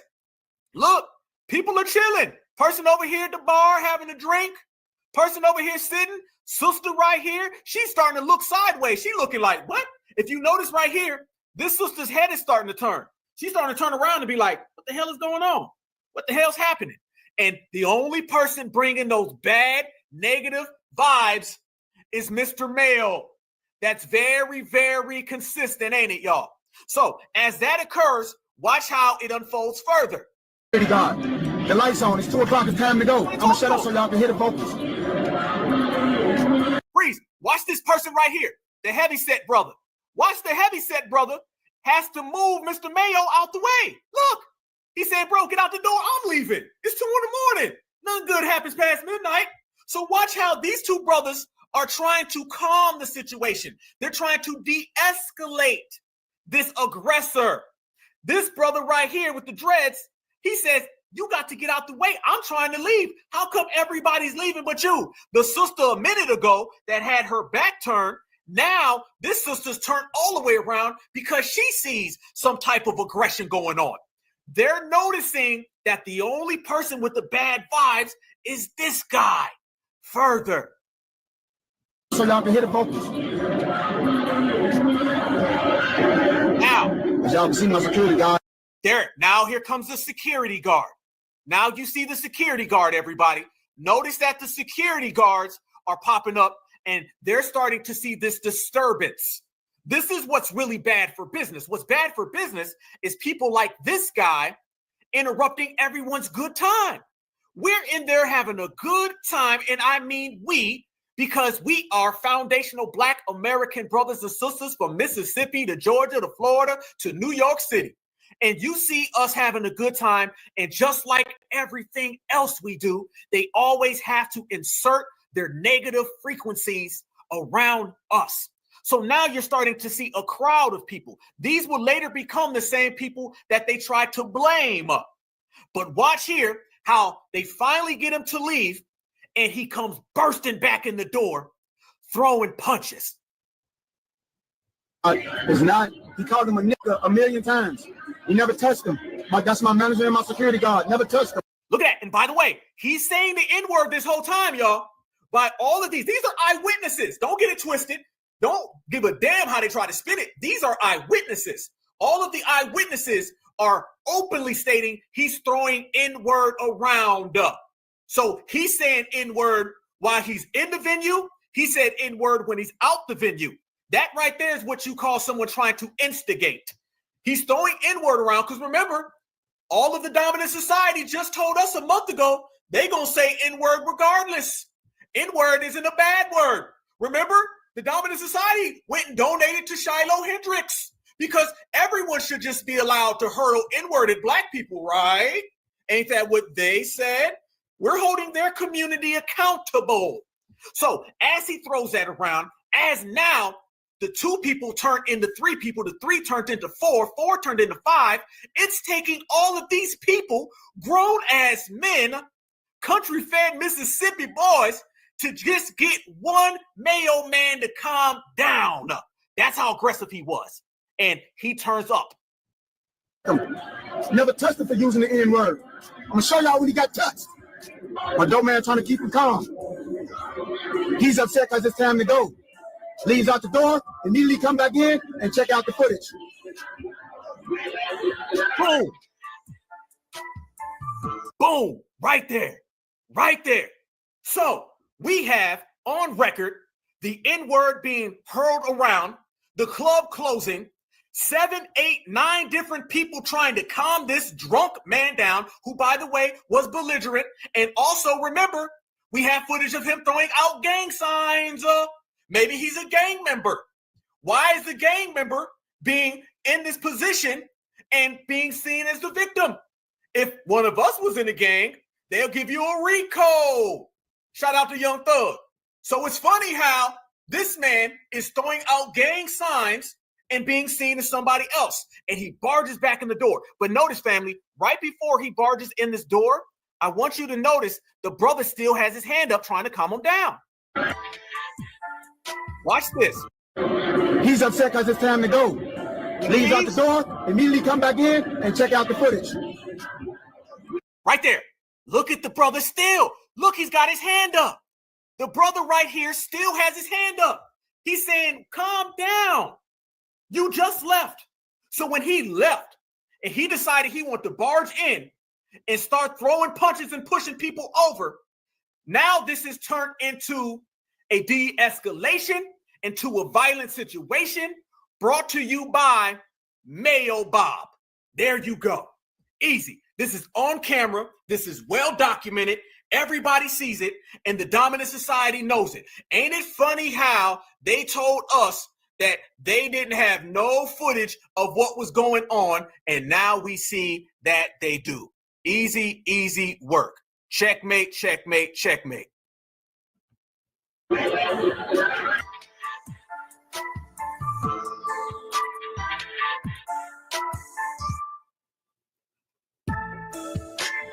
You see right there, he knocked him over, and then I'm going to play the video back again. Never asked me to even see my tapes. Now, look, he going to go and do him a little shuffle back on the dance floor.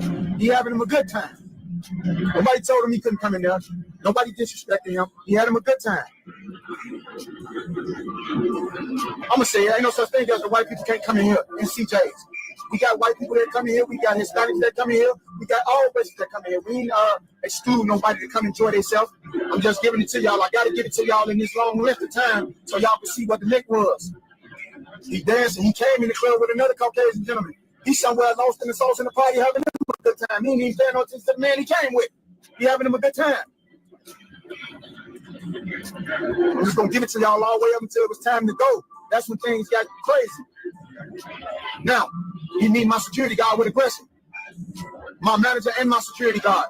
The lights on. It's 2 o'clock. It's time to go. I'm going to shut up so y'all can hear the focus. As y'all can see, my security guard is not, he called him a nigga a million times. He never touched him. That's my manager and my security guard. Never touched him. Never touched him for using the N-word. I'm going to show y'all when he got touched. My dope man trying to keep him calm. He's upset because it's time to go. Leaves out the door, immediately come back in and check out the footage.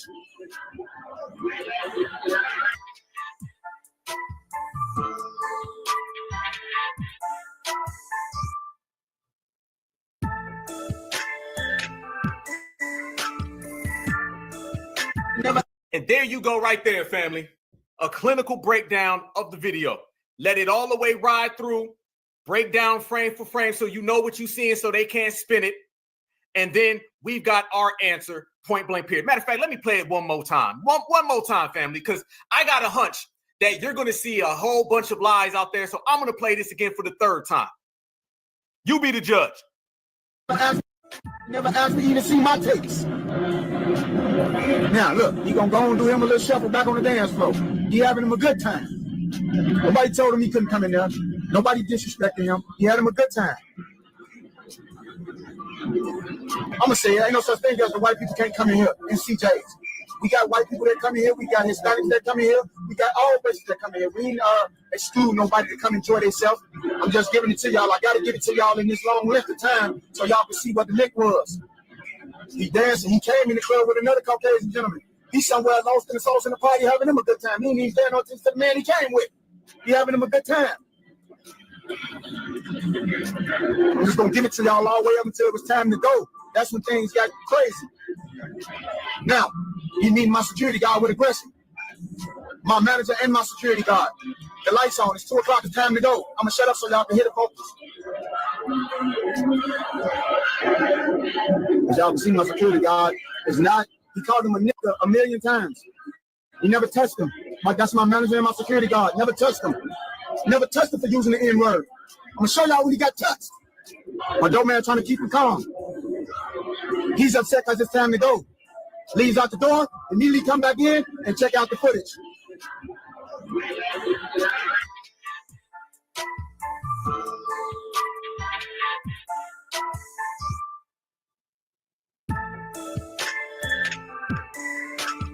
That picture right there says everything you need to know.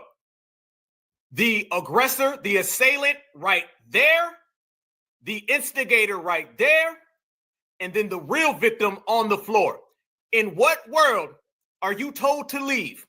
Come back. In what world do you throw around the N-word? In what world do you throw the first blow, stand over the person, call them the N-word, and you are the victim?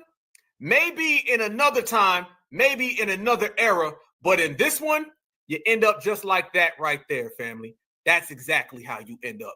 Easy work, easy work, easy work. I told you, you got to be cautious of these people coming around here with all that yo, yo, yo, because you might end up with your ass stretched out on the flow. MISSISSIPPI beat down. Brought to you by good brothers who simply were standing on self-defense business. That's self-defense, y'all. That's simply self-defense by every single aspect. And I want you to notice, the owner put out that footage, and we just seen the police say they don't know. And the police is working with the news agency. And if you notice that the news agency, they were trying to act like we don't know yet. What could it have been? Do y'all got any footage? How can you have the people from the news simply come out and say that if you got any footage, please give it to us? And then the man come out and be like, oh, shit, I got the footage right here. Here you go. So they were lying. So we have the news line. We have the police department line. Obviously, you have Mayo Bob line. And the brothers who stood on self-defense business, boom, easy work, easy. So that right there is an exclusive of what really went on. And it's clear self-defense. You cannot. Yeah, thank you, Black Album. Appreciate that update on the Mississippi Beatdown. Right, y'all. So I'm gonna probably do one more topic for y'all. And that is the reparations. How many ways or how many times can they say reparations without saying cash payments?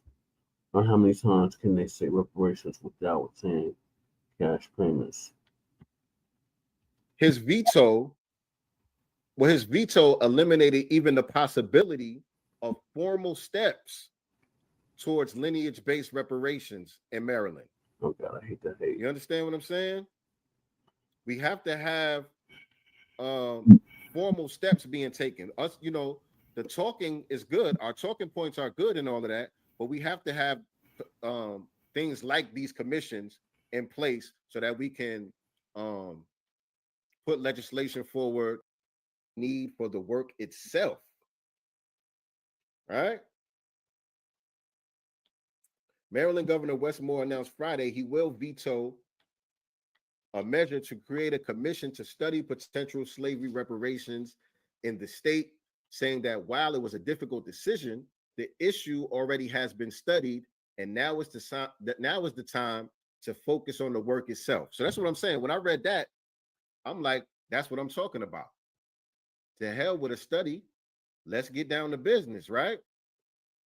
But as I continue reading, and I looked up other articles talking about it, I couldn't find anywhere where he was laying out any plans for any specific business to get down to, any action that we need to be taking. He's saying, I'm shooting down this study because it's time to get to action, but he doesn't propose any type of action that we need to be getting down to. He just kind of leaves, a cliffhanger there.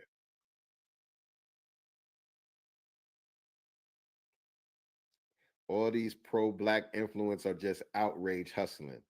Who is this in the chat?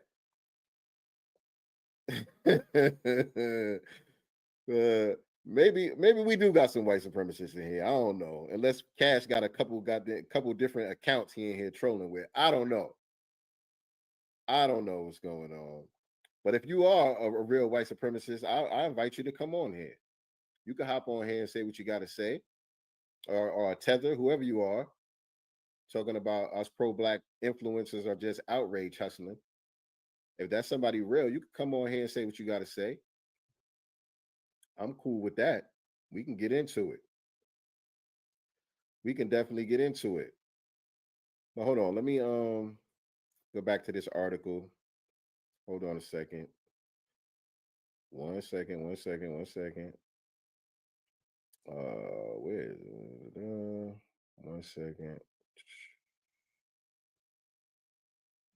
All right, let me go ahead. Maryland Governor Wes Moore announced Friday he will veto. Okay. Moore, a Democrat, is the state's first Black governor and the only Black governor currently serving, wrote in his veto letter that he applauded the legislature's work on the bill. But in light of many important studies that have taken place on the issue over nearly 3 decades, now is the time to focus on the work itself, narrowing the racial wealth gap, expanding home ownership, uplifting entrepreneurs of color. You see that? You see how they do that? This is what we be talking about.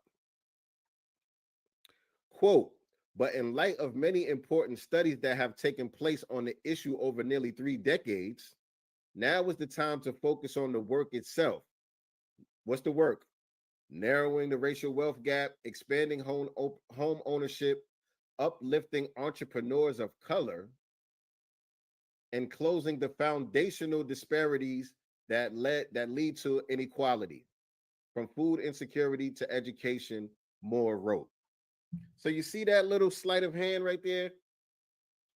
We have to be meticulous about every single word when it comes to these topics. We got to go through this thing with a fine-tooth comb and make sure that the language is right and exact. We cannot allow them to slip in these little weasel words. Some people might say, oh, we being anal about it and we doing so. No, this is important. This is what happened with all of the civil rights legislation. This is the reason why we're not tripping over Trump rolling back the so-called civil rights legislation and all that. They complaining about that, and we like, the hell with it.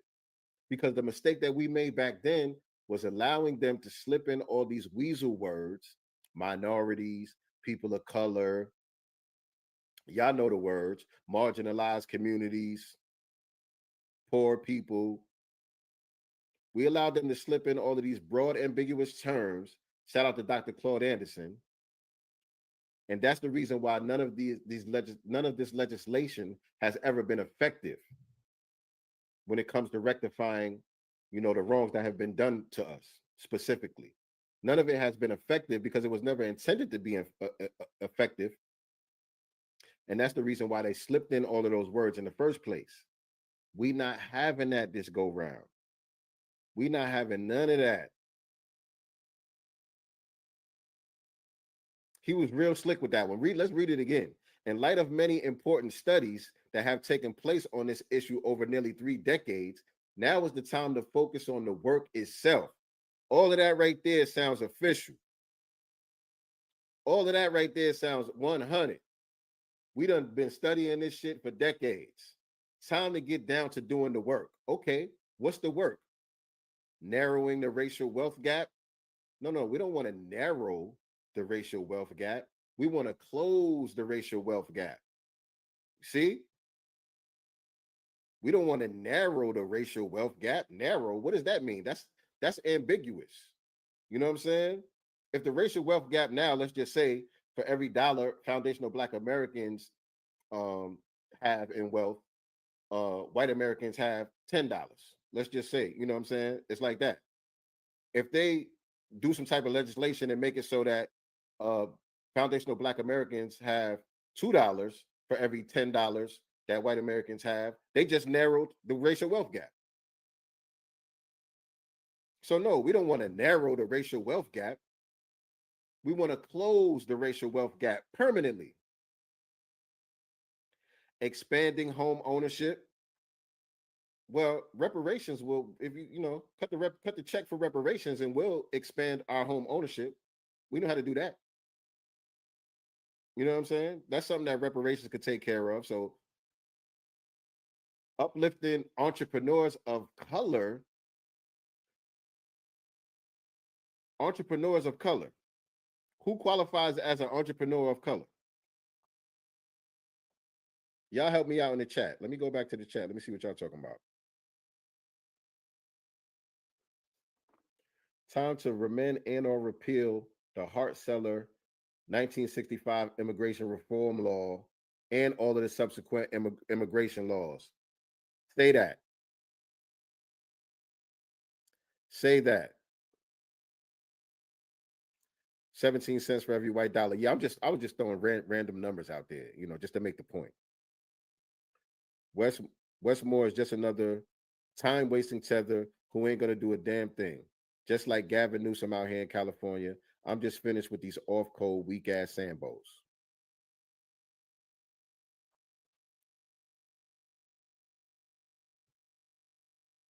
Right.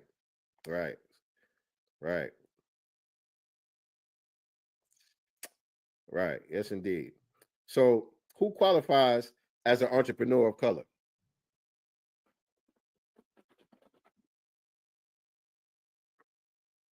Waiting for y'all to respond in the chat, by the way.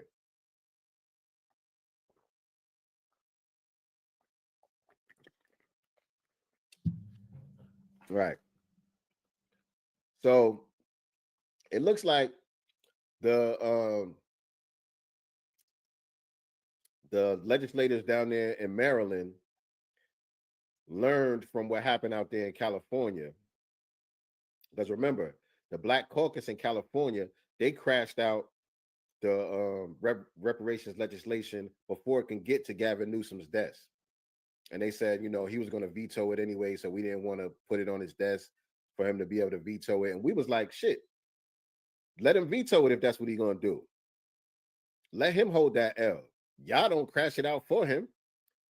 And so it looked like down there in Maryland, they was like, okay, we can't do that. So we're going to have to get it to the governor's desk and let him go ahead and veto it. And then he tried to come with this weasel word explanation about why he was vetoing it. People of color equals non-FBA. That's right. It really means everybody but FBA, to be honest. That's what it really means. Everybody but foundational Black Americans. That's what people of color means. So we already know to run when we hear that.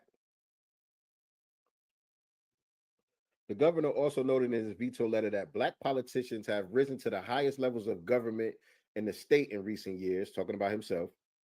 For example, U.S. Senator Angela Also, Brooks is the state's first Black U.S. senator. Never heard of her. I don't know nothing about her. Maryland also has a Black attorney general, a Black state house speaker, and a Black treasurer. And y'all can't get nothing done. So y'all got all these Black people in one state, and y'all can't get nothing done.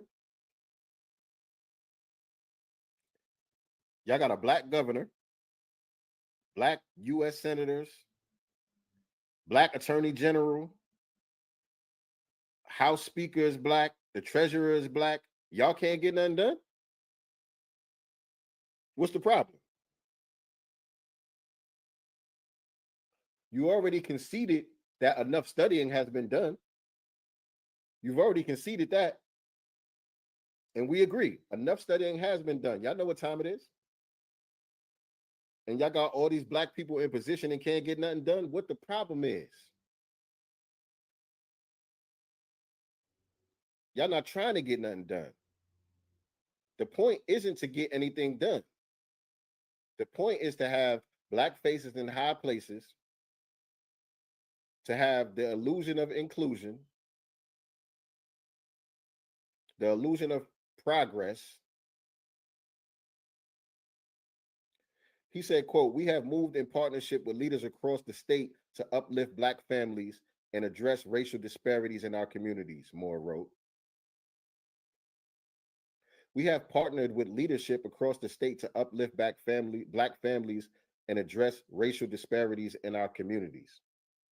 How so? Quote, "That is the context in which I've made this difficult decision, because while I appreciate the work that went into this legislation, I strongly believe now is not the time for another study. Now is the time for continued action that delivers results for the people we serve." Let's get to delivering then. That's all I'm saying. Let's get to delivering. You know? What is the holdup? What is the holdup?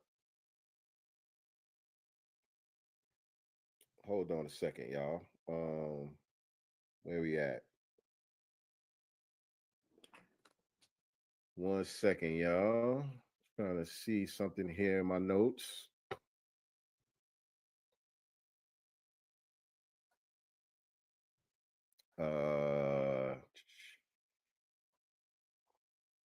Yeah, so I just wanted to make sure that I mentioned a couple of things, man. So number one, I think I did mention, I talked about Rep. Summer Lee's unverified background, so we looking at that. The game that the media likes to play. I showed y'all the Fox News article, where they put trillions in the headline and all of that, knowing that there's really nothing in the legislation that's being pushed. They know that there's nothing there. So it's fake outrage from the right in order to rile up their base. I talked about that. So the question for the right wingers and the Fox News types is, why are y'all mad at symbolic proposals? Why are y'all upset about some symbolic nothing burgers in the first place? You know what I'm saying? The thing is, both parties weaponize anti-Blackness for their own ends. They both got their own specific agendas, but at the end of the day, it's the same anti-Blackness. You know what I'm saying? But for us, these things are non-negotiable. When it comes to reparations, these things are non-negotiable. Number one, it has to be lineage-based. Okay? We're looking for specificity. It has to be lineage-based, foundational Black American descendants of freedmen only. It has to be cash payments. If you're not talking about cash payments, you're not talking about reparations. All right? And we can't have all of these multicultural umbrella terms. We cannot have that. And so we got to hold these politicians accountable. As we know, election season, midterm season is coming up. You know what I'm saying? So we got to keep our foot on their neck when it comes to these things. Hold on a second. See what y'all talking about over here.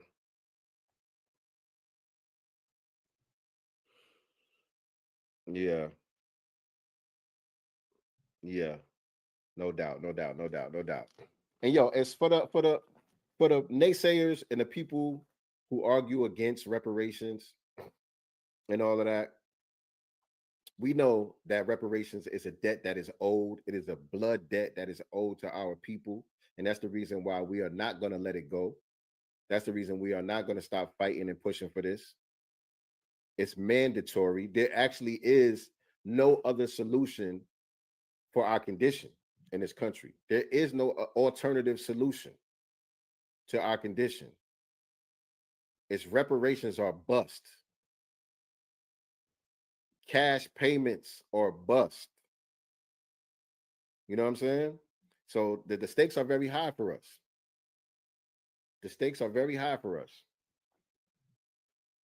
You know that this white black racial wealth gap was completely manufactured systematically. This is not something that just happened due to, you know, our lack of hard work or laziness or none of the bullshit tropes that they try to throw out there about, you know, how we need to pull ourselves up by the bootstraps and all of that.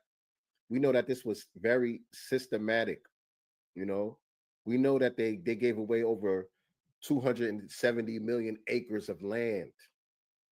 All right. We know that, I don't know the exact percentage, but somewhere between like 25 and 50% of white families can trace their wealth directly back to those land grants when they were giving away all of that land. Then there, all of the wealth and these white families can be traced back to policies where they were giving away millions of acres of land. You know, the GI Bill that we were left out of. We were promised benefits like low interest home loan, or they were promised benefits like low interest home loans and tuition support. You know, we know that it was white veterans who disproportionately benefited from the GI Bill. Black veterans were denied access. You know what I'm saying? We know that the redlining that took place, you know what I'm saying, to keep us out of home ownership and things like that. This was done by policy. You know, it was the Federal Housing Administration that subsidized the suburbs and excluded Black people. You know, redlining their maps, ensuring that Black families couldn't get loans or insurance in certain areas.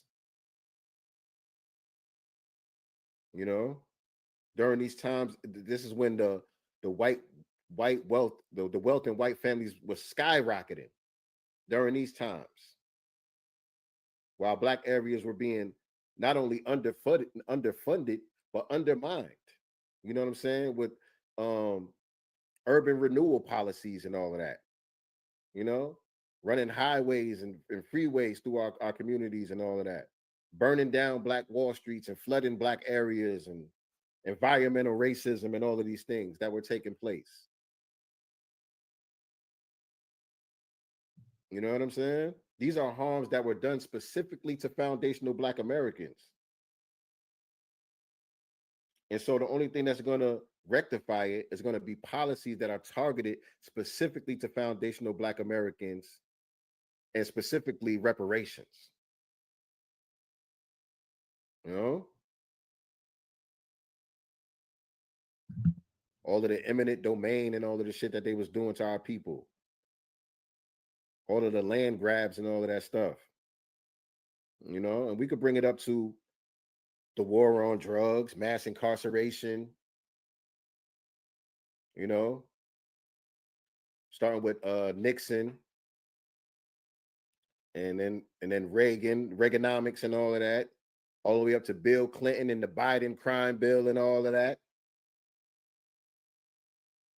We know how our people have been disenfranchised with criminal records and all of that.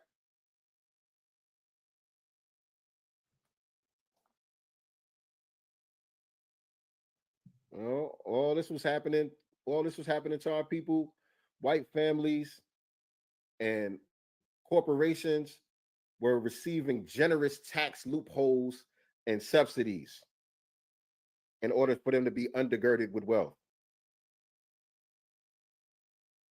You know, meanwhile, we were being over-policed, overtaxed, pushed into poorer districts with no services. So we're not going to stop. We're not going to stop. We're not going to take our foot off the neck of these people when it comes to this. We're not going to allow them to weasel in these words that benefit all of these other people who didn't go through what we went through. You know what I'm saying? What we doing is God's work, family. What we are doing is God's work. So don't let nobody shame you. Don't let nobody try to get you off your square or none of that. You know what I'm saying?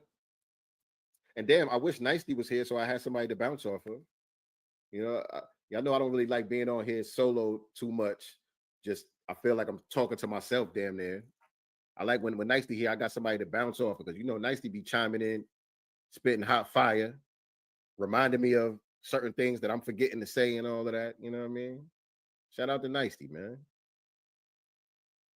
But I ain't gonna be on here too much longer. As a matter of fact, what I'm gonna do is I'm gonna drop the link in the chat and see if a couple of y'all want to hop on and maybe, you know, I could bounce off of y'all before I get out of here. Since Nicety ain't here for me to bounce off of, let me drop the link in the chat. And if you want to chime in, the link is in the chat right now. All you got to do is click the link and come on and let me know your thoughts about today's broadcast, so I could bounce off of you guys. That's the cheat code right there. You guys are the cheat code.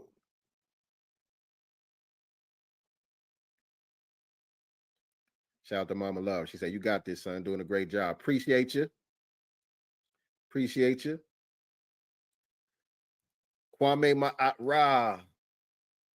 He denied a study for reparations, not a bill for reparations.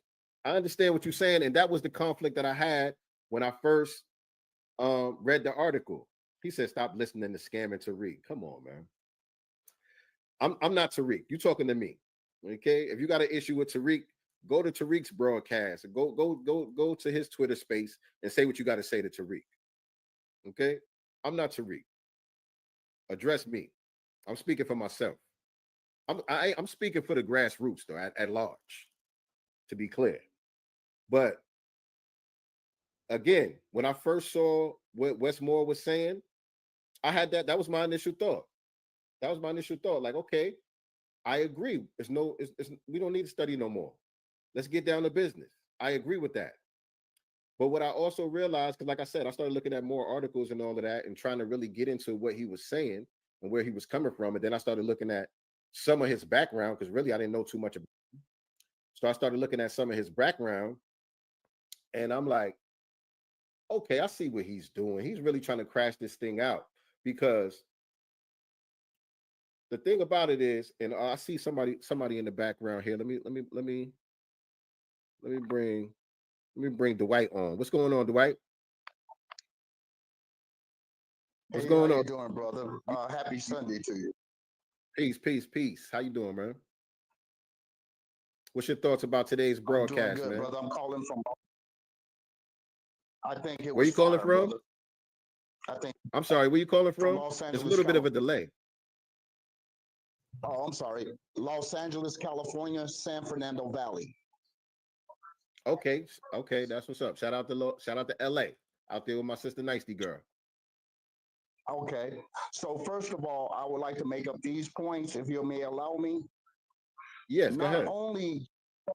Not only do the federal government owe us reparations for slavery, they also owe the FBA over the land that was taken from us in the beginning under Andrew Jackson. The first time they stole our, the second time they stole our land was called post-construction period of the Civil War, where the governors, each military governor allotted acres of land to free Black slaves in each individual state.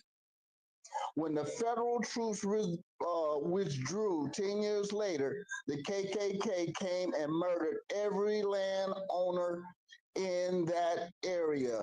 They did not lynch us for no damn white women. They lynched us for our damn property. They used that white woman shit as an excuse so that other white men say anything. That was just a smoke screen. And that is the truth of the history of what happened to us. And yes, you have to understand, brother, I'm 63 years old. I went to Jackson State University. My mom had a PhD in history. My dad had a master's degree in physical education. So when they tell us that we don't have education, we don't have a culture, check this out. That is from the white man's point of view. Shit, they told the Aztecs they didn't have a culture and civilization, and they built pyramids. Yeah. Right. You understand what I'm saying? They're always going to tear down everything we do. Look at how they did Shadur Sanders. Look how they did him. Indeed, we talked about that a couple of weeks ago. Yeah, open contempt for Black man's accomplishments. Deion Sanders, they do the same thing to them because they can't stand that he's winning. You are absolutely right, my brother. I appreciate the comments. I'm gonna get some more people on here. I'll give you the last word though. If you want to you got questions, I might be able to supply the answers. I'm not Google. I don't know everything. I just know what I read and what I have basically experienced. That's all I can give you. And we appreciate it. We definitely appreciate it. But I'm gonna go ahead and get the next person up here because, like I said, I ain't gonna be on here too much longer. But I appreciate you chiming in, man. That's good stuff. And I'll subscribe to your channel, and I'll keep an eye out for when you go live. Respect, much respect. Respect. You have a blessed day, brother, and may the God put a hedge of protection around you and your family, because we're gonna need it. Received. And I see you back there, Jesse Paris. I'm gonna pull you up in a second, but I wanted to finish my point. I was trying to respond to the brother in the chat, Kwame Ma'at Ra. What I was saying was, when I first saw, his statement about why he shot down the study bill in the first place, I had the same thought in mind. But the more I looked into it, I had to say to myself, on the surface, his statement mirrors what many FBA advocates have said for years, right? No more studies. We know the harm. It's time for cash payments and policy. You know what I'm saying? That's what we've been saying for years. So on the surface, he kind of sounds like us a little bit. But his veto eliminated even the possibility of formal steps towards lineage-based reparations in Maryland. You understand what I'm saying? We have to have formal steps being taken. Us, the talking is good. Our talking points are good and all of that, but we have to have things like these commissions in place so that we can put legislation forward to create something like a new Freedmen's Bureau and things of that nature, so that we can have the infrastructure. That's what I'm trying to say. So that we can have the infrastructure in order to implement the proper steps towards lineage-based reparations. And so by him vetoing this commission, he eliminated the possibility for all of that. And so he did it in a real slick way. And so it took me a minute to really zoom in on where he was coming from and what he was trying to do. But I believe that it was a pump fake. I believe it was still more of the same non-substantive, benign neglect policies, actions that we've been seeing from the Democrats for a long time. Because, you know, again, yes, there have been studies, the information is already there. But when you shoot something like this down, who actually benefits from it? I can see if he replaced it with something else. And like I said, there was nothing else that he was proposing. And when he did kind of propose something in his statement about what real solutions look like, he started talking about people of color. He was talking about narrowing the racial wealth gap, not closing the racial wealth gap, and entrepreneurs of color and all of this stuff. So that's when I'm like, oh, okay. I see where he's going with that. I see where he's going with that. So yeah, this plays right into the Democratic tactic of performative symbolism with no policy, or a policy with no teeth, you know? And then the right wing, they spin that to say, see, even the Black leaders are against reparations. And that's another reason why this is dangerous. Because when you look at all the headlines, and I know a lot of people are not reading the articles, but when you look at all the headlines that's out there, it's like Black politician shoots down reparations. So the optics of it plays into the hands of the right wing media and all of that. For them to say, look, even your Black leaders don't want y'all to have reparations. You know what I'm saying? Same thing that Mitch McConnell was doing when he was aligning himself with Obama. When they asked Mitch McConnell what was his stance on reparations, he said, I feel the same way as Obama. He got to hide behind Obama. So now they get to hide behind Wes Moore. So that's why what he's doing, what he did down there in Maryland is problematic. You know, and this is me speaking. This is not Tariq Nasheed. This is sincere love to God. So let's be clear about that. But let me get my brother Jesse Paris up here. Jesse Paris, you want to chime in, King? Yes, sir. B1 salute. How you doing, sincere? Peace to B1, you. welcome to the Peace God chat. class. Yes, sir. You know, it's like my second or third time on here, so always much appreciated. Oh yeah, So you're a regular. I'm doing laundry right now, so I'm trying to make this quick. So with this Westmore situation, it makes it very clear that the Democrats, the Democratic Party, is just going to keep offering a symbolic justice. They haven't learned nothing from their devastating defeat that we FBA gave them in November.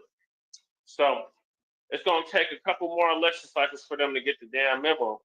We're not playing about our check. We're not playing about our reparations. We're not playing about lineage-based policy.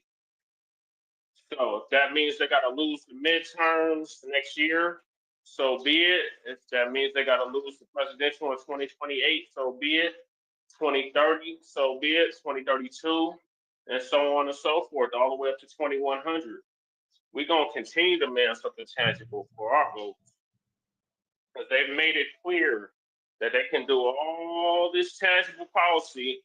Shout out to Black Truth United. He did a whole piece on the emphasizing why we need an anti-Black hate crime law.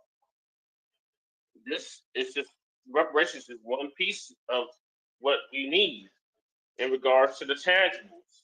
We need our reparations. We need lineage-based direct cash payments. And by Westmore vetoing this study, since people want to be technical, this study of reparations, he's no better than Gavin Newsom in California.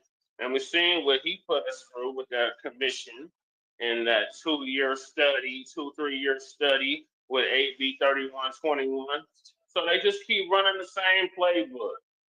Same plays, just a different year and a different face on it. But we can't expect these tethers to put our interests in mind, these boule to put our interests in mind. They crash out for the illegal immigrants. They do any and everything for these illegals. But the base And they're finally admitting, and I was reading an article earlier that they're finally admitting where they went wrong. But are they going to change their ways? Hell no. So What did they FBA admit? family keeps. What did they admit in the article? They admit that their whole party's to blame, because you know how they try to put it on the progressives and they try to put it on the squad or whatever. They said now that their whole party is guilty, and that is the reason why they lost in November.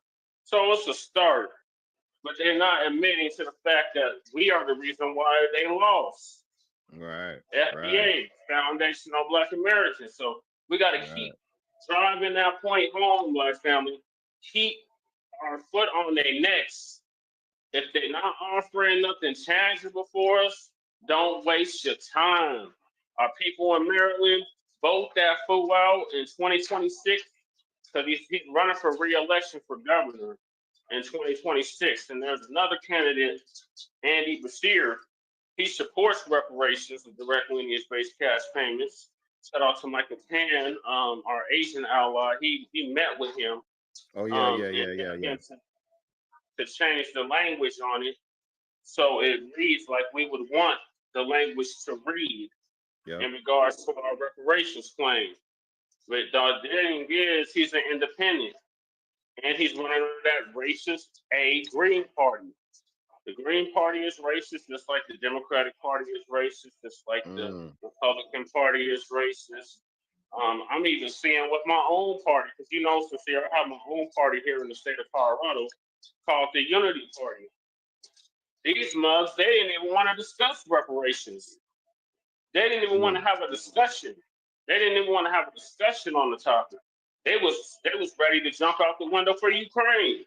And this is supposed to be a centralist, nonpartisan party, independent party, legitimate party here in the state of Colorado. And these months, they didn't want to have a discussion, just even a discussion on reparations, let alone a study or a commission or any of that. And they already know they can't trot out that HR 40. So they are going to have to do something. Exactly. They're going to have to do something. They're going to have to do something tangible for us. Otherwise, they just going to keep losing. And I am liking and loving it. I'm still smoking on my Kamala pack. But that's all I had, Sincere. Keep doing what you do. Shout out to Nicey Girl. Shout out to her daughter. This is her birthday. Shout out to her. Yeah, it is. And make sure y'all check out the Front Line Blacc News. Yes, sir. I appreciate you, man. Appreciate you. Yes, indeed, man. Yeah, that's 100, man. That's 100. You know, don't let them try to talk us into prioritizing any of these other issues. You know, they want to make everything more important than what we talking about. You know what I'm saying? Like, ain't we technically in a recession right now?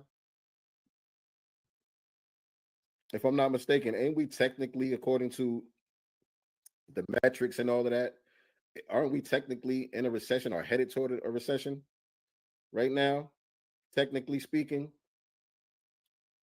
The thing is, we got to ask this question. We're not really sure because we don't know the difference. It don't make no difference in my everyday life, to be honest. You know what I'm saying? Yeah, eggs cost a little bit more. You know, gas prices might be up here and there, or whatever the case may be. But at the end of the day, it doesn't really affect us like that because we've been in the bottom of society regardless to what the economy look like. You know what I'm saying? The economy's doing great, we doing bad as a group, not all of us as individuals. Many people out here getting to it and prospering and all of that, and that's good. I'm not trying to make it seem like all foundational Black Americans are down bad, but I'm talking about our position as a group. We're in the same position regardless of what the economy is doing. So when they start talking about all these other policies that Trump is doing and how, you know, we got to fight against that and all of that, that's on y'all. That's on y'all. And if it's really that important to you, the solution is simple. All you got to do is do the right thing by foundational Black Americans. If it's really that important to you, if he's ruining the country and all of that, y'all rather let him crash out the whole country than do the right thing by us. But that's on y'all. We cool either way. We cool either way. But I'm gonna get up out of here, man. I appreciate y'all tapping in with me today, man. Shout out to Nicely Girl. She wasn't with us today, but she was with us in spirit. She out celebrating with her daughter. Happy birthday again, Jazz. What else? Me and Nicely probably gonna come on one of these days this week, chop it up with y'all, man. You know, we got to talk about stuff that's going on with Diddy. We got to talk about the stuff that's going on with Tory Lanez, Meg Thee Stallion, that whole situation. And the breaking news that we shared earlier about Biden recently being diagnosed with cancer and all that. We got to see what's going on with that. But hold up, before we go, we got my bro in the building, Black Voltron Reloaded. We gotta let Black Voltron Reloaded close it out for us before we get up out of here. What's going on, King? Hey, can you hear me, Sincere? Loud and clear. Oh, right on. Hey, good afternoon, to B1 from Northside Oakland, California. I just wanted to speak on the topic at hand. Jesse Parrish took a lot of my thunder away, but I got to say the same thing, man. When I was going to the Reparation Task Force hearings and stuff, that task force report is extremely exhaustive, as far as not only slavery that was happening here in California, but throughout the country. So I hear what you're saying. Like, you agree with Wes Moore, doesn't want to do a study, but what has he done? I know he just got there, recently, but what has he done in the past? What has been his track record as far as helping out, Black people in Maryland, specifically foundational Black Americans? And what is his policy? What are the net results of his policies? Has he been more worried about, illegal aliens, other people of color, white folks, or has he been, doing what he needs to do? Giving us tangible resources, policies, and looking at our interests as foundational Black Americans. Man, I got to be real, man. These are the right questions. He, I ain't seen nothing he's done.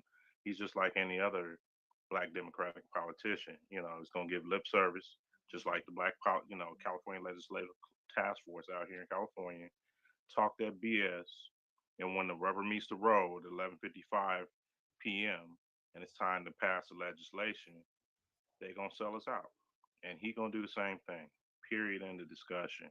Until we fund, our own, candidates, B1 reparations candidates that are looking out for Black people's interests, it's gonna be the same thing. Watch, rinse, and repeat.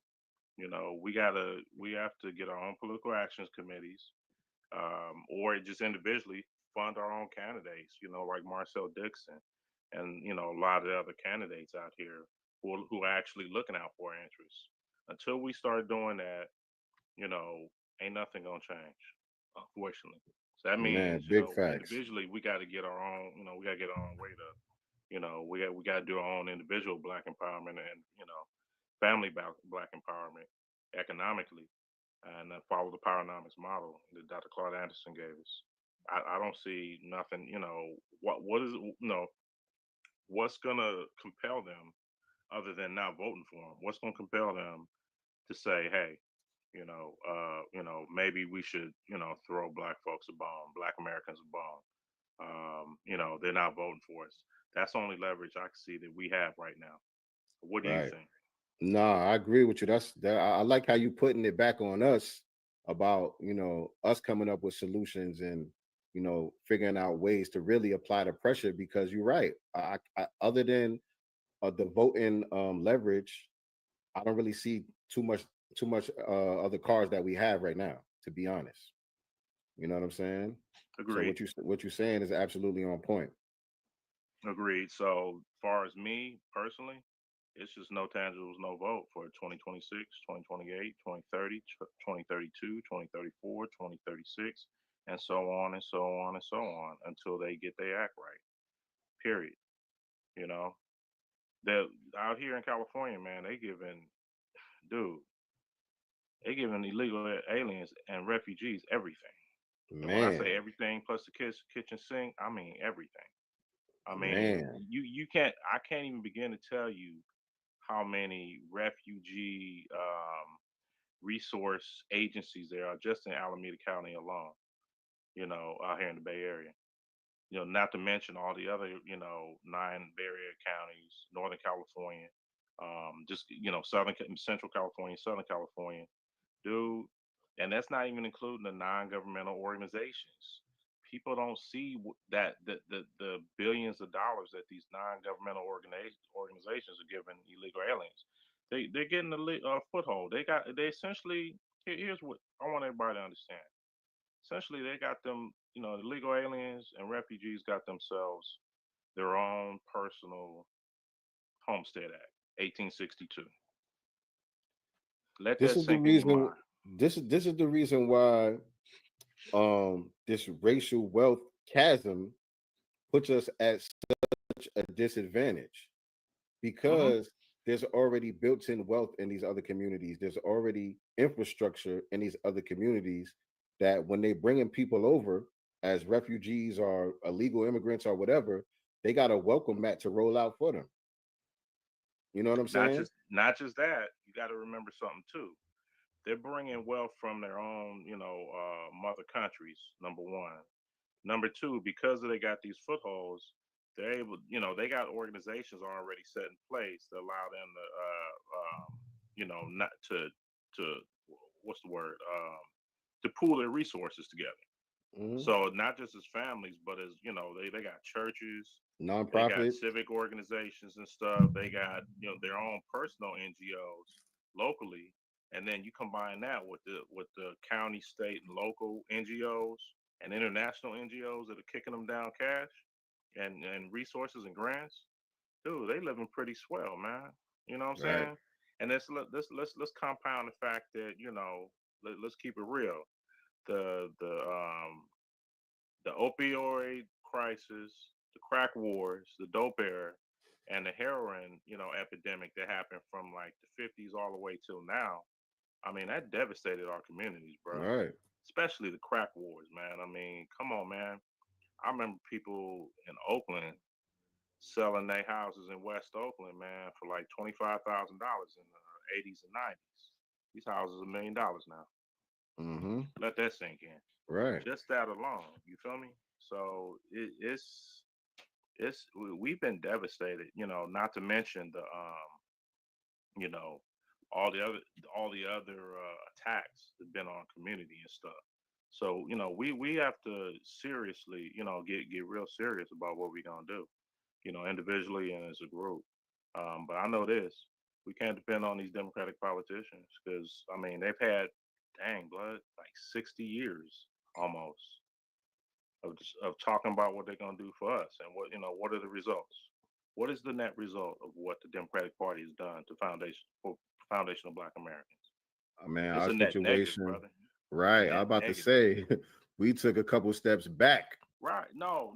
Hey, did you see that study? I think they said recently that they said that the overall wealth of foundational Black Americans are worse than what it was during Reconstruction. During Reconstruction, we were doing better with all the terrorism from the white supremacist terrorist organizations. We were doing better coming out of slavery, coming out of the Civil War in 1865 than we doing right now in 2025, 150 years later. That's Right. scary, dude. And the main reason is what you pointed out, the destruction of Black families with the drug wars and all of that stuff that took place. Just Man. that alone, because at least when we were together and we were pooling our resources, we were forced into segregation and all of that. Right. We were circulating our dollars and all of that. That gave us somewhat of a foothold. You know what I'm saying? Regardless to, everything else that we were up against, that gave us somewhat of a foothold where the integration weakened us, and then the destruction of the family structure.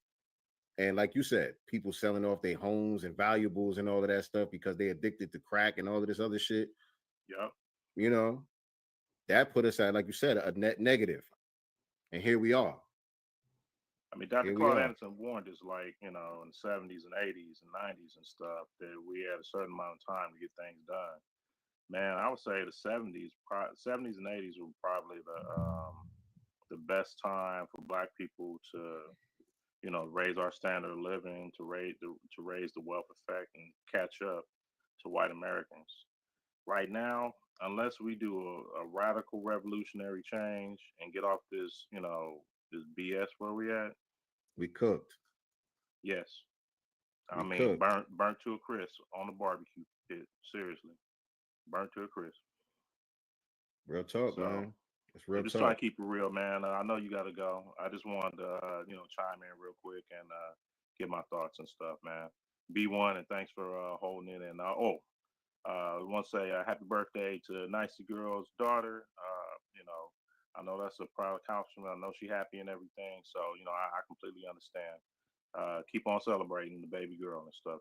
Most important. Yes, indeed. Yes, indeed. Yes, indeed. Appreciate you, man. You For always sure, welcome bud. on. You always welcome on here, man. Anytime you want to chime in. For sure. Thanks, Sincere. B1. Peace. All right, family. That does it for today's episode of Sincere Love to Godcast. Always remember, we are not the master teachers, but we are the master students and signal boosters for the voices of the new Black media. We out of here. Peace and Black love. And those Africans have to be organized to fight for their liberation. And those Africans have to be organized to fight for their liberation. All right, family. That's going to do it for today's broadcast. We broke it down from the Fox News fear-mongering to the Democratic distraction. Reparations is not a buzzword, it's a debt, and we ain't settling for symbolism. That's right, no more vague language, no more people of color placebos. This is about foundational Black American lineage, and we're holding everybody accountable, left, right, and center. Make sure you like, share, and subscribe, and tap in with us every week as we stay laser focused on truth, justice, and clarity for our people. Shout out to the grassroots. We are the movement. And remember, family, ain't nobody coming to save us but us. Stay sharp, stay unified, stay on code. You're invited to join us as we celebrate Juneteenth and our 4th anniversary. There will be plenty of food, fun, great music, good vibes, and all of your favorite KBLA Talk 1580 hosts will be there.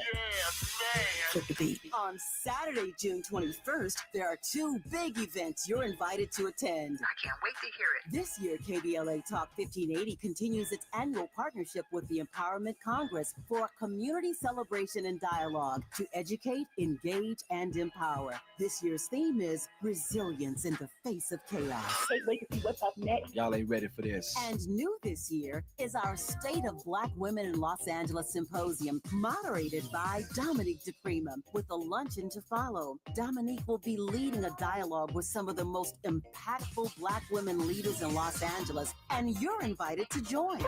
This is it. All of these events are free, but seating is limited, so you must register in advance at our KBLA1580.com website, where you can find all the details you need about each event. Check it out. It's our 4th anniversary, and we would love to celebrate it with you. I love you guys so much.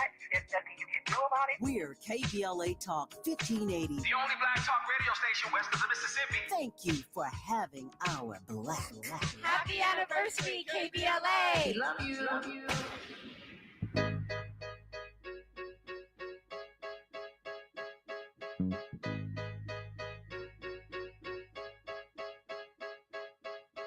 I need a dollar, dollar, dollar, that's what I need. Hey, hey. Well, I need a dollar, dollar, dollar, that's what I need. Hey, hey. Said I need a dollar, dollar, dollar, that's what I need. And if I share with you my story, would you share your dollar with me? Bad times are coming and I reap what I done sow. Hey, hey.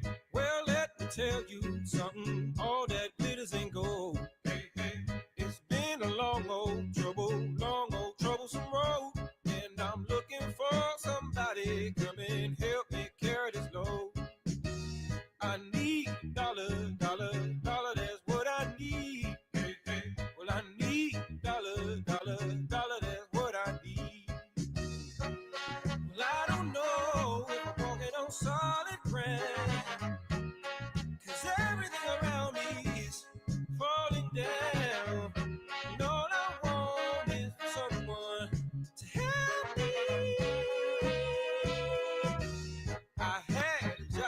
KBLA Talk 1580. I need $1 or several trillion. It is time for Freedmen Friday. We do this every week. It's a comprehensive reparations conversation. Here's the thing. Last week we had a rapper, Jay French, on the show, and a lot of people were upset because he was standing against reparations. I have had a lot of people attacking me online, blah, blah, blah, blah, blah. That's fine. Do you?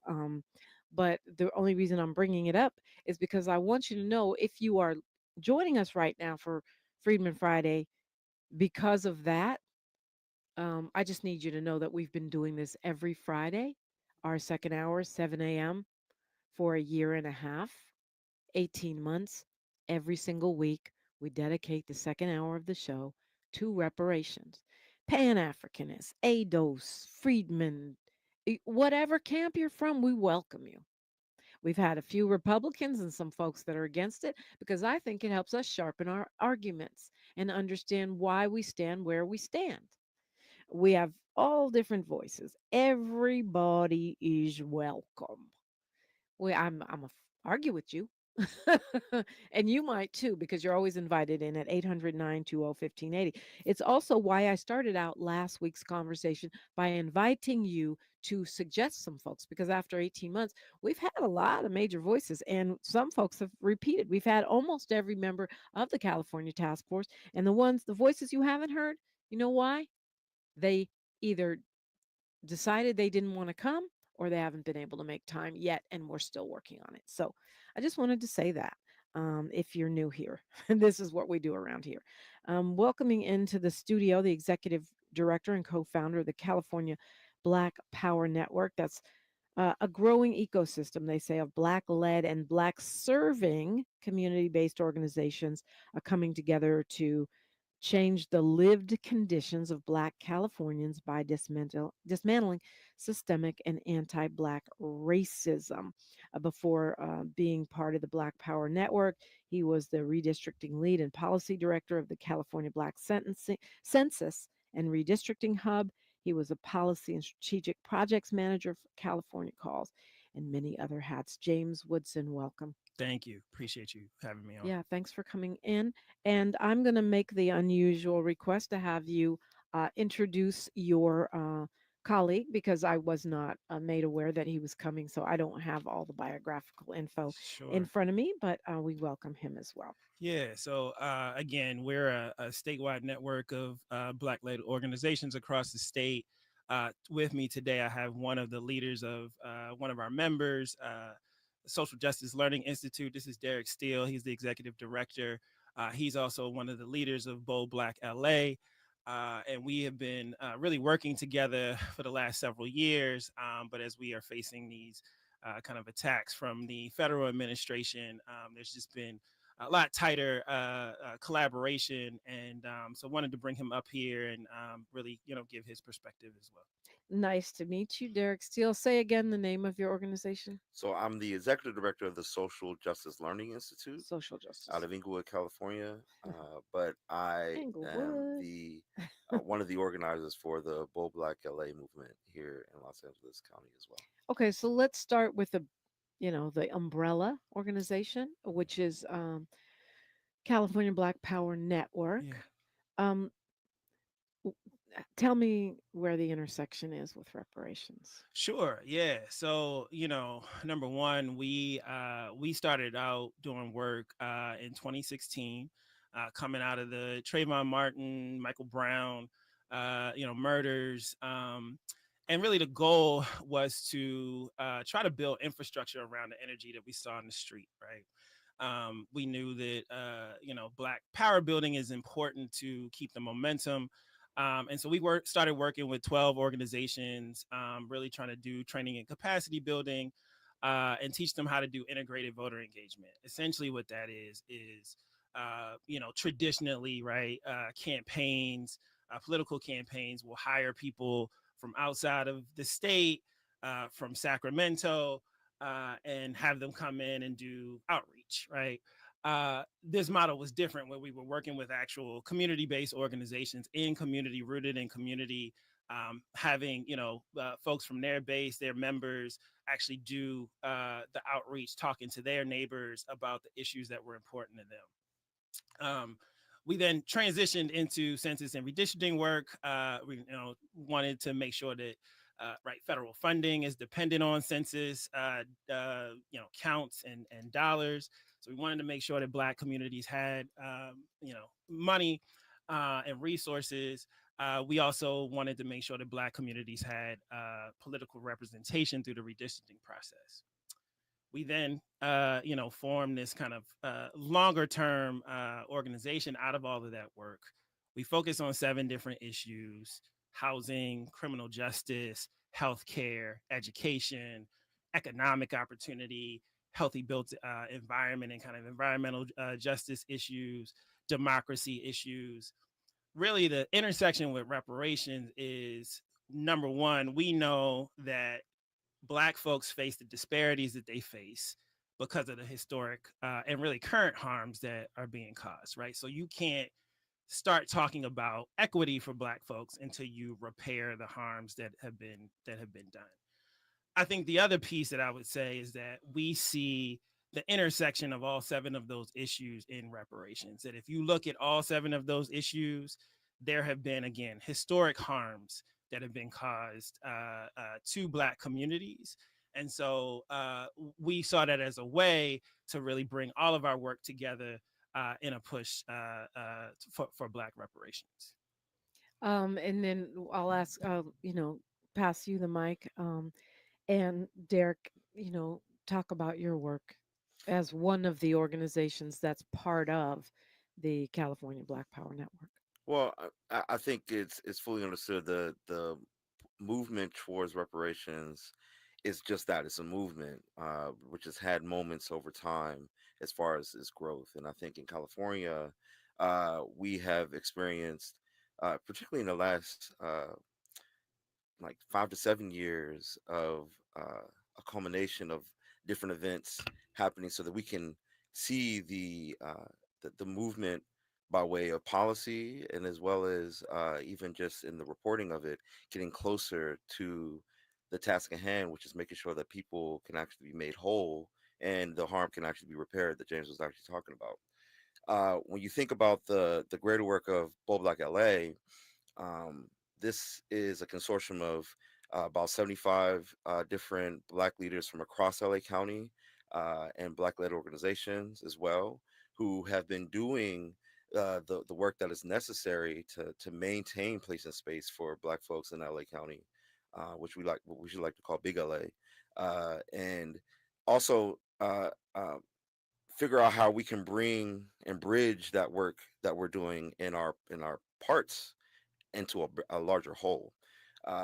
The times that many of us get together is usually when there's an emergency that's taking place, and so we usually have to just respond to what's going on, so we can make sure that again, there's place and space for Black folks in whatever moment that be going on. I think a perfect example of that is when the tapes in LA City Hall went Right, on, the and Nori Martinez, yeah, exactly. Gil Cedillo, Kevin De Leon. Yeah, so there tapes, was yeah. a galvanizing force of making sure that the needs and understanding of what's going on with Black folks and how we show up, not only just in our political strengths, but also in the strengths that we have by way of economic and poverty relief, to housing and houselessness for our people in our communities, as well as what's going on with our physical health and mental well-being. There was a larger conversation, another galvanizing force for that. And so we wanted to say, we need to be able to have plan and action prior to emergency spaces. What is the call to action that we want to have and move forward? And the movement around reparations, beyond the 3 areas of focus I just mentioned, with money, housing, and health, is, those are all parts of the larger piece of what repairing the harm actually needs to look like. So it made sense for us to continue to pull the pieces together by what's happening here locally in LA, the work that's actually happening statewide as well, and start to make sure that we're moving towards not only just equity solutions, but really repairing that harm and making sure people can live whole, free, thriving lives. And Yeah, we do have a lot to talk about. I mean, certainly we're still digging our way out of the debacle of last summer, the reparations debacle on the part of the California Legislative Black Caucus. And I know you guys are doing some advocacy around the new bills. We'll look at that, and we'll look at the role that the California Black Power Network is playing, and where you think we can go from here. All of that is coming up. It is a Freedmen Friday, and you're listening to KBLA Talk 1580. She's reclaiming her time on KBLA Talk 1580. More First Things First with Dominic DePrima when we come forward. The IRS finally caught up with Louie. I hadn't paid my taxes in 8 years. I owe the IRS a lot of money. Louie was in deep trouble. We're going to take your house, put a lien on your bank account, garnish your pay. They don't care. They're going to take your paycheck. Louie found out about Optima Tax Relief, the leading tax resolution firm. A+ rated by the Better Business Bureau, they've resolved over $1 billion for their clients. Optima Tax, they help me. They calm me down. They make me feel comfortable, and I trust them. Louie has a lot to be thankful for. I don't owe the IRS anymore, and I'm able to live a comfortable life, a lot better life. It was because of Optima Tax. For tax help you can trust, call Optima now for a free consultation. Take it from Louie. If you owe the IRS, don't go it alone. Give Optima Tax a call. They can help you. Call 800-919-9077. 800-919-9077. 800-919-9077. Optima Tax Relief. Testimonial from an actual client. Some restrictions apply. For complete details, please visit OptimaTaxRelief.com. KBLA Talk 1580 congratulates Pastor and Mrs. William Sachs Epps on their retirement from stewardship at the historic Second Baptist Church. Dr. Epps has faithfully served Second Baptist as its senior pastor for 37 years. What a legacy of love and leadership. Pastor and Mrs. Epps will be honored at a luncheon on Saturday, July 26, 11 a.m. to 2 p.m. at the Sheraton Universal Hotel in Universal City, and you're invited to attend. Noted scholar Dr. Michael Eric Dyson is the keynote speaker. For ticket information, please contact epsretirement@gmail.com or call 213-399-2103. That's epsretirement@gmail.com or call 213-399-2103. To Pastor Epps and First Lady Epps, congratulations from all of us at KBLA Talk 1580. The conversation continues right now with Dominic DePrima on First Things First. Right now. Yeah, so we do have a lot to talk about, and we're being joined by Derek Steele of the Social Justice Learning Institute and James Woodson, Executive Director of the California Black Power Network. And I referenced the August 31st disaster. To me, it was a disaster, even though there's a lot of revisionist history going on right now. Our California Black legislators decided to abandon the bills that they had previously championed and not put them up for a vote. We've talked about it ad nauseum. We don't have to go into the details. Pretty much everyone knows. Now we have a new slate of bills.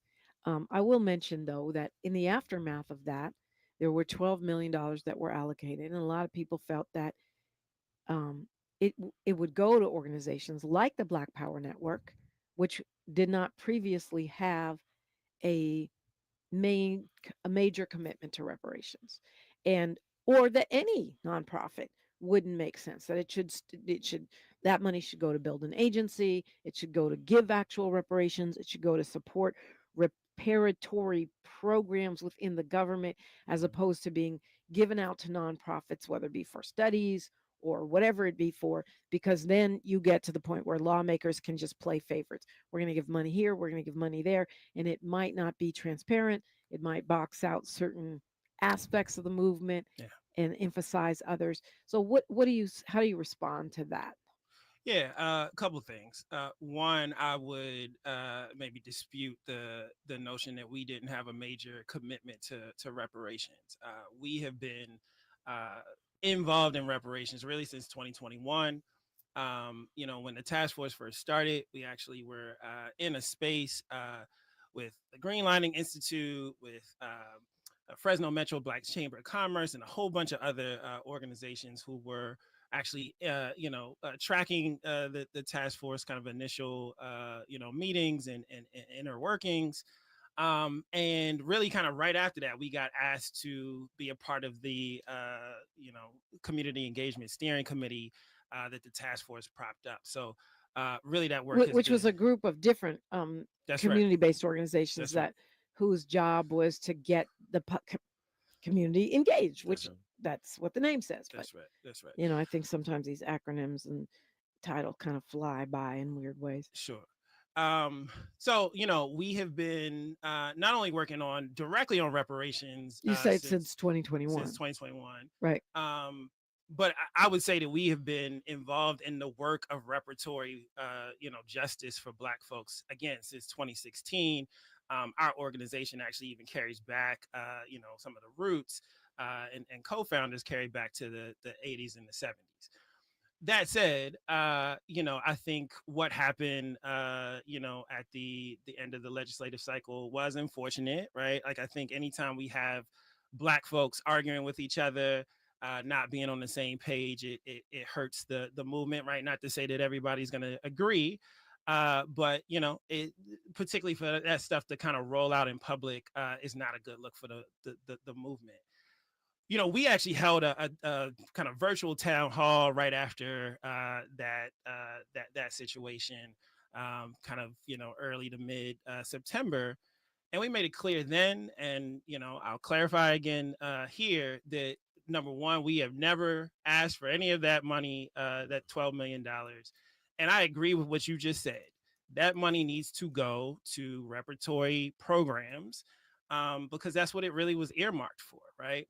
And my organization, while we don't have the money that white and other kind of non-Black organizations have, we're doing okay. But we know, right, again, our goal is to make sure that the lived conditions of Black Californians are such that Black folks can thrive in the state and not just survive. And so I want to see resources go to Black community members, not necessarily to organizations like us. Like, again, we need organizations to do this work and to get behind the movement. But if that money was earmarked for Black community members, that money needs to be used in that way. Well, I think part of the problem was it wasn't really earmarked at all. It was set aside for reparations. But again, I've heard many different arguments. Well, that's not enough to stand up an agency or a bureau, but it's more of an enough than a nothing. That's true. Or what, and whatever programs actually are allowed to be signed out of the governor's office, which is a whole other conversation. Right. They're going to take. Hopefully, we get into that. It's going to take some. Yeah, it's going to take some resources to implement those, whatever they are. That's right. Starting with, perhaps we need to buy a bigger pen for Governor Newsom. That we could spend a few bucks on that. Or a different brain. Well, yeah, that might be more expensive. Or just unhook the Neuralink. But anyway, so the question is, we do have I guess a slate of bills that are out now. Yeah. And the time for those bills to reach fruition is right now, right? Yeah, that's right. That's right. Yes. They are moving through the legislative process. I think a few of them are in appropriations right now, which, the moniker is, that's where bills go to die, right? And so we're trying to make sure that those bills do not die, that they continue on, right? We know that this is a long process again, right? Like you saw, the end of the legislative cycle was in kind of, late August. And so we know that this, at least this part of the fight will last for a few more months. But we also know, right, that this is not the end of the story, that we need bigger, bolder reforms. And really, that's what our organization is ultimately interested in. Some of these are not controversial. Some of them are. I'll say that, I don't want to, again, go off on a tangent, but some people were upset that the California Legislative Black Caucus called this the Road to Repair 2025 instead of using the term reparations. Do you see that as a sign that they're trying to acquiesce to a Trump administration environment or backing off of a commitment to reparations? Or is it an issue for you. Yeah, I don't think it's acquiescing at all. Going back to what James was saying about the global we, it's not just CBPN; it's the organizations that are all a part of this movement. And again, this continuum that we've been a part of and helping to make sure the reparations can be brought to fruition. We've had to go with the ebb and flows of what's going on because let's not pretend like the world that we're in wants to see this happen. Even in all the things that happened in August last year, the seeds of the separation of the camps and that created this out in the open conversation. I like to liken it to inside the house and outside the house conversations. The inside the house conversation ended up outside, and there was stoking that was happening either from media or from the Republicans who were involved in all this to actually stoke the flames of us being divided in all of this. And so I think as we come back to this and we start to have the conversations around how we march forward, we take the learnings that we have from those types of interactions and figure out how we best move the conversation forward into the future. And so reparations is about repairing the harm, right? So we're not changing the conversation. We're having the same conversation. We just, know how to use language to be able to move our agenda to the forefront while they're having all these global conversations around how they're trying to eliminate DEI and do this and all these different things. We know how to use language, we but so gotta- also sometimes we like to use language to make it seem like we're doing things that we're not, because some of these things are not reparations, but they're part of a road to repair priority build package. For sure. That makes it feel like you're playing in our face. Mm, Like, mm. okay, that's a good thing, but don't call it reparations, right? So, I think you're right. We can use language to our advantage to continue to move the agenda, because it's not obviously not just talk, it's also action, to move the agenda forward. Mhm. But when it's on some little things that aren't reparations, then why are you doing that? I could was give just- an example. I Okay. don't know if you no, go ahead. No, What you were I gonna would say say. that clear as day, we know that one of the first pieces of reparations that we all see as Black folks is making sure that the check is cut on the things that are necessary for the harm that's done. So we need So that. So here's when an you say, example. so if you're looking at SB4 this, you don't see. SB 464 seeks to expand employer-employee demographic data reporting to the Civil Rights Department for the purpose of enforcing civil rights protection under the existing law. That is not reparations. I hear you. That's civil rights enforcement. Mhm. That's not reparations. For sure. So why are you doing that? Why are you playing in our faces like that? Especially after you back down from things that were clearly reparative. Yeah. But I'm not going to speak for the Black Caucus. They need to speak for themselves. Yeah, and the only that and big ups to Isaac Bryan, who's the only one who came in here and sat down with me That's after right. that. Yeah. What I imagine that they're doing is, right, to me, that what you said about certain pieces of legislation not being reparations was also true last year, right? And Yeah, but they that's called it fair point. reparations, right? Fair point. What I think is happening is that what's really coming out is the Black Caucus's legislative package, and some of that includes reparations legislation, some of it doesn't. And I think this year was an attempt to try to clarify, like, look, this whole package is not reparations. Okay. But again, they got to speak for themselves. Oh, no, I imagine understood, that but I mean, as Californians and you're building Black Power, then Yeah. we're looking at what we support and what we don't. I've got news, traffic, and sports here. There's a couple key bills that are reparations. about to say. Want to look at those when we come forward on KBLA Talk 1580. A safe place to go loud. A great place for progressive politics. KBLA Talk 1580. I'm Bree Wood with BIN News Now. Sean Diddy Combs' sex crimes trial is done for the week after rapper Kid Cudi testified his car was firebombed in 2012 amid tensions over dating Cassie. He posted a video on X after Thursday's testimony. This is a stressful situation. I'm glad it's behind me. A makeup artist also described seeing Cassie with facial injuries. Combs faces life in prison if convicted. Authorities in Washington, D.C. say 31-year-old Elias Rodriguez confessed to killing 2 Israeli embassy staff in D.C. at the scene of the crime after a diplomatic event. Charged with murder, he reportedly told police, "I did it for Palestine, I did it for Gaza." And after a deadly tornado hit St. Louis, rapper Sexy Red pledged support for her hometown, saying she had major plans to help and urged residents to stay strong and patient. 5 people were killed and thousands affected. KPIN News Now on demand 24/7 on the iHeartRadio app. Right now, there are young people across the world facing a tough choice: continue their dream of education or drop out to help their family put food on the table.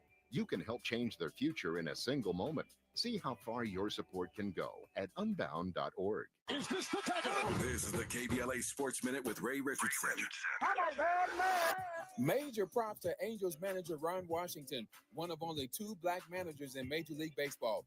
Washington has his team balling.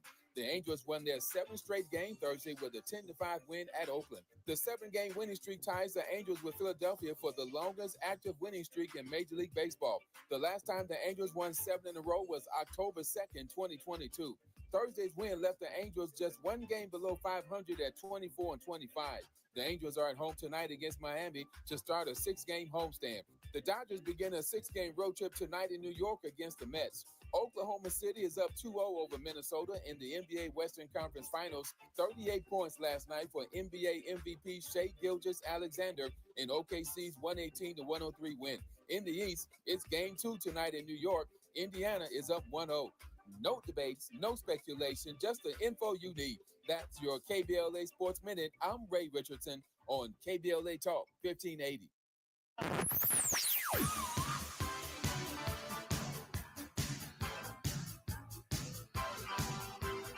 This is KBLA Talk 1580.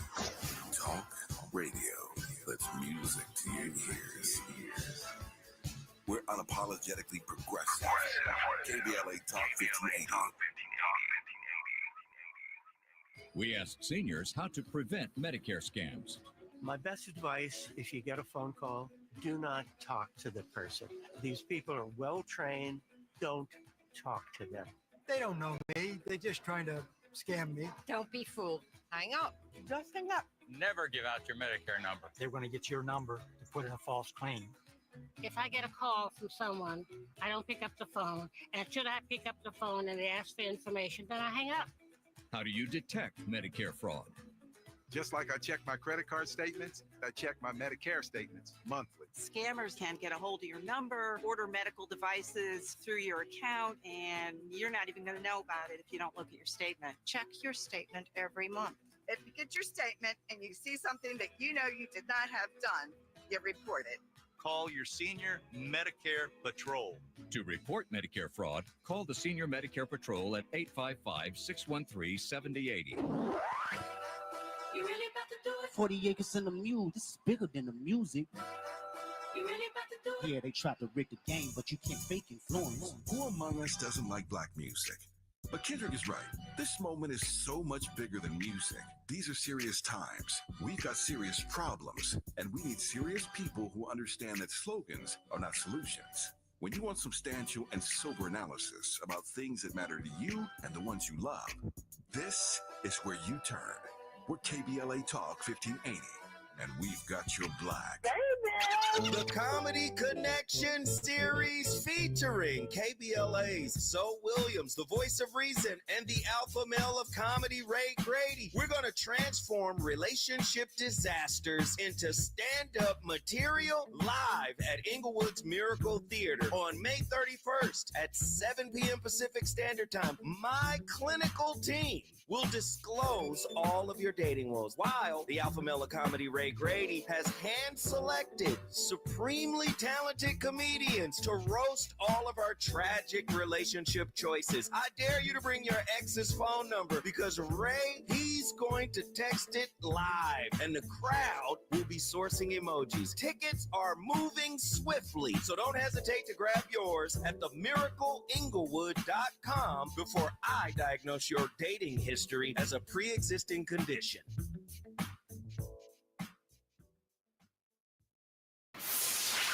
We're not for everybody, but we're We're for everybody. You're listening to KBLA Talk 1580. Yes, we are for everybody. Right now, we're talking reparations. We do this every week on Friday. We've been doing it for a year and a half. Welcome in if it's your first time. And you're always invited to call 800-920-1580. We'll spend the last half hour of today's show from 8:30 to 9, just, whatever you want to talk about. So yeah, you may want to unpack some stuff before the clock runs away from me. James Woodson is here. He's executive director of the California Black Power Network, and Derek Steele, who's the executive director of the Social Justice Learning Institute of Inglewood.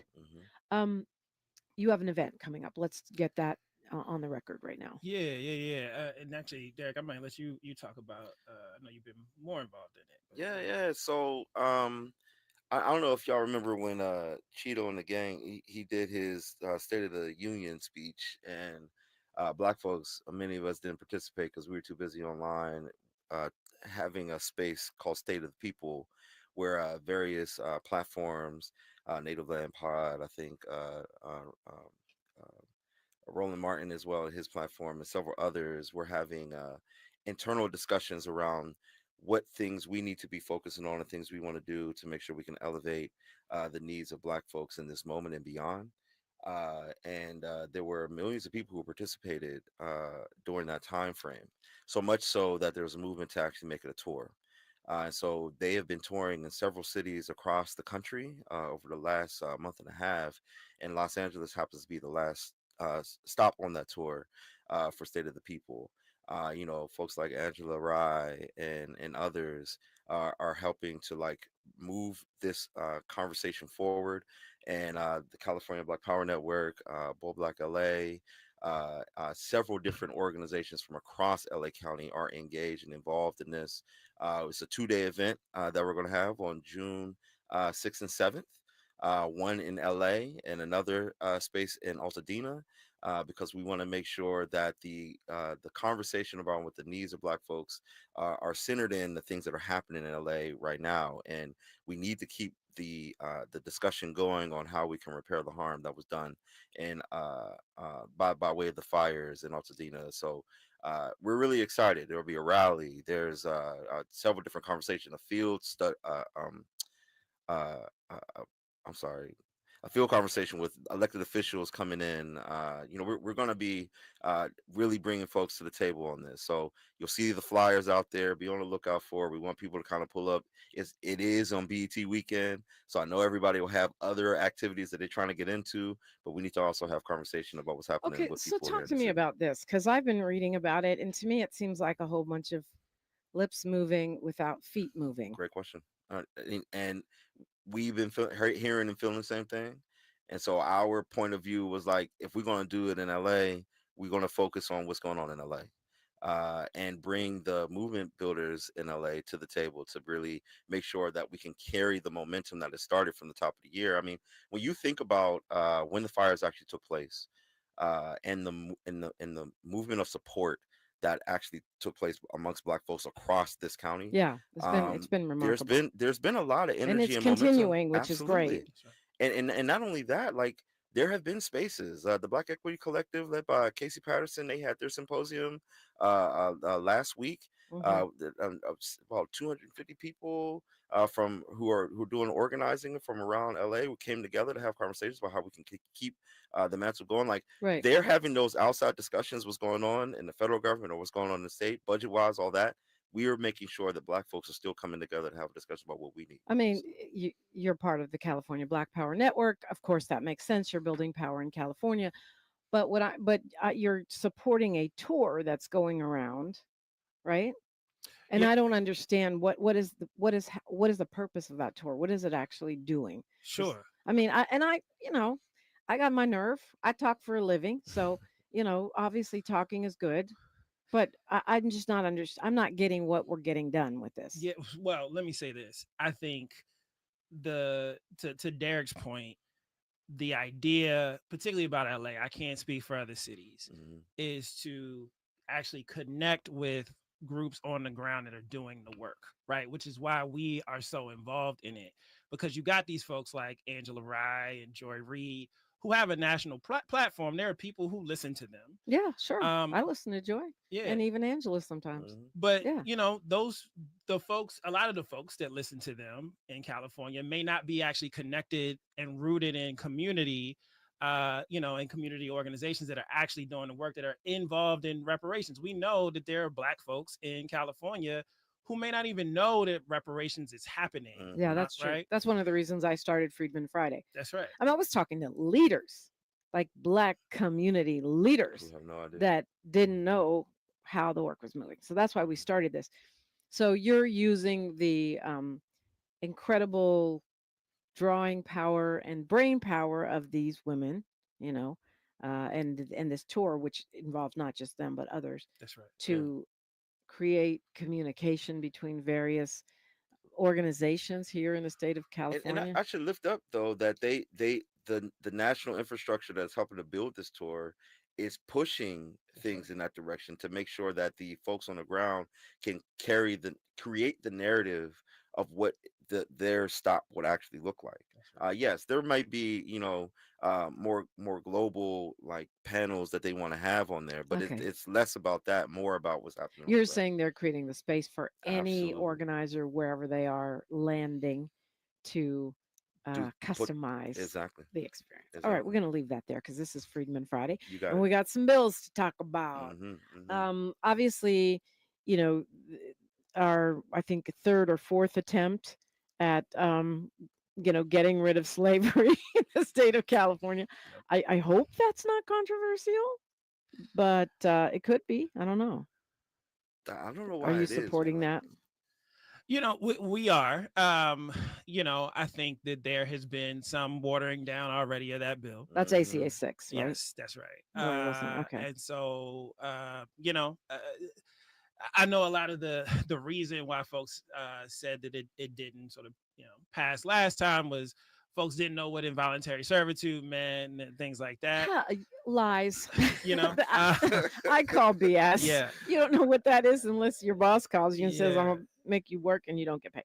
Okay. Yeah, so you think it's watered down, but you're supporting it anyway. How do you water it down? Okay.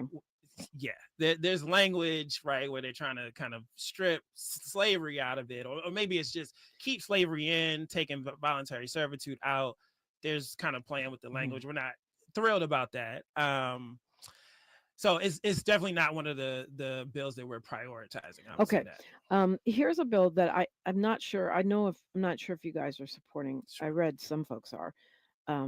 And I think you're part of this group. So that's why I think you might be. SB 437. This is a Weber Pearson, the most controversial one, requiring the California State University to independently research and report on scientific methodology to determine an individual's genealogical fingerprint. Yeah. Blah, blah, blah.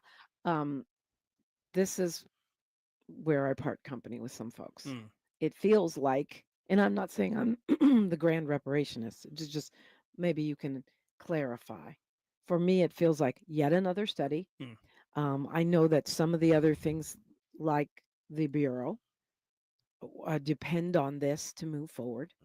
And to me, that's a problem. This is basically the governor's wishes as a bill. Yeah. Are you guys supporting it? So, the coalition that we're a part of, Alliance for Reparations, Reconciliation, and Truth, or ART, is supporting it. Yeah, that's what I was referencing. Yeah, it's not one of the bills, again, that CBPN in particular is prioritizing, and the reason... CBPN being California Black Power Network. Sorry, acronyms. Yes. And, part of the reason for that is because there's so many dynamics involved, right? To your point, right? The governor has gotten involved in this issue. There's questions around, data privacy, which is really why we got involved to make sure that there's provisions, right? If this is a bill that's going to move, we need to make sure that Black folks are not going to get targeted, through their data. I think that's a fair point. But the concern that this could be a poison pill that stops any other reparations legislation from moving forward because we have to wait for the study to be finished and there's no sunset on it. To me, that supersedes everything. Yeah. So if that is not fixed, there's a difference between it being a priority and being a problem. Sure. Right? If it's a problem, it should not only not be a priority, it should be something that we organize against. Sure. What I would say or is or organize to change it. Sure. What I would say is, right, that number one, there needs to be some sort of infrastructure in place to make sure that we're, having accountability and oversight over the whole kind of reparations lens. Now, I think that there's also existing infrastructure that can be used to administer, a reparations kind of, series of programs.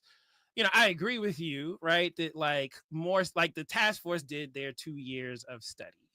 I think that they came up with a framework for who's eligible. Mhm. I do think that, we need to make sure that, folks who are not eligible are kept out of, right, getting benefits from reparations processes. And so I think even if this bill passed, we would want it to be a very sort of quick process so that we can get, again, going back to the $12 million, we think that people need to get benefits from this. Right. And the quicker that we can do that, the quicker, we think that Black folks can get to liberation. Yeah. Okay, so as of right now, you're still supporting it, but Largely again to make sure that there's data privacy protections. I get all that, but to me, if it's blocking everything else from happening, and I don't understand why couldn't that happen inside of a bureau? Why does it need to be a whole bill with with an endless study that can end up, tanking everything, stalling everything? Well, the bureau and the study are really kind of two separate things. I know, right? that's what I'm saying. Why can't you? But why couldn't a bureau administer their own, administer their own deeper dive or solidification of the framework that's already been created by the task force? And maybe we have a different understanding about the bill. My understanding is that the bureau, like the study, is not going to hold up the bureau's process. We actually have other bills, right? AB 57, AB 62. One is like home assistance for descendants of enslaved persons. That's the other, McKinner's bill. That's right. And you're supporting that. We're supporting that. I mean, clearly, that would be reparation. At least it goes under the category of reparations. Absolutely. As does all of the things we're discussing, I would say, so far. But maybe my point, right, is another AB 62, which is eminent domain restitution. I don't think that those pieces are waiting on a study. I think those things can move. I think the way that they're written, that they can move without the study under a bureau, under any sort of kind of framework. Maybe. I mean, AB 62 seeks to create pathways for victims of racially motivated eminent domain to seek redress. Yeah. So that's, I mean, that could be reparations. Racially motivated could include Latino, Asian, whatever. So I guess you wouldn't need a definition of who's eligible. But the home assistants, descendants of American chattel slavery. Yeah. Now we have to go back to 437 and wait for the California State University to decide what that genealogical fingerprint is for verification of who's a descendant of an enslaved. Anything that fits that lineage model, including Isaac Bryan's bill to authorize priority admissions, which I do believe, unlike some others, is reparations for priority admissions, but we have to wait for Governor Weber Pearson's bill to determine who's eligible. It doesn't have to be written there. It's obvious. If the state of California is commissioning a 500-year study to figure out who's eligible, we have to wait for that study to be done before anyone can claim eligibility. Again, I think if you read the bureau, the bill language in the bureau bill, you'll see that the director is responsible for administering and determining eligibility. I think that the study is there to, again, make sure that people who are not eligible are really sort of kept out of that process. I don't read the bureau bill as being dependent on the study. Yeah. Okay, well, let's that's something that many reparations activists do believe. And from my reading of it, not that I'm a lawyer, it does appear that. And, when I've spoken with legislators about this, they have also said that could be a problem. My response from them was, we can fix it. So where's the fix? It needs a sunset. You can't have a study that's going to go on forever Sure. that's making a definition of who's eligible for reparations and then say, well, it's probably going to be okay. Yeah. When you have a governor who's already vetoed, Sure. like eminent domain, racially biased eminent domain Sure. repair, and the governor was at least part of the reason for the debacle of last summer. So I think to just step out on faith and say, well, let's go with 437 because probably the Bureau can override this, it doesn't seem wise. Well, I think to that end, because you also brought up Isaac Bryan's bill, AB 7. Yeah. I think the moving pieces on different bills can actually help to push the mantle on others, right? So that bill being so straightforward and being very understanding of those who are descendant of insular folks in America being able to have the opportunity, and let the universities decide what that criteria is, which will probably end up in court, like you said, and like the quickness on that move. Let the universities decide, but the universities have been empowered by the legislature and the government to decide through a study that has no end date. But I want to underscore 209 is still an aspect that has to be dealt with in all of this. The as well, anti-affirmative right? action. Exactly. Right. Right. And so going down this pathway of having to actually really define, who we are talking about with this, and also having a designation that could, go all the way to the Supreme Court. Who and the way that this may go, this can actually change the landscape, not just here in the state of California, but actually across the nation. So this movement, again, I want to start by what I was saying before. This is a continuum of work. Like we are very critical in pinpointing the pieces that we are at right now in this moment, but the things that we are doing in this moment actually open up the door for the future rollout of what reparations actually look like in this country. Well, Ronnie Lynn saying in the chat that the task force has already decided the framework. You said the same thing, James Woodson. So why do we need another study? Well, what I would say is that the task force report doesn't tell you how you prove eligibility. Right. It tells you who is eligible. But a bureau could do that.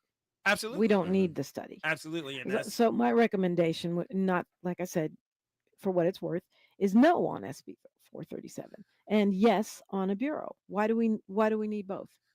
Well, again, to Derek's point, my question to whoever would be supporting a bureau and not supporting, a study. Now, I agree with you that a study doesn't need to be extensive. I wouldn't even call it a study. I think we need a framework. Well, then why doesn't Weber Pearson or somebody in the legislature put forth an amendment that sunsets that study after 1 year? I absolutely agree with that. Then I would support it. And that's fair. That's fair.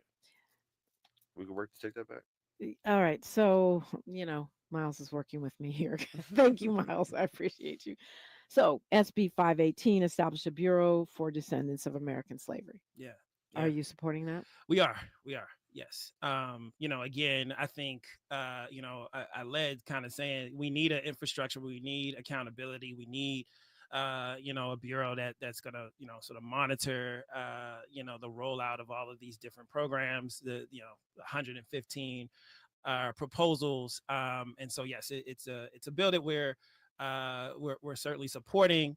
Again, we think that direct benefits is where the priority needs to be, which is why we prioritize AB 57, 62, and AB 7. 57 is the home purchases. Right. Yes, you said 62 was redress for eminent domain, even though that's for anybody who suffered racially motivated. And then what was the other one? AB 7, which is to clarify 209, ensure state, local, and county institutions understand the intent and parameters, what would that actually do, though? Because it doesn't overturn 209, right? Well, I think you're talking about Corey Jackson's bill. This is Isaac Bryan's bill, AB 7, that would give preferential treatment. I got you. AB 7, right, yeah. as opposed to ACA. Okay, That's right. Got you. So for us, those are the priorities because those are giving direct benefits, right? The Bureau is important, right? We think that, again, there needs to be infrastructure, but we're more interested in how do we get direct benefits to Black folks in the quickest way possible. Oh man, we only have a few minutes here. Would you say that $12 million, which is hopefully still sitting there, would make sense for it to go for the administration of a bureau, or you so that if AB 57 or AB 7, the higher education, the home buyer assistance, when we haven't even talked about universal basic income, if these things come into play, that they would be administered through that agency as opposed to giving them out to nonprofits, those dollars. So again, our priority is to get those benefits out to community members, not to organizations. I think that 12 million could be used again for the home assistance program, could be used for the eminent domain pieces. That's where we would prioritize it. I think $12 million, and you kind of mentioned it earlier, is not enough for us to do much of anything. And so we think that there needs to be more money. But certainly, I think we would prioritize how do we get, direct benefits, direct assistance, direct resources to community members. And that's how we kind of see those three bills giving those direct benefits as quickly as possible. And sadly, we do not have the funding mechanism similar to what Bradford put forth last year, which would be the obvious place for those dollars to go to fund any reparations-based programs or legislation. That's certainly something we would want to see in the future, right? Like the caucus needs to bring things like that. We need systemic reforms that are actually going to fuel, right, the infrastructure, fuel the benefits that are needed here. For sure. For folks that want to connect with your California Black Power Network or, Bold Black LA, give us your contact, how to follow you. Yeah. So our website is blackpowernetwork.org. Our handles on all of the kind of social media, we are not on X, but everywhere else is BLK Power Network. You can find us there. We would love to connect. We've got, newsletters that we send out to keep folks informed in what we're doing. And then the State of the People tour, I think is stateoftheppl.com that folks can go to. For sure. And you're in the Bold Black LA? You can follow us at Bold Black LA on all platforms. And I encourage folks, continue to be a part of the conversation. Tell your stories. The bills are actually happening. Lend your voice to what's happening. There will be opportunities to actually go up to the state in Sacramento over the next several months. We want you to come with us, make your case, so we can make sure that we can push this mantle forward and be our part of the continuum of work. I mean, right now, I feel like in this era of our country, this chapter of our book, the fact that reparations continues to move on the city, county, and state levels is remarkable. Absolutely. And I feel like that is one thing folks can grab onto if they need to feel encouraged, inspired, and motivated in the middle of the encroachment of authoritarianism and fascism in our country. That's right. Yeah, we need to both defend our values and rights, but we also need to push in the direction of what we want to see. We think that that's what reparations is about, and so that's why we're still working on it. All right. Well, thank you guys for coming in. It's always much better when folks are here face to face. James Woodson and Derek Steele, appreciate you. We've got a special musical vibe coming up for your weekend, and then we're opening up these phone lines. It ain't over. It's KBLA Talk 1580. KBLA 1580 Santa Monica.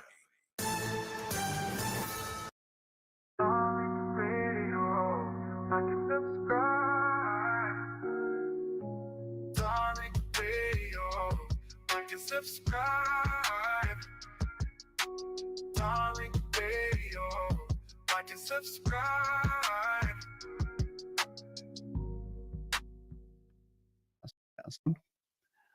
Some of you have already guessed, so this won't surprise you at all. But I have the same cancer that Joe Biden has. So I also have prostate cancer that has also spread to my bones. But I've had it longer than he's had it. Well, longer than he's admitted having it. So my life expectancy is maybe the summer. I expect to be checking out from this domain sometime this summer. Now, all right, what's going on, man? We're in here. Ladies and gentlemen, and a round of applause to you. We are in the building doing that late night tap in with Tariq, and I am Tariq Nasheed. I am your gracious host and conductor for the empowerment train on this broadcast, ladies and gentlemen. Glad to have you guys tuning in. What I do ask is that everybody give me a nice retweet. If y'all can give me a nice retweet, that would be absolutely phenomenal, ladies and gentlemen. A retweet would just make my day. And before we do that, let me shout out a couple of the regulars in here because we're going to get right up on the calls. Ladies and gentlemen, we're going to get right up on the calls. We got Rashonda, we got Sir Mike, the Black Receipt, we got Michi God, Highland, we got Ty Powell, the Black Republican, Miss Skyline, we got No Cap, MRK, FBA Chuck, Percy Earl, Monsoon, Obsidian, and so many more. Cha-Cha, I see you. Brother McCall in the building, Love I Am, Grinds TV, and the Tethernator in the building, ladies and gentlemen. Glad to have y'all in. A lot of stuff we're going to hit on, and we're going to get the calls early, but I always say that and end up going in for like 30 minutes. But listen, boy, we got to give it up to the ancestors. Our foundational Black American ancestors are not playing out here, ladies and gentlemen. Our ancestors are awakened, they are energized, they feel our energy, they feel our honor and respect for them, and they're being reciprocal with doing their spiritual duties. It's a lot of things going on that we got to give up to the ancestors, the Majara spirit, the whole shebang. Right now, family, there is a ancestral reckoning. You understand? There's a metaphysical backlash against injustice. And we're seeing a lot of retributive and corrective energy that's happening out here. We saw recently this week with the Nottoway plantation down there in Louisiana catching on fire. Family, this week we found out there in North Carolina, they have a Confederate museum that pays homage to the Confederacy. They had a bunch of Confederate trinkets in there, so they pay homage to the Confederacy. A damn storm happened. A tree fell down on the museum and destroyed the whole thing. Family, the ancestors are talking. Family, y'all remember the other day, I was just talking about the ancestral energy and the trees. I was talking about that the other day. Spending time down in Louisiana, all of those trees down there. I broke that down, how the trees retain a lot of ancestral energy and memories, especially in places where there were atrocities against us. You'll see that in the Carolinas, in a lot of places, especially in Louisiana. Those trees hold those memories and energy. I don't think it's a coincidence at all that a damn tree fell down on a Confederate building and destroyed that shit. I don't think that's a coincidence at all. Family, we're gonna get a little metaphysical. We're gonna get a little deep. But just understand trees, let's talk about just hoodoo. This goes into our hoodoo Majara spirit because that's what is our energy and our spiritual practices were about. It was about connecting with nature, respecting nature, and becoming one with nature, transferring our energies to nature. And when we deal with trees, they're living witnesses to atrocities. Trees are the oldest living things on earth. Like a single tree can live for hundreds, thousands of years, hundreds or even thousands of years, standing in the same spot while human history just unfolds around it. So you see trees around these slave plantations, cotton fields, cabins. Man, you know what these trees witness? That's why there's a term called witness trees. There's a term. People relish witness trees, trees that were around places of significant historic meaning. But just imagine these trees in North Carolina, the trees in Louisiana. What did these trees witness? They witness brutalization. They witness us getting beaten on these trees. They would tie us to these trees and beat us. They witnessed us praying. We would go by the trees to pray. Those trees witness lynchings. So a lot of that energy goes into those trees, and the trees absorb those energies. You see, trees are always looked at as spirit vessels, especially in hoodoo culture. They're not just inanimate objects, they're spiritual beings. You know, like I said the other day, if you give certain plants positive energy, they will react positively. If you give them certain energy that's negative, many of them will wither and die off or turn different colors. Plants, trees, all of those things, they feel and vibe off energy. They are living entities. So atrocities are absorbed by these trees. Just wanted to make that clear. So when we see something, what's up, Professor Allen, our good sister Wani? Good to see y'all in here. So family, a tree falling down on a Confederate museum, that ain't no damn coincidence. That's just sweet ass justice. And they just tore the whole shit up. I mean, the tree destroyed it. Just a random fire happening at the Nottoway plantation and burning it all the way down. These are not coincidences. That's like the third or fourth time like a lightning or something struck a slave plantation. Come on, we gotta give the ancestors their props, man. It's okay. It's okay to give them their props. I'm giving them their props. They're telling us something. They're letting us know we hear you, we see you. We're rocking with you. Down in Louisiana, they got those trees, they call them Spanish moss trees. Those trees, there's like, I won't say leaves, there's like these little pods that come from the trees that look like hair.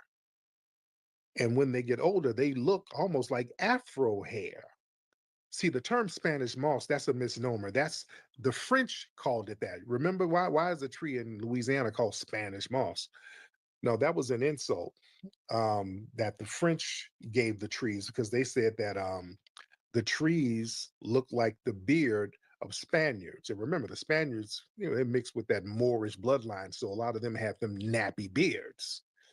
So it was like an insult, almost like a racial insult to the Spanish. Like, oh, look at these trees. They look like your beards. It's all nappy and shit. We're going to call it Spanish moss. So yeah, that was an insult. But those trees, they retain, you see them all through Louisiana. What my Louisiana people, you know them Spanish moss trees are everywhere. And you can feel the energy in them damn trees. And you go on them plantations, they would use that quote unquote moss. It's not really moss. It's something else, but it's not moss. But those quote unquote moss pods, they've used those to stuff pillows. They use them for so many different things on plantations. So we were connected with all of that stuff down there.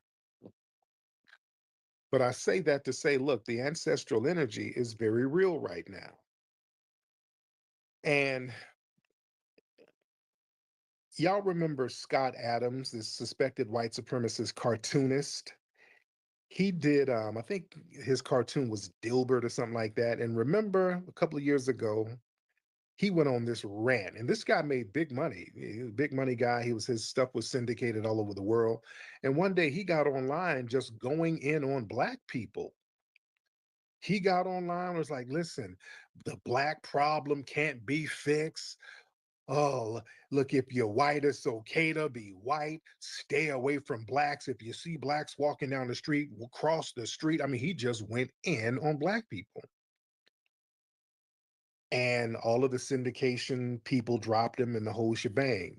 And he got embraced by the Reddit 4chan crowd. But yeah, his career was pretty much a wrap. But he made his money. He made a lot of money off his cartoons.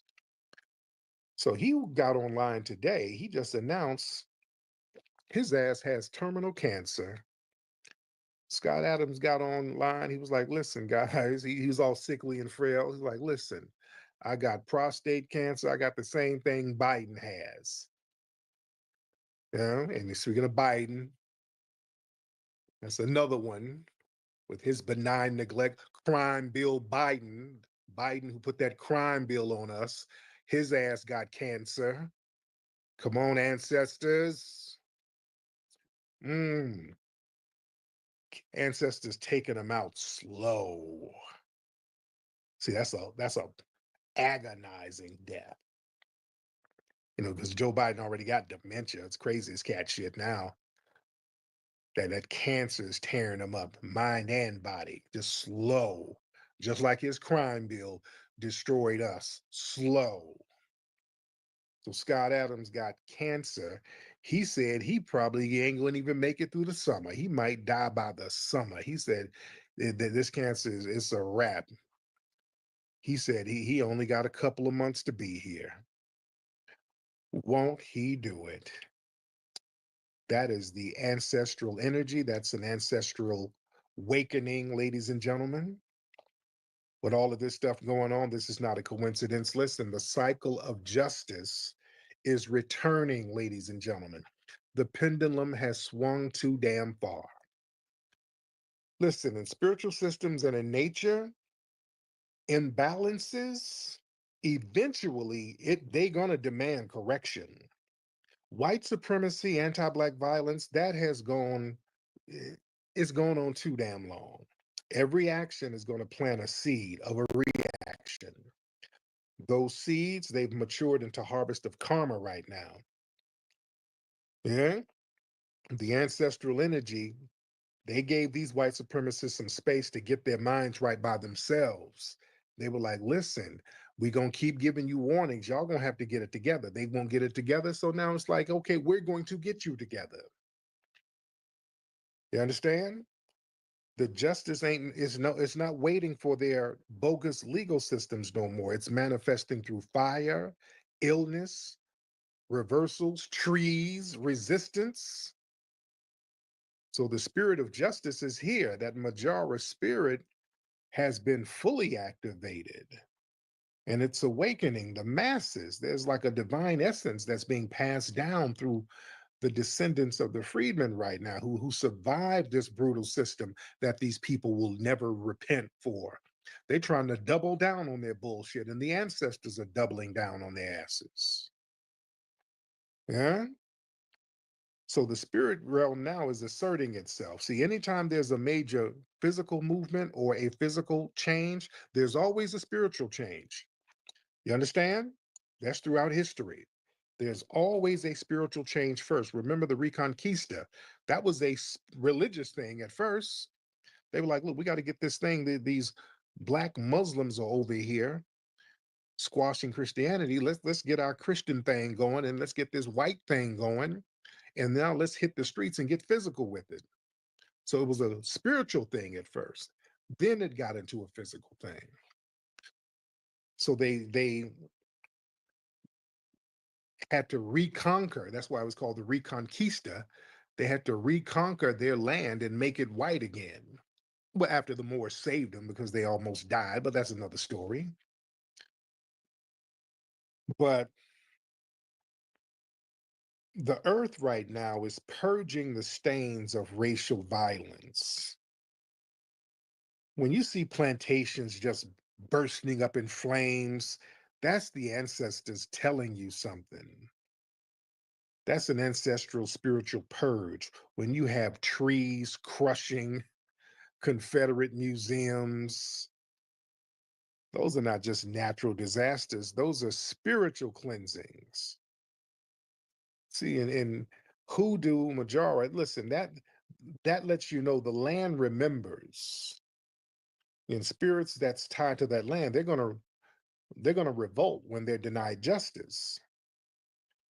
And the ancestors are being called because we are speaking on them, we're paying homage to them. We've been doing that lately, which I've been telling people. We got to pay homage to our ancestors here. We've made the mistake for a long time sitting up here giving props to African ancestors, many of them who sold our asses. Can we be real? We've been sitting up here giving praise and props to some of the wrong folks, if we're gonna be honest. I'm not trying to beat up on my African folks. I'm not trying to beat up on y'all, but we made a mistake. We done skipped over these phenomenal foundational Black American ancestors. We're giving our energy to the wrong folks. That's why they've been coming up. They come over here and they've been thriving off of our energy. We're sitting up here giving them the energy that we need to give ourselves and our ancestry here. And all we did was sit up here and empower the Myron Gaines of the world to come over here with their little janky undermining spirit to throw a wrench in our program. But now it's changed. Now we it's better late than never. You know, for the first time, we in a long time, the masses of foundational Black Americans, we are publicly invoking the ancestors here, not just in a private little ritual on social media, in the music. Kendrick Lamar, come on, that's what Not Like Us. That's like a foundational Black American anthem. You understand? We got the #1 movie in the world, which is an homage, paying homage to foundational Black American culture. All on social media, we're paying homage to foundational Black American culture and ancestry. See, this is what they didn't want. This is why the dominant white society, they've always tried to Africanize us. That's the reason why. They know about energy. They know about the power of ancestry and activating certain ancestors. They know that. That's why they always try to dismantle our history here and hide it. They don't have a problem Africanizing us.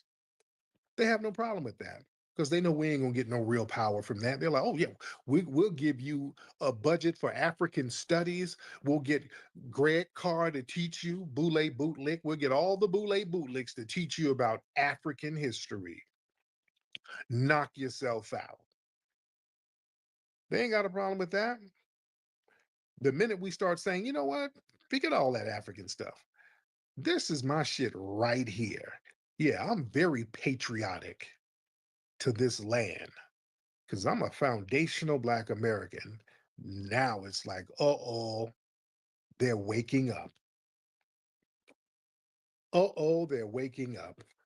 So that's why there's this desperate need for them to try to Africanize or even Caribbeanize us. See, a lot of the tethers do that, and a lot of the Pan-African scholars and the universities professors, they see there's like a psychological projection of their diasporic insecurity. See, a lot of these immigrants from Africa and the Caribbean, a lot, not all of them, but a lot, they feel secure about their cultural standing over here. So they got to project their need of validation onto successful foundational Black Americans. So what they do, you notice how they falsely attribute foundational Black American success to Caribbean or African roots. Everything we do, they got to find some tribe 1,000 years ago. Well, hey nigga, there was a tribe that was breakdancing in the 1200s. No, niggas were rapping in Ethiopia 5,000 years ago. No, not really. You see, they always got to Africanize us or Caribbeanize us. So that's a subconscious way of them trying to borrow the prestige, trying to latch on to the accomplishments of foundational Black Americans. And also, it's like erasure. That's an erasure power play, especially in academia. See, these Pan-African scholars and these universities, they benefit professionally from promoting a borderless, homogenized Black identity. See, when they erase our distinctiveness as foundational Black Americans, tying us into a global Black narrative, they position themselves as the gatekeepers for Blackness. That allows them access to funding, academic clout, and leadership over Black institutions, because this is what the white establishment pay them for, to make us one big Negro so that they can put in tethers like the Congressional Black Caucus to sit up here acting as our damn representatives while they go out of their way to undermine us and give all of our funding to immigrants. That's a con game they've been running on us. And a lot of people, they got a desire to claim our foundational Black American cultural capital without really sharing the struggle. See, our culture, foundational Black American culture, hip hop, soul food, fashion, vernacular, it's dominant and it's globally influenced. A lot of these non-FBA groups, they want to claim that cultural capital without having to experience the historic trauma that caused us to create that stuff.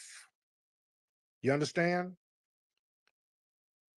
We had to come up with slang as a way to communicate with each other so we wouldn't be harmed. That's why we come up with slang terms, so that white people couldn't understand what the hell we were talking about when we were around them, so we wouldn't get harmed.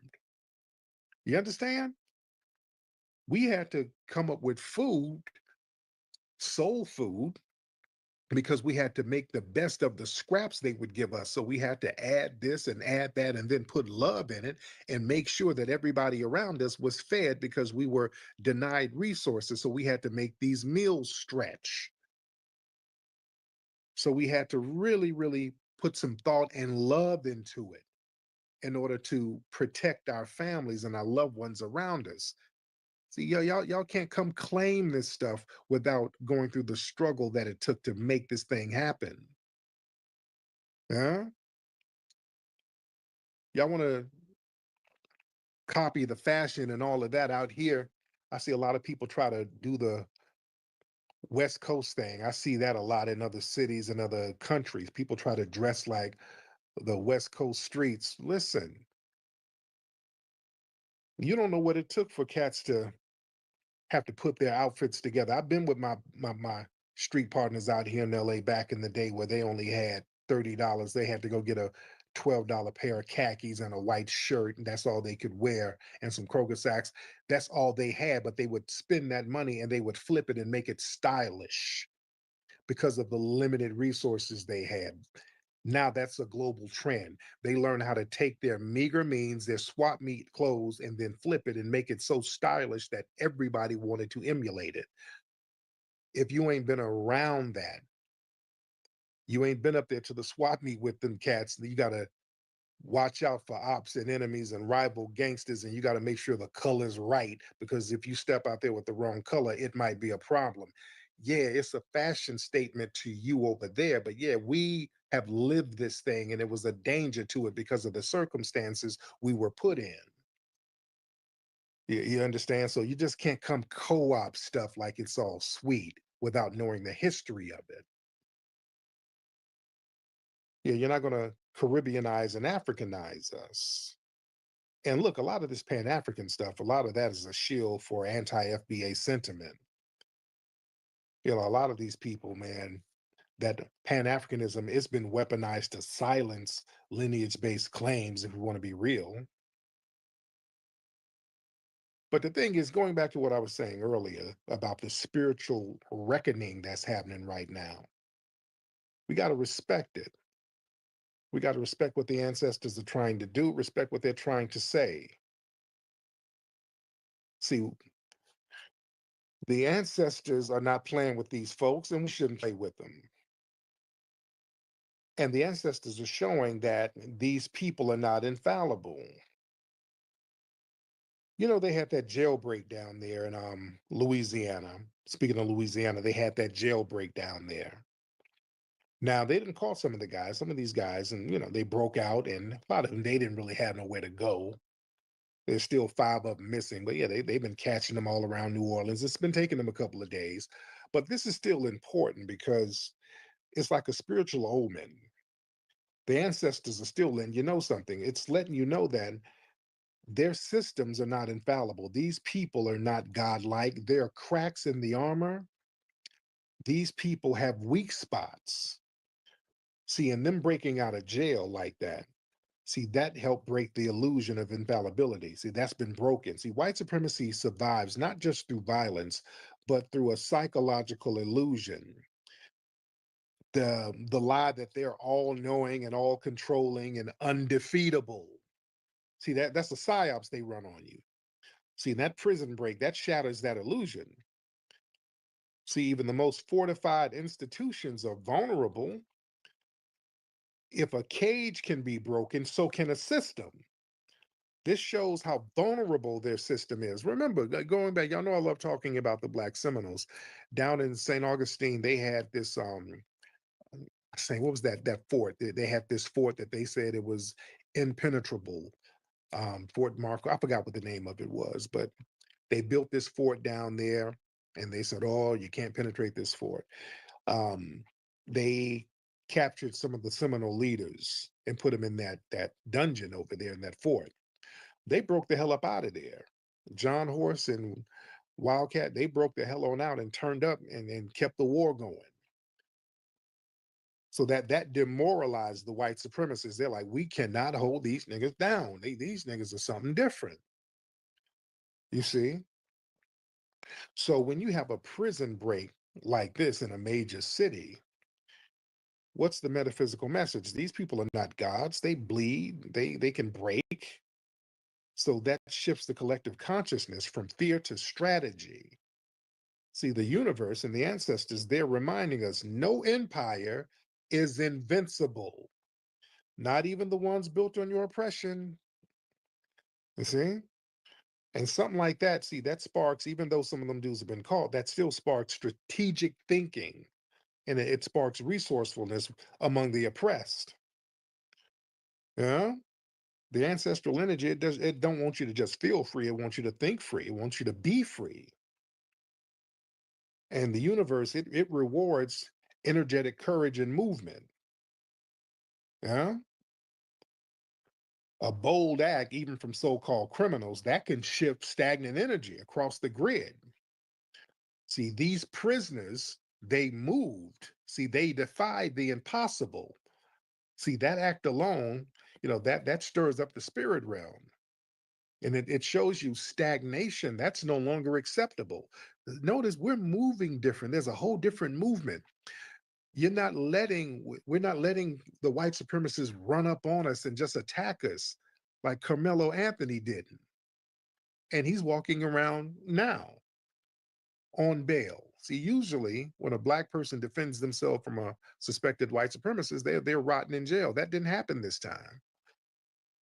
Also, when a white supremacist harms somebody's child, they get to drink beers and pop their collars. But Brother Rodney Hinton up there in Ohio said, no, it's not going to be no popping collars or popping anything.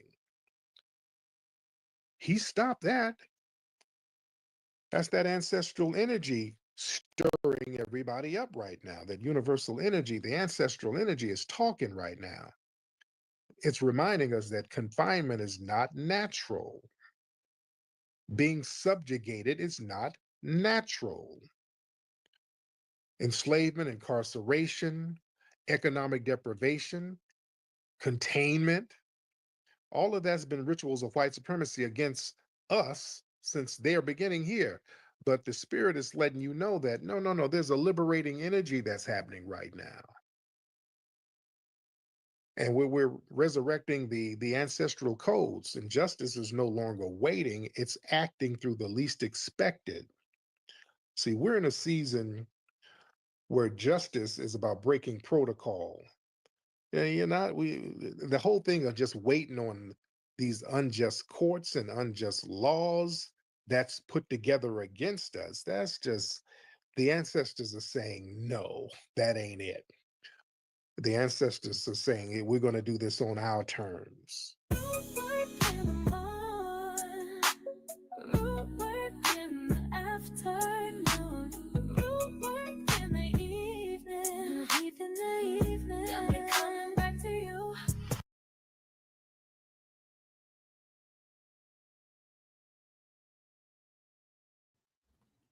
I'm gonna end it right here. Thank y'all for tapping in.